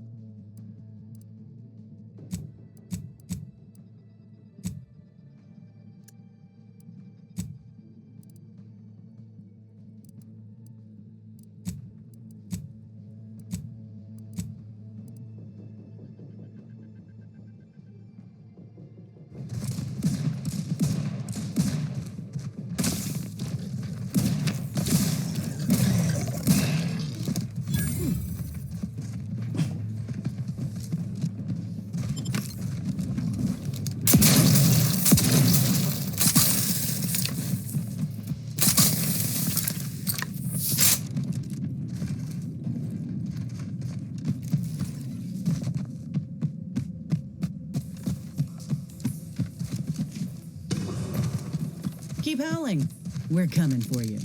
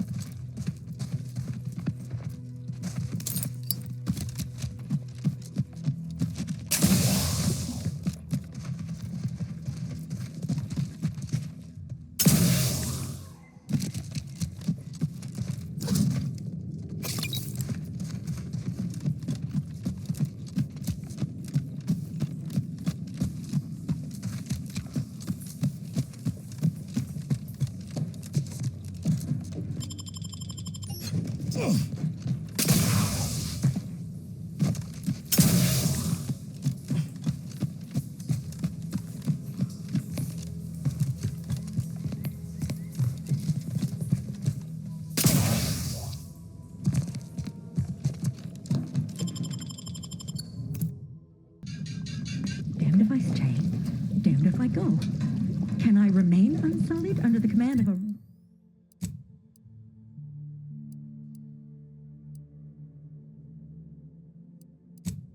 rambling, nonsensical persecutor?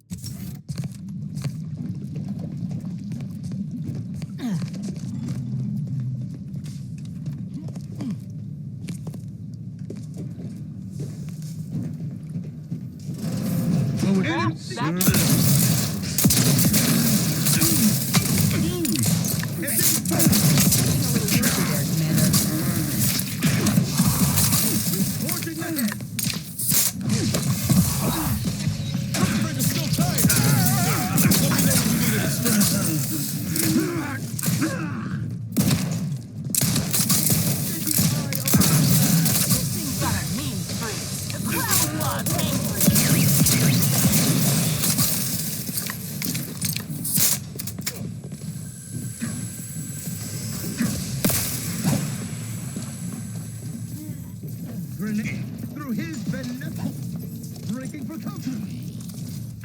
I'm getting up without help, Commander.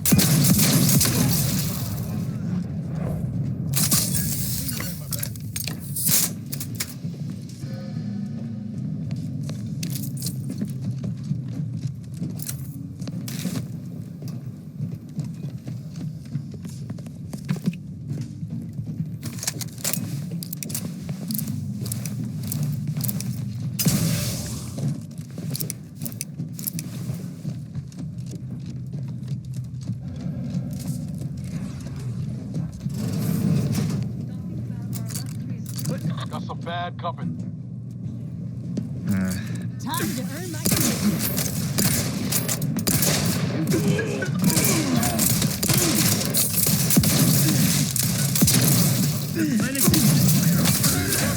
But I'm not ready. I'm the one to need him.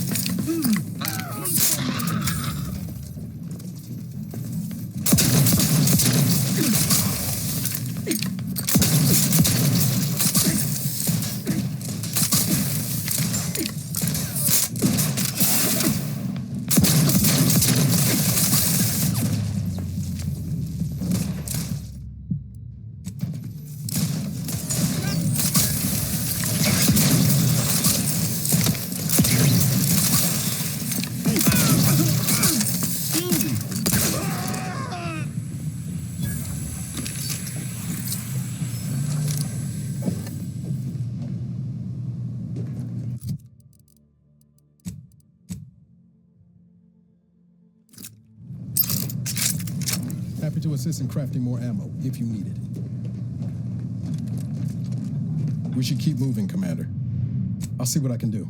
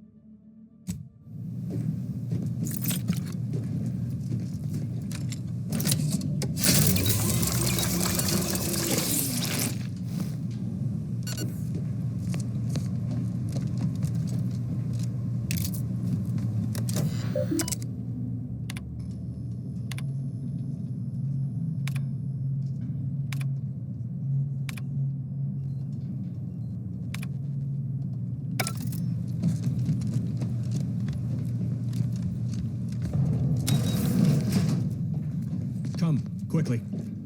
We must all bear witness.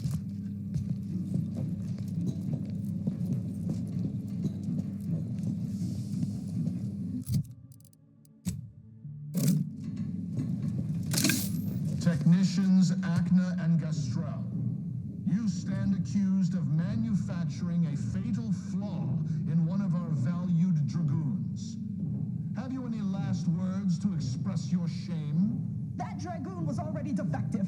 Oh, we were only rebuilding the logic assembly so that... At last, the truth alights.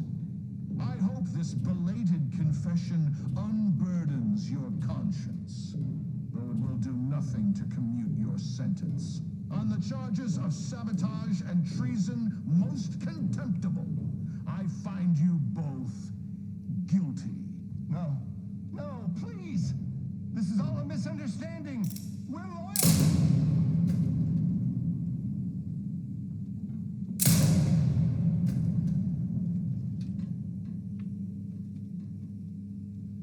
more loyal subjects executed. And valued technicians, no less. I cannot see how reducing our own manpower guides us down a path to victory. Wait, I recognize you. From Horizon Point. Yes, just outside the skip labs, before the incident. Didn't I set security on you? How are you here? Alive? You got security called on you outside the skip labs?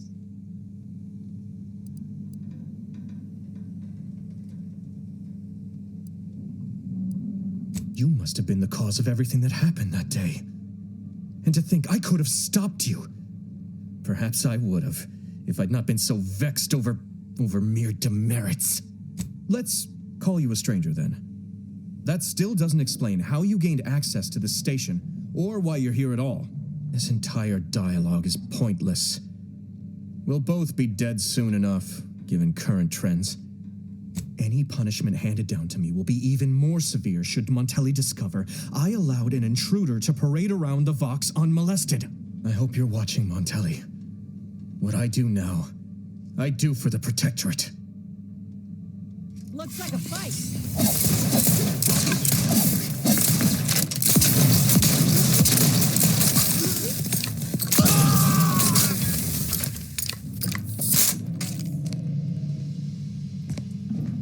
Hostile ahead. What's the play, Commander?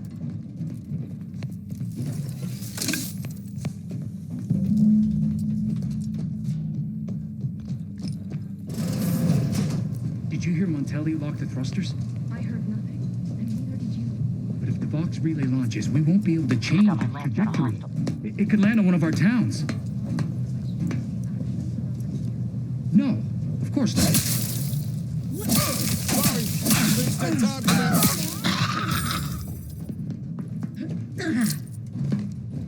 Stay low, Commander. Sorry, ain't ready yet. Me, you get the claw. Ready to waste. Your command.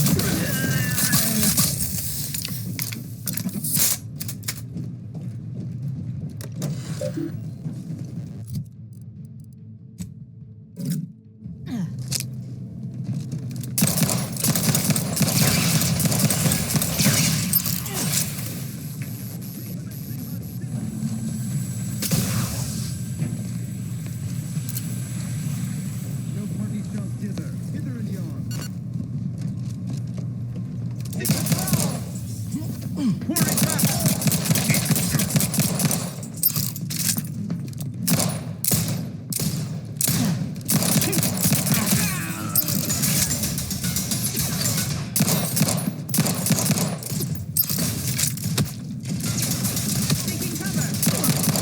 Combat! Hey! Got a distraction for you! Not quite charged yet.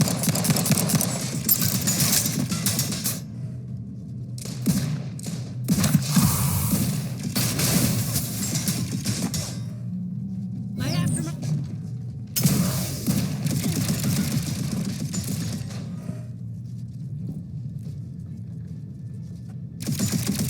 Pick me up, then we'll talk. These things take time, Commander. Back in business.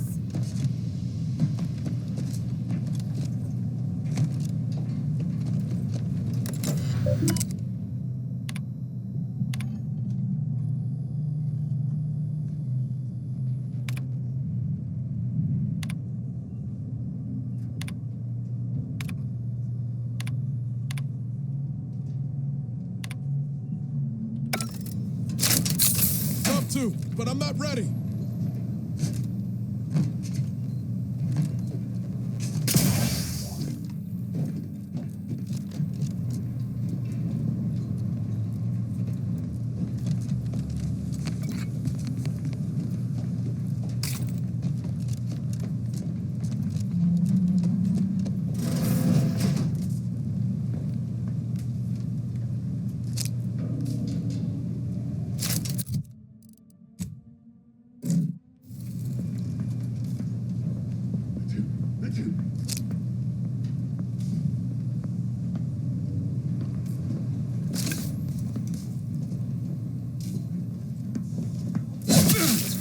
Looks like a fingerprint is still tight.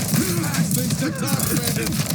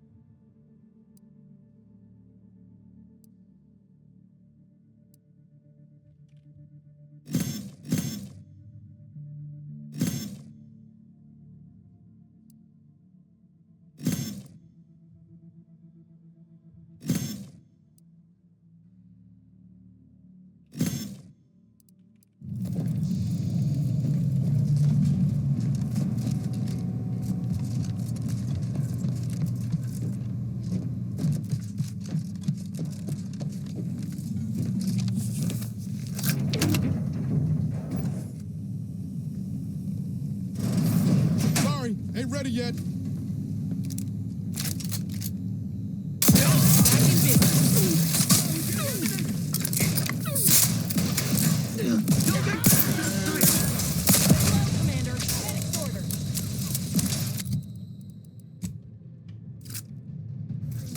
Relinquishing.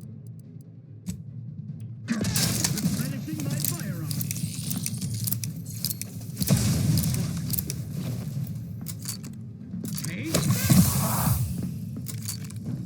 Ready to take the heat off you, Commander. Just say when.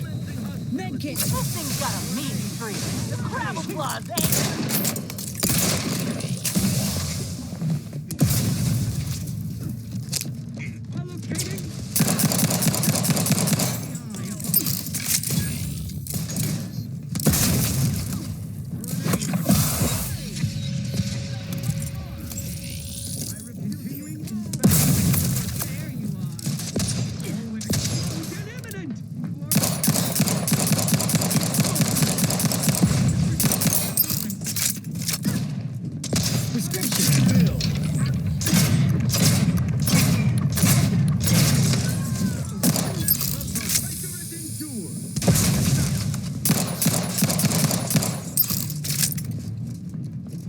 Relinquishing grenade! That cover spot looks much better.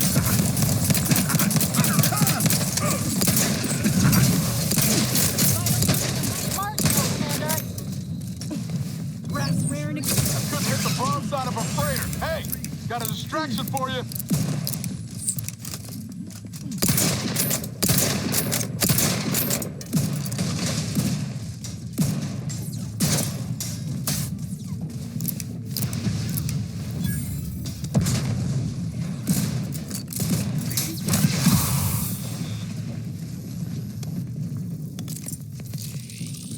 Appreciate a little help, Commander. Grenade. Knew you had my back.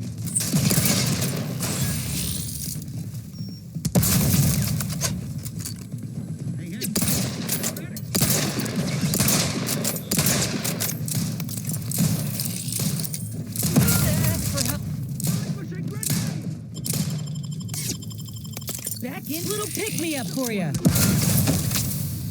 Move forward.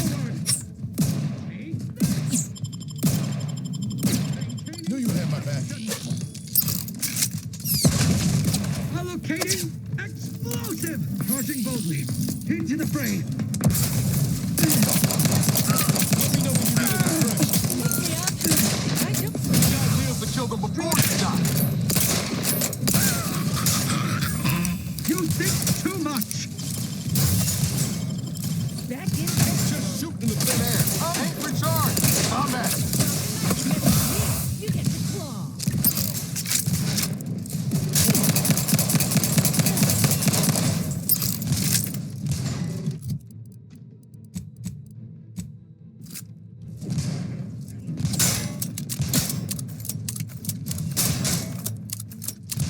Medical pack out.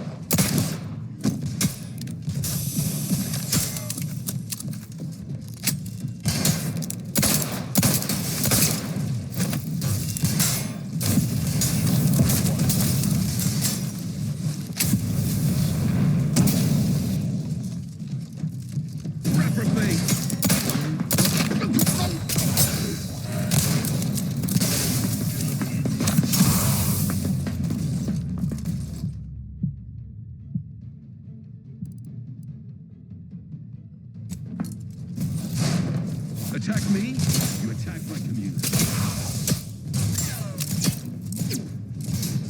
Help me. Worry.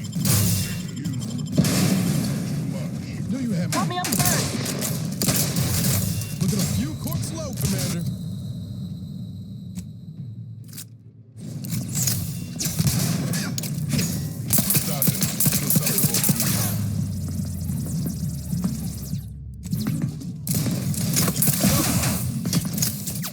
Getting up without help, Commander.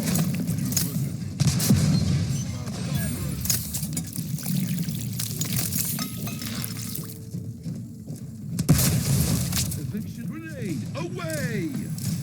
Carefully Status susceptible. Advance!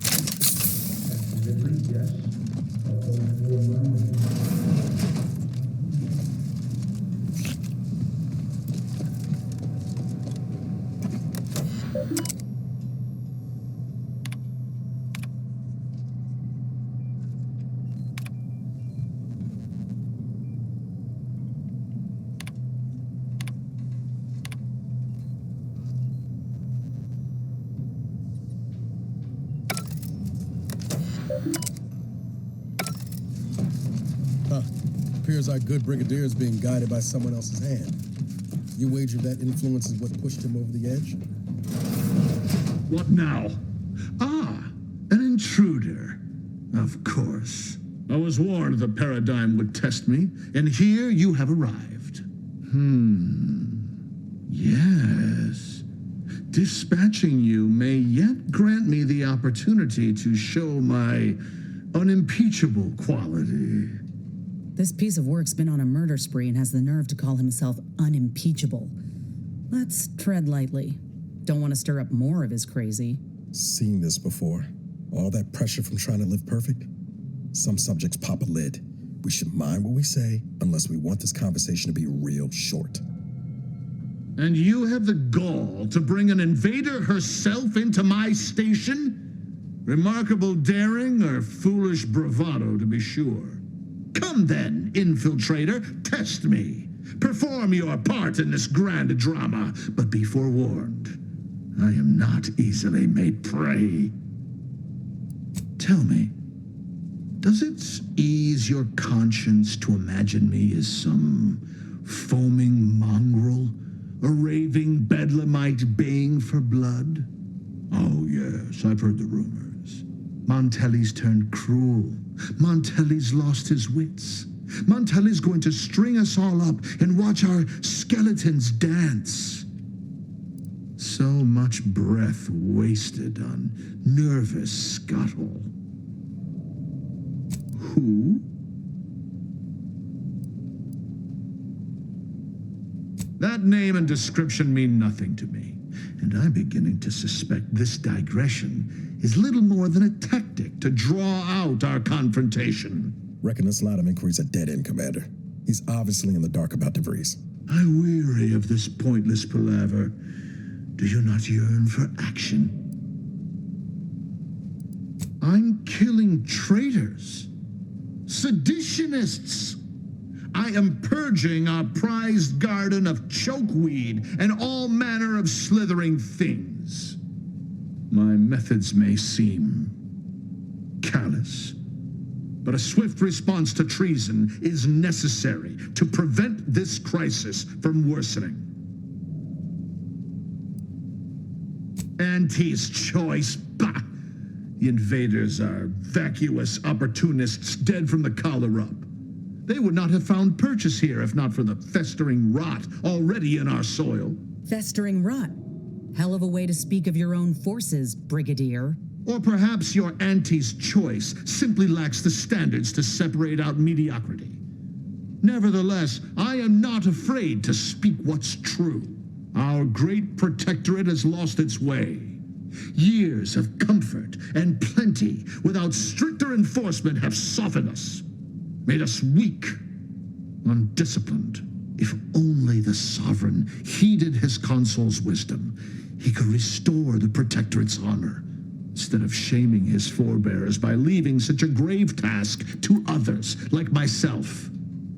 My vision was once as clouded as yours, but I see through the vapor and miasma now to the truth of what must be done to render our mightiness anew. But now we have bandied enough words. Your time has come, infiltrator. Any final sentiment you wish to impart to the Aether? You speak, and yet all I hear is the bleating of a lamb come to slaughter. For crimes against our perfect sovereignty and conspiracy to commit the same, I hereby sentence you to death.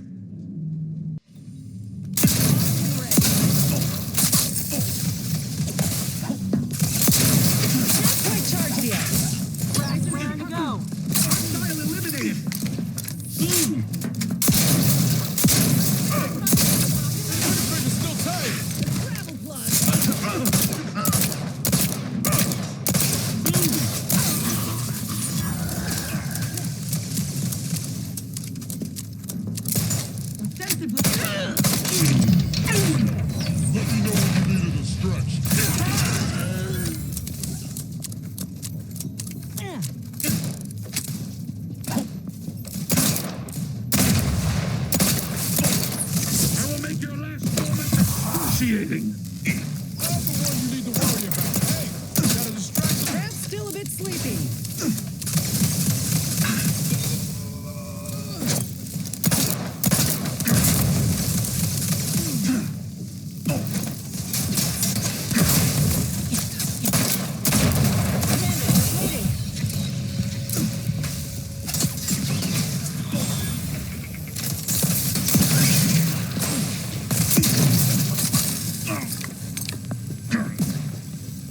Back in business. Sorry, ain't ready yet.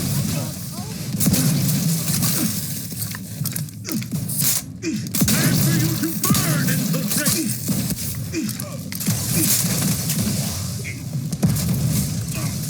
to ask for help, but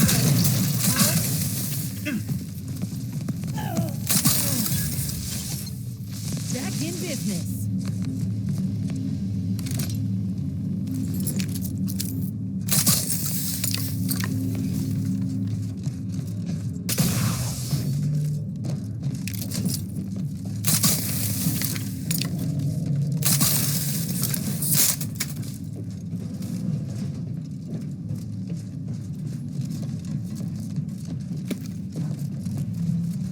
Finally, control room. DeVries must have left some evidence behind. Let's poke around.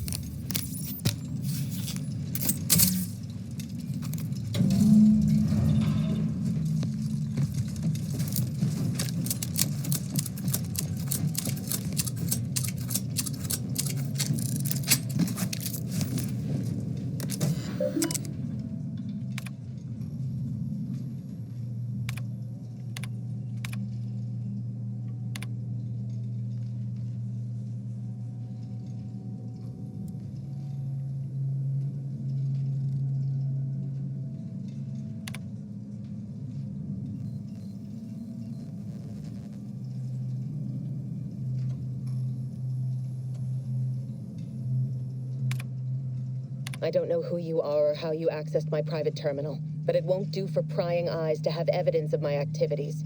I've triggered the Vox Relay fail-safe ejection routine. But worry not. After launching, the station will take several minutes to achieve its pre-programmed self-destruct altitude, so you'll have plenty of time to enjoy the ride before your death.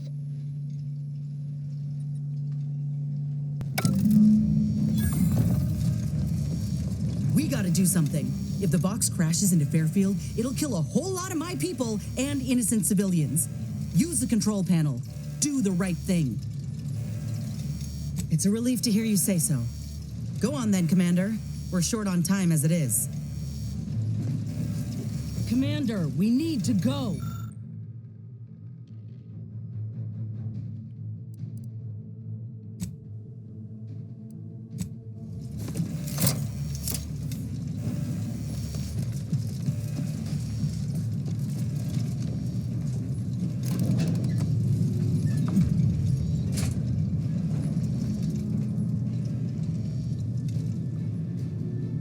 Cutting it close here.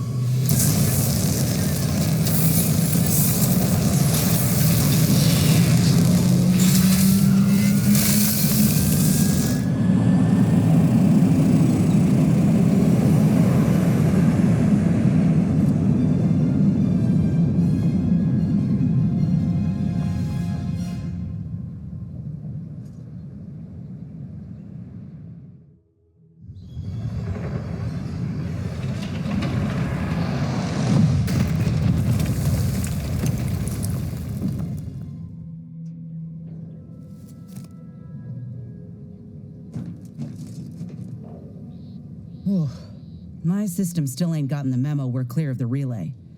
I'm itching to keep running. We're damn lucky we got out in time, Commander. Just wish Westport hadn't been the victim here. Those folk didn't deserve to go out like that, Protectorate or not. I know what's done is done, but I'll have to sit with this. Sounds like your old pal DeVries was in deep with the Order. Now, I don't know a whole lot about them, but I don't reckon fanatical is part of their employee code of conduct. And as you've seen, that kind of loyalty can pose a real problem to everyone else. But we'll track her down before it comes to a head. Don't you worry. Fine by me. How personal are we talking? Couldn't say. I was in it all of 2 days before my graft started festering. Before that, I was an infantry medic. Our platoon was one of the first to touch down in Arcadia.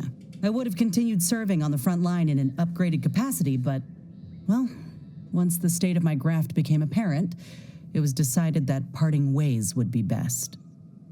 Like garbage?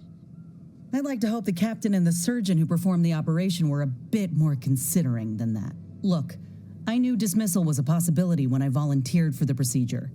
A successful graft is a boon, a failed one is a colossal liability. I'm a walking lesson in breakage. Oh, that information is outside my purview. I miss my platoon. Most of the time. I hope they're holding on okay wherever they are. Huh. If nothing else, they'll have Ortiz to keep up morale. I know the nonstop jokes from that bastard sustained me for weeks. Yeah, he's tough. He'll be all right. Ain't one to forget my friends that easily. And suppose I'm just not used to going it alone. But I'll learn. Anyhow, I would rather return to the matter at hand.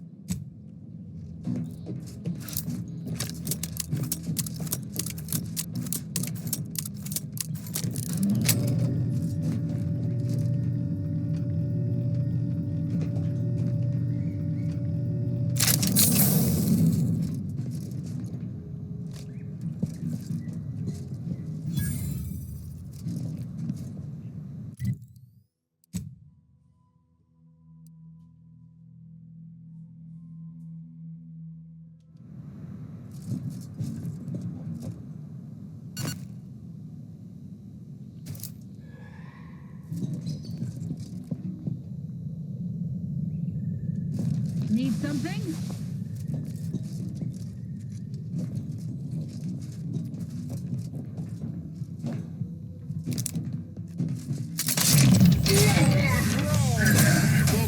I'm not ready.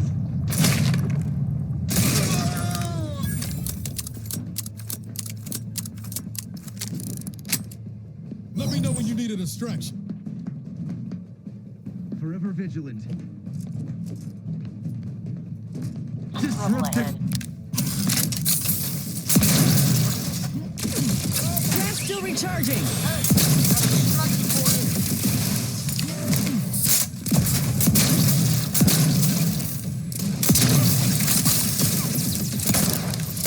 Perhaps still a bit sleepy.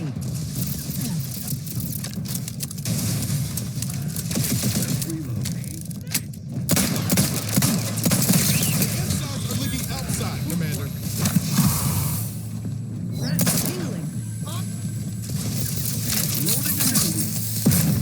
Sorry, ain't ready yet. Don't make me bury another agent. Things take time, Commander. Mess with me, you get the claw. The Mac claw.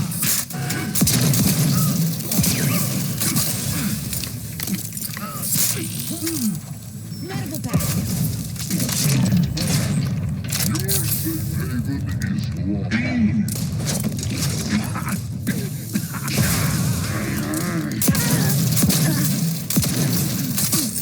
Give me one and I'll take it down. Regain some.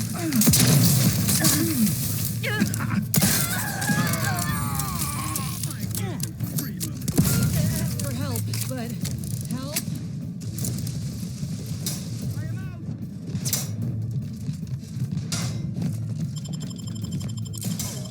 Back in business.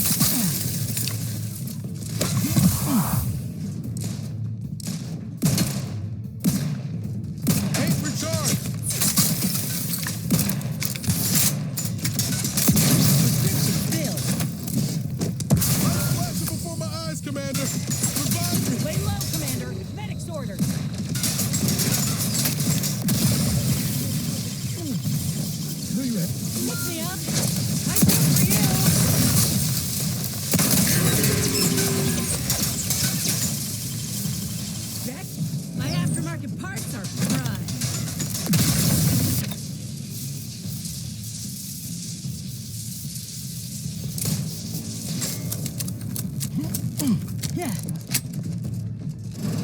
Ready to waste them. On your...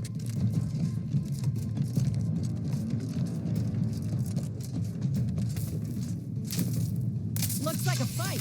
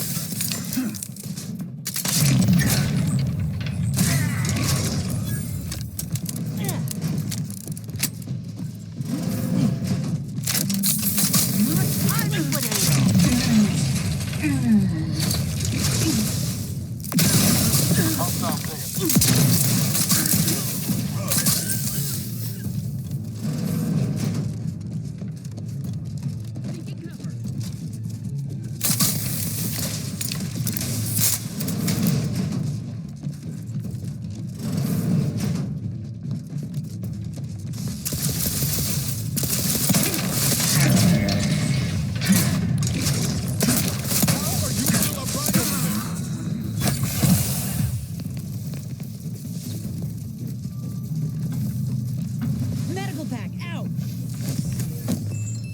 Can't just shoot in the thin air.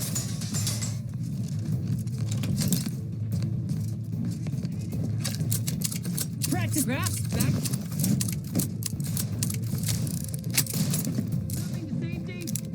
Commander, watch your vitals!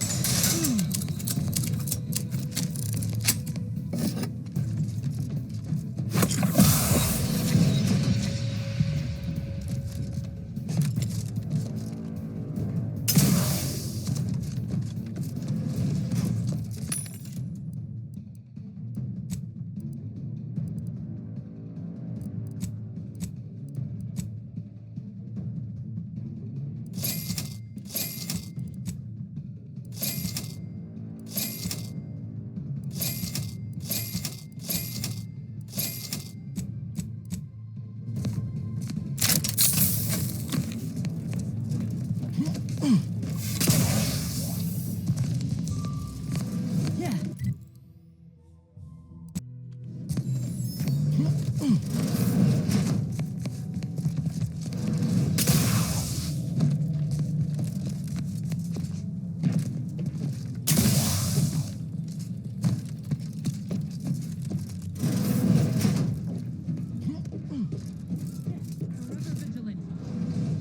Sustain the sending inspection. What kind of tomfoolery is this? Forever vigilant. I feel private.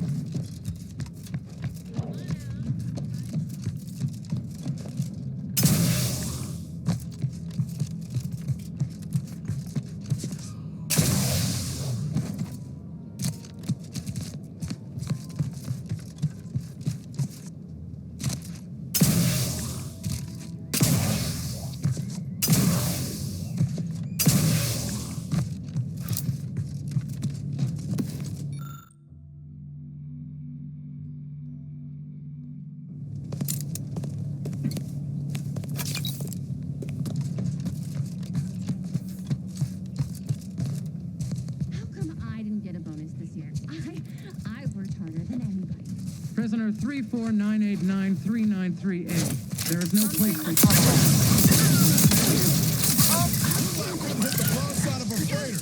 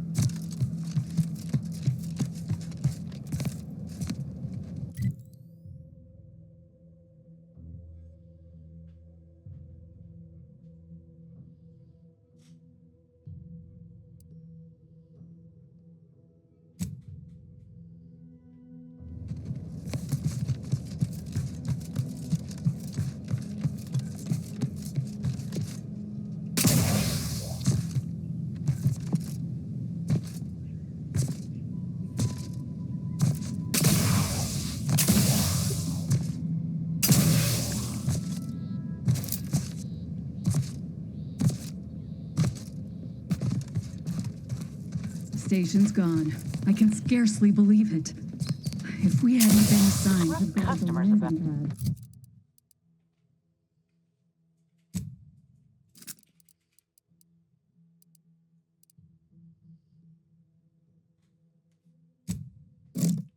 Fortunate for us, the Sentinel arrived when she did then. And she took her time with those instigators.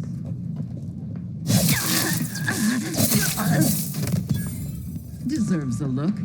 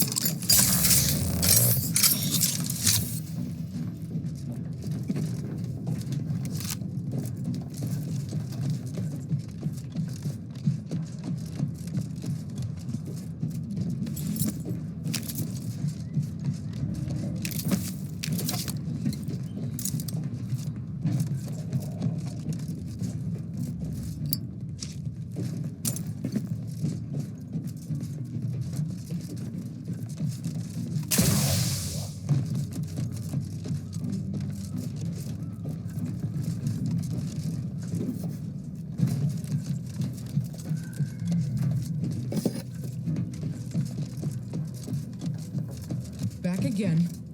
Thought we were done. Break as many fingers as pleases you. Still won't change my tune. Wait, who are you? I'm certain I haven't seen you before. I remember all my oppressors. We're not Protectorate. We're your ticket out of this hotbox. Esculepe sent us. Esculepe? Zeb sent you? Wait, you're Niles, aren't you? Count on Zeb to go as far as raising the dead to help. But it's too late.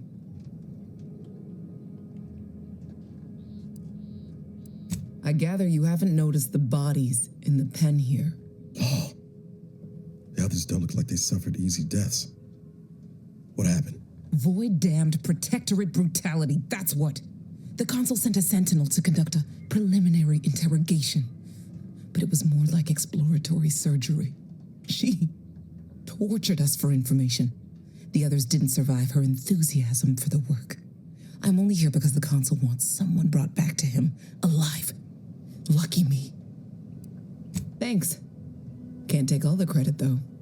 The Sentinel seemed spent by the time she got to me. Wore herself out on the others, I guess. Quick, though, before I forget or we're interrupted, I memorized the cipher. It's 02519W. Should help Zeb decode the intelligence we sent him a whole lot faster. Please don't think me ungrateful for your efforts, but I'm not going anywhere. If you're too hurt to walk, I'm sure the commander and I could... No, it's not that. I need the Sentinel to take me onto that transport. I want her to think she's won. And then, just as we leave orbit, I'm going to blow her pretty ship to pieces. That might just be the most ruthless bait and switch I ever heard. Your friends ought to be proud. Thanks. Funny what ideas come into your head after losing a molar. I'm no martyr. If there was another way to protect Zebulon and our cell, I'd take it.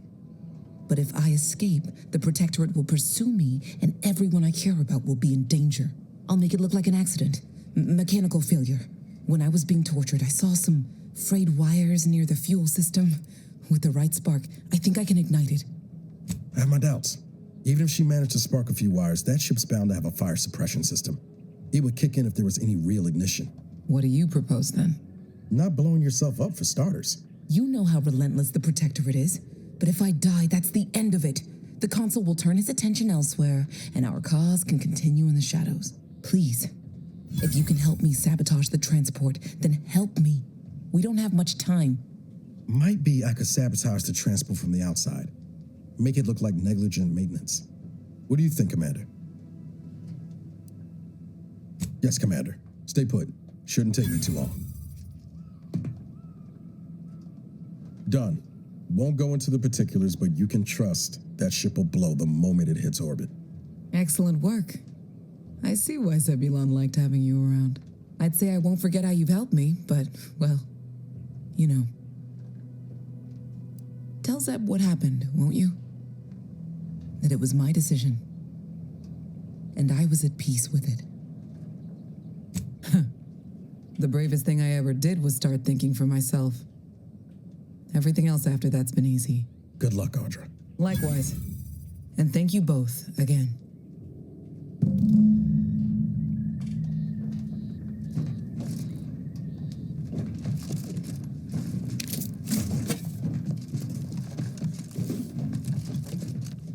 We should get the cipher back to Zeb, soon as we can.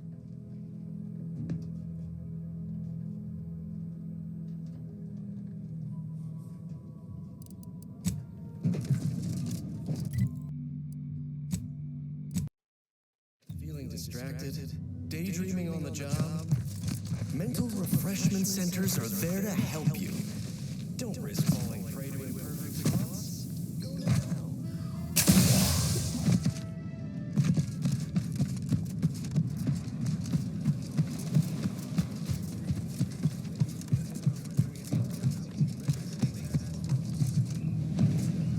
You've returned, but where are the others?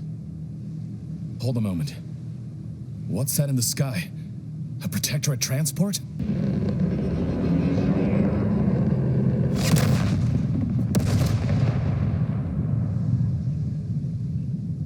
What in the blazes was that?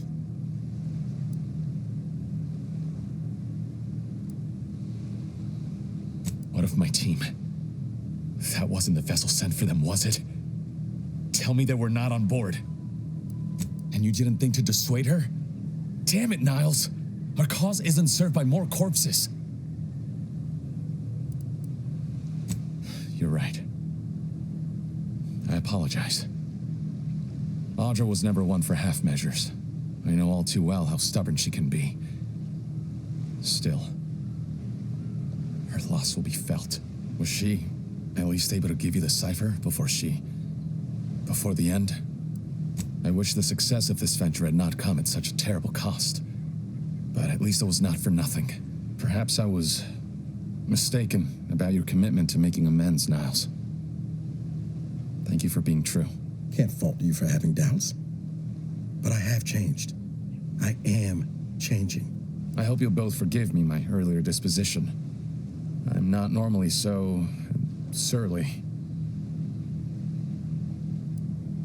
I'm pleased Niles has found such a supportive friend and ally. That's a rare thing in this colony. I haven't much to reward you with, but take this. It's something I had started on for Niles long ago. Hopefully it fits. This information came at a steep price, but I'll put it to good use. Expect to hear from me should our cause require further assistance from the Earth Directorate's best.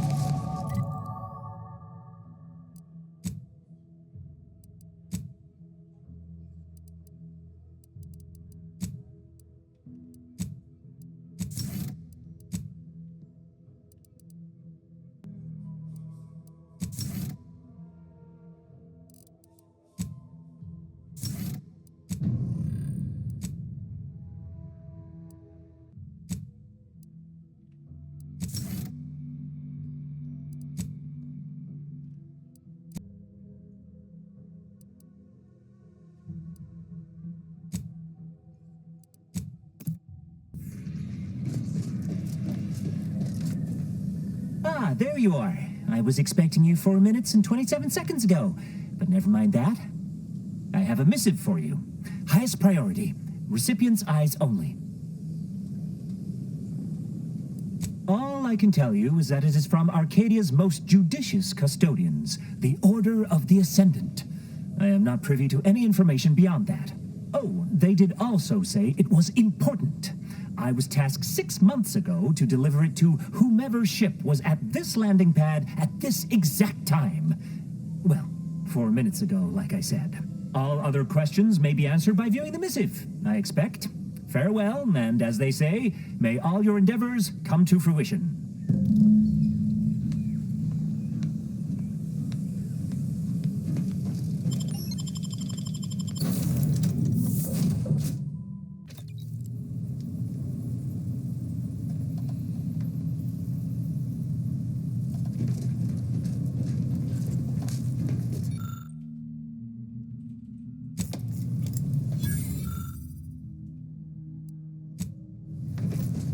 Time to watch whatever it was the messenger had for us.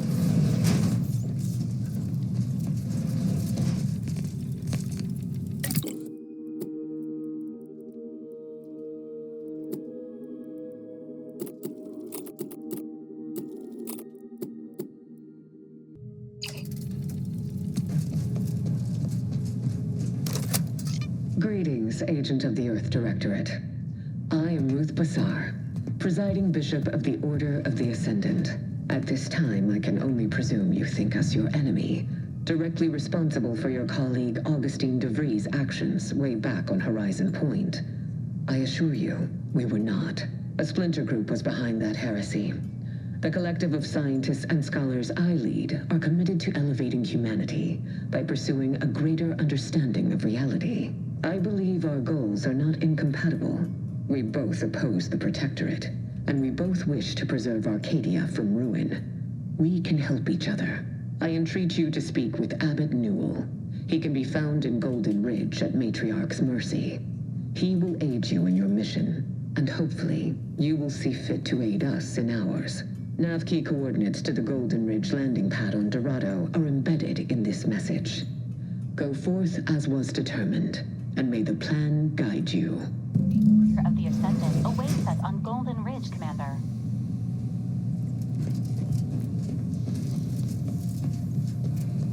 Commander, the nav key coordinates supplied by the presiding bishop of the Order have been verified. Landing in Golden Ridge is now possible. Additionally, we are also able to land in Free Market Station due to the Astrogator's progress with the updates necessitated by its rebuild. Golden Ridge is located on Dorado.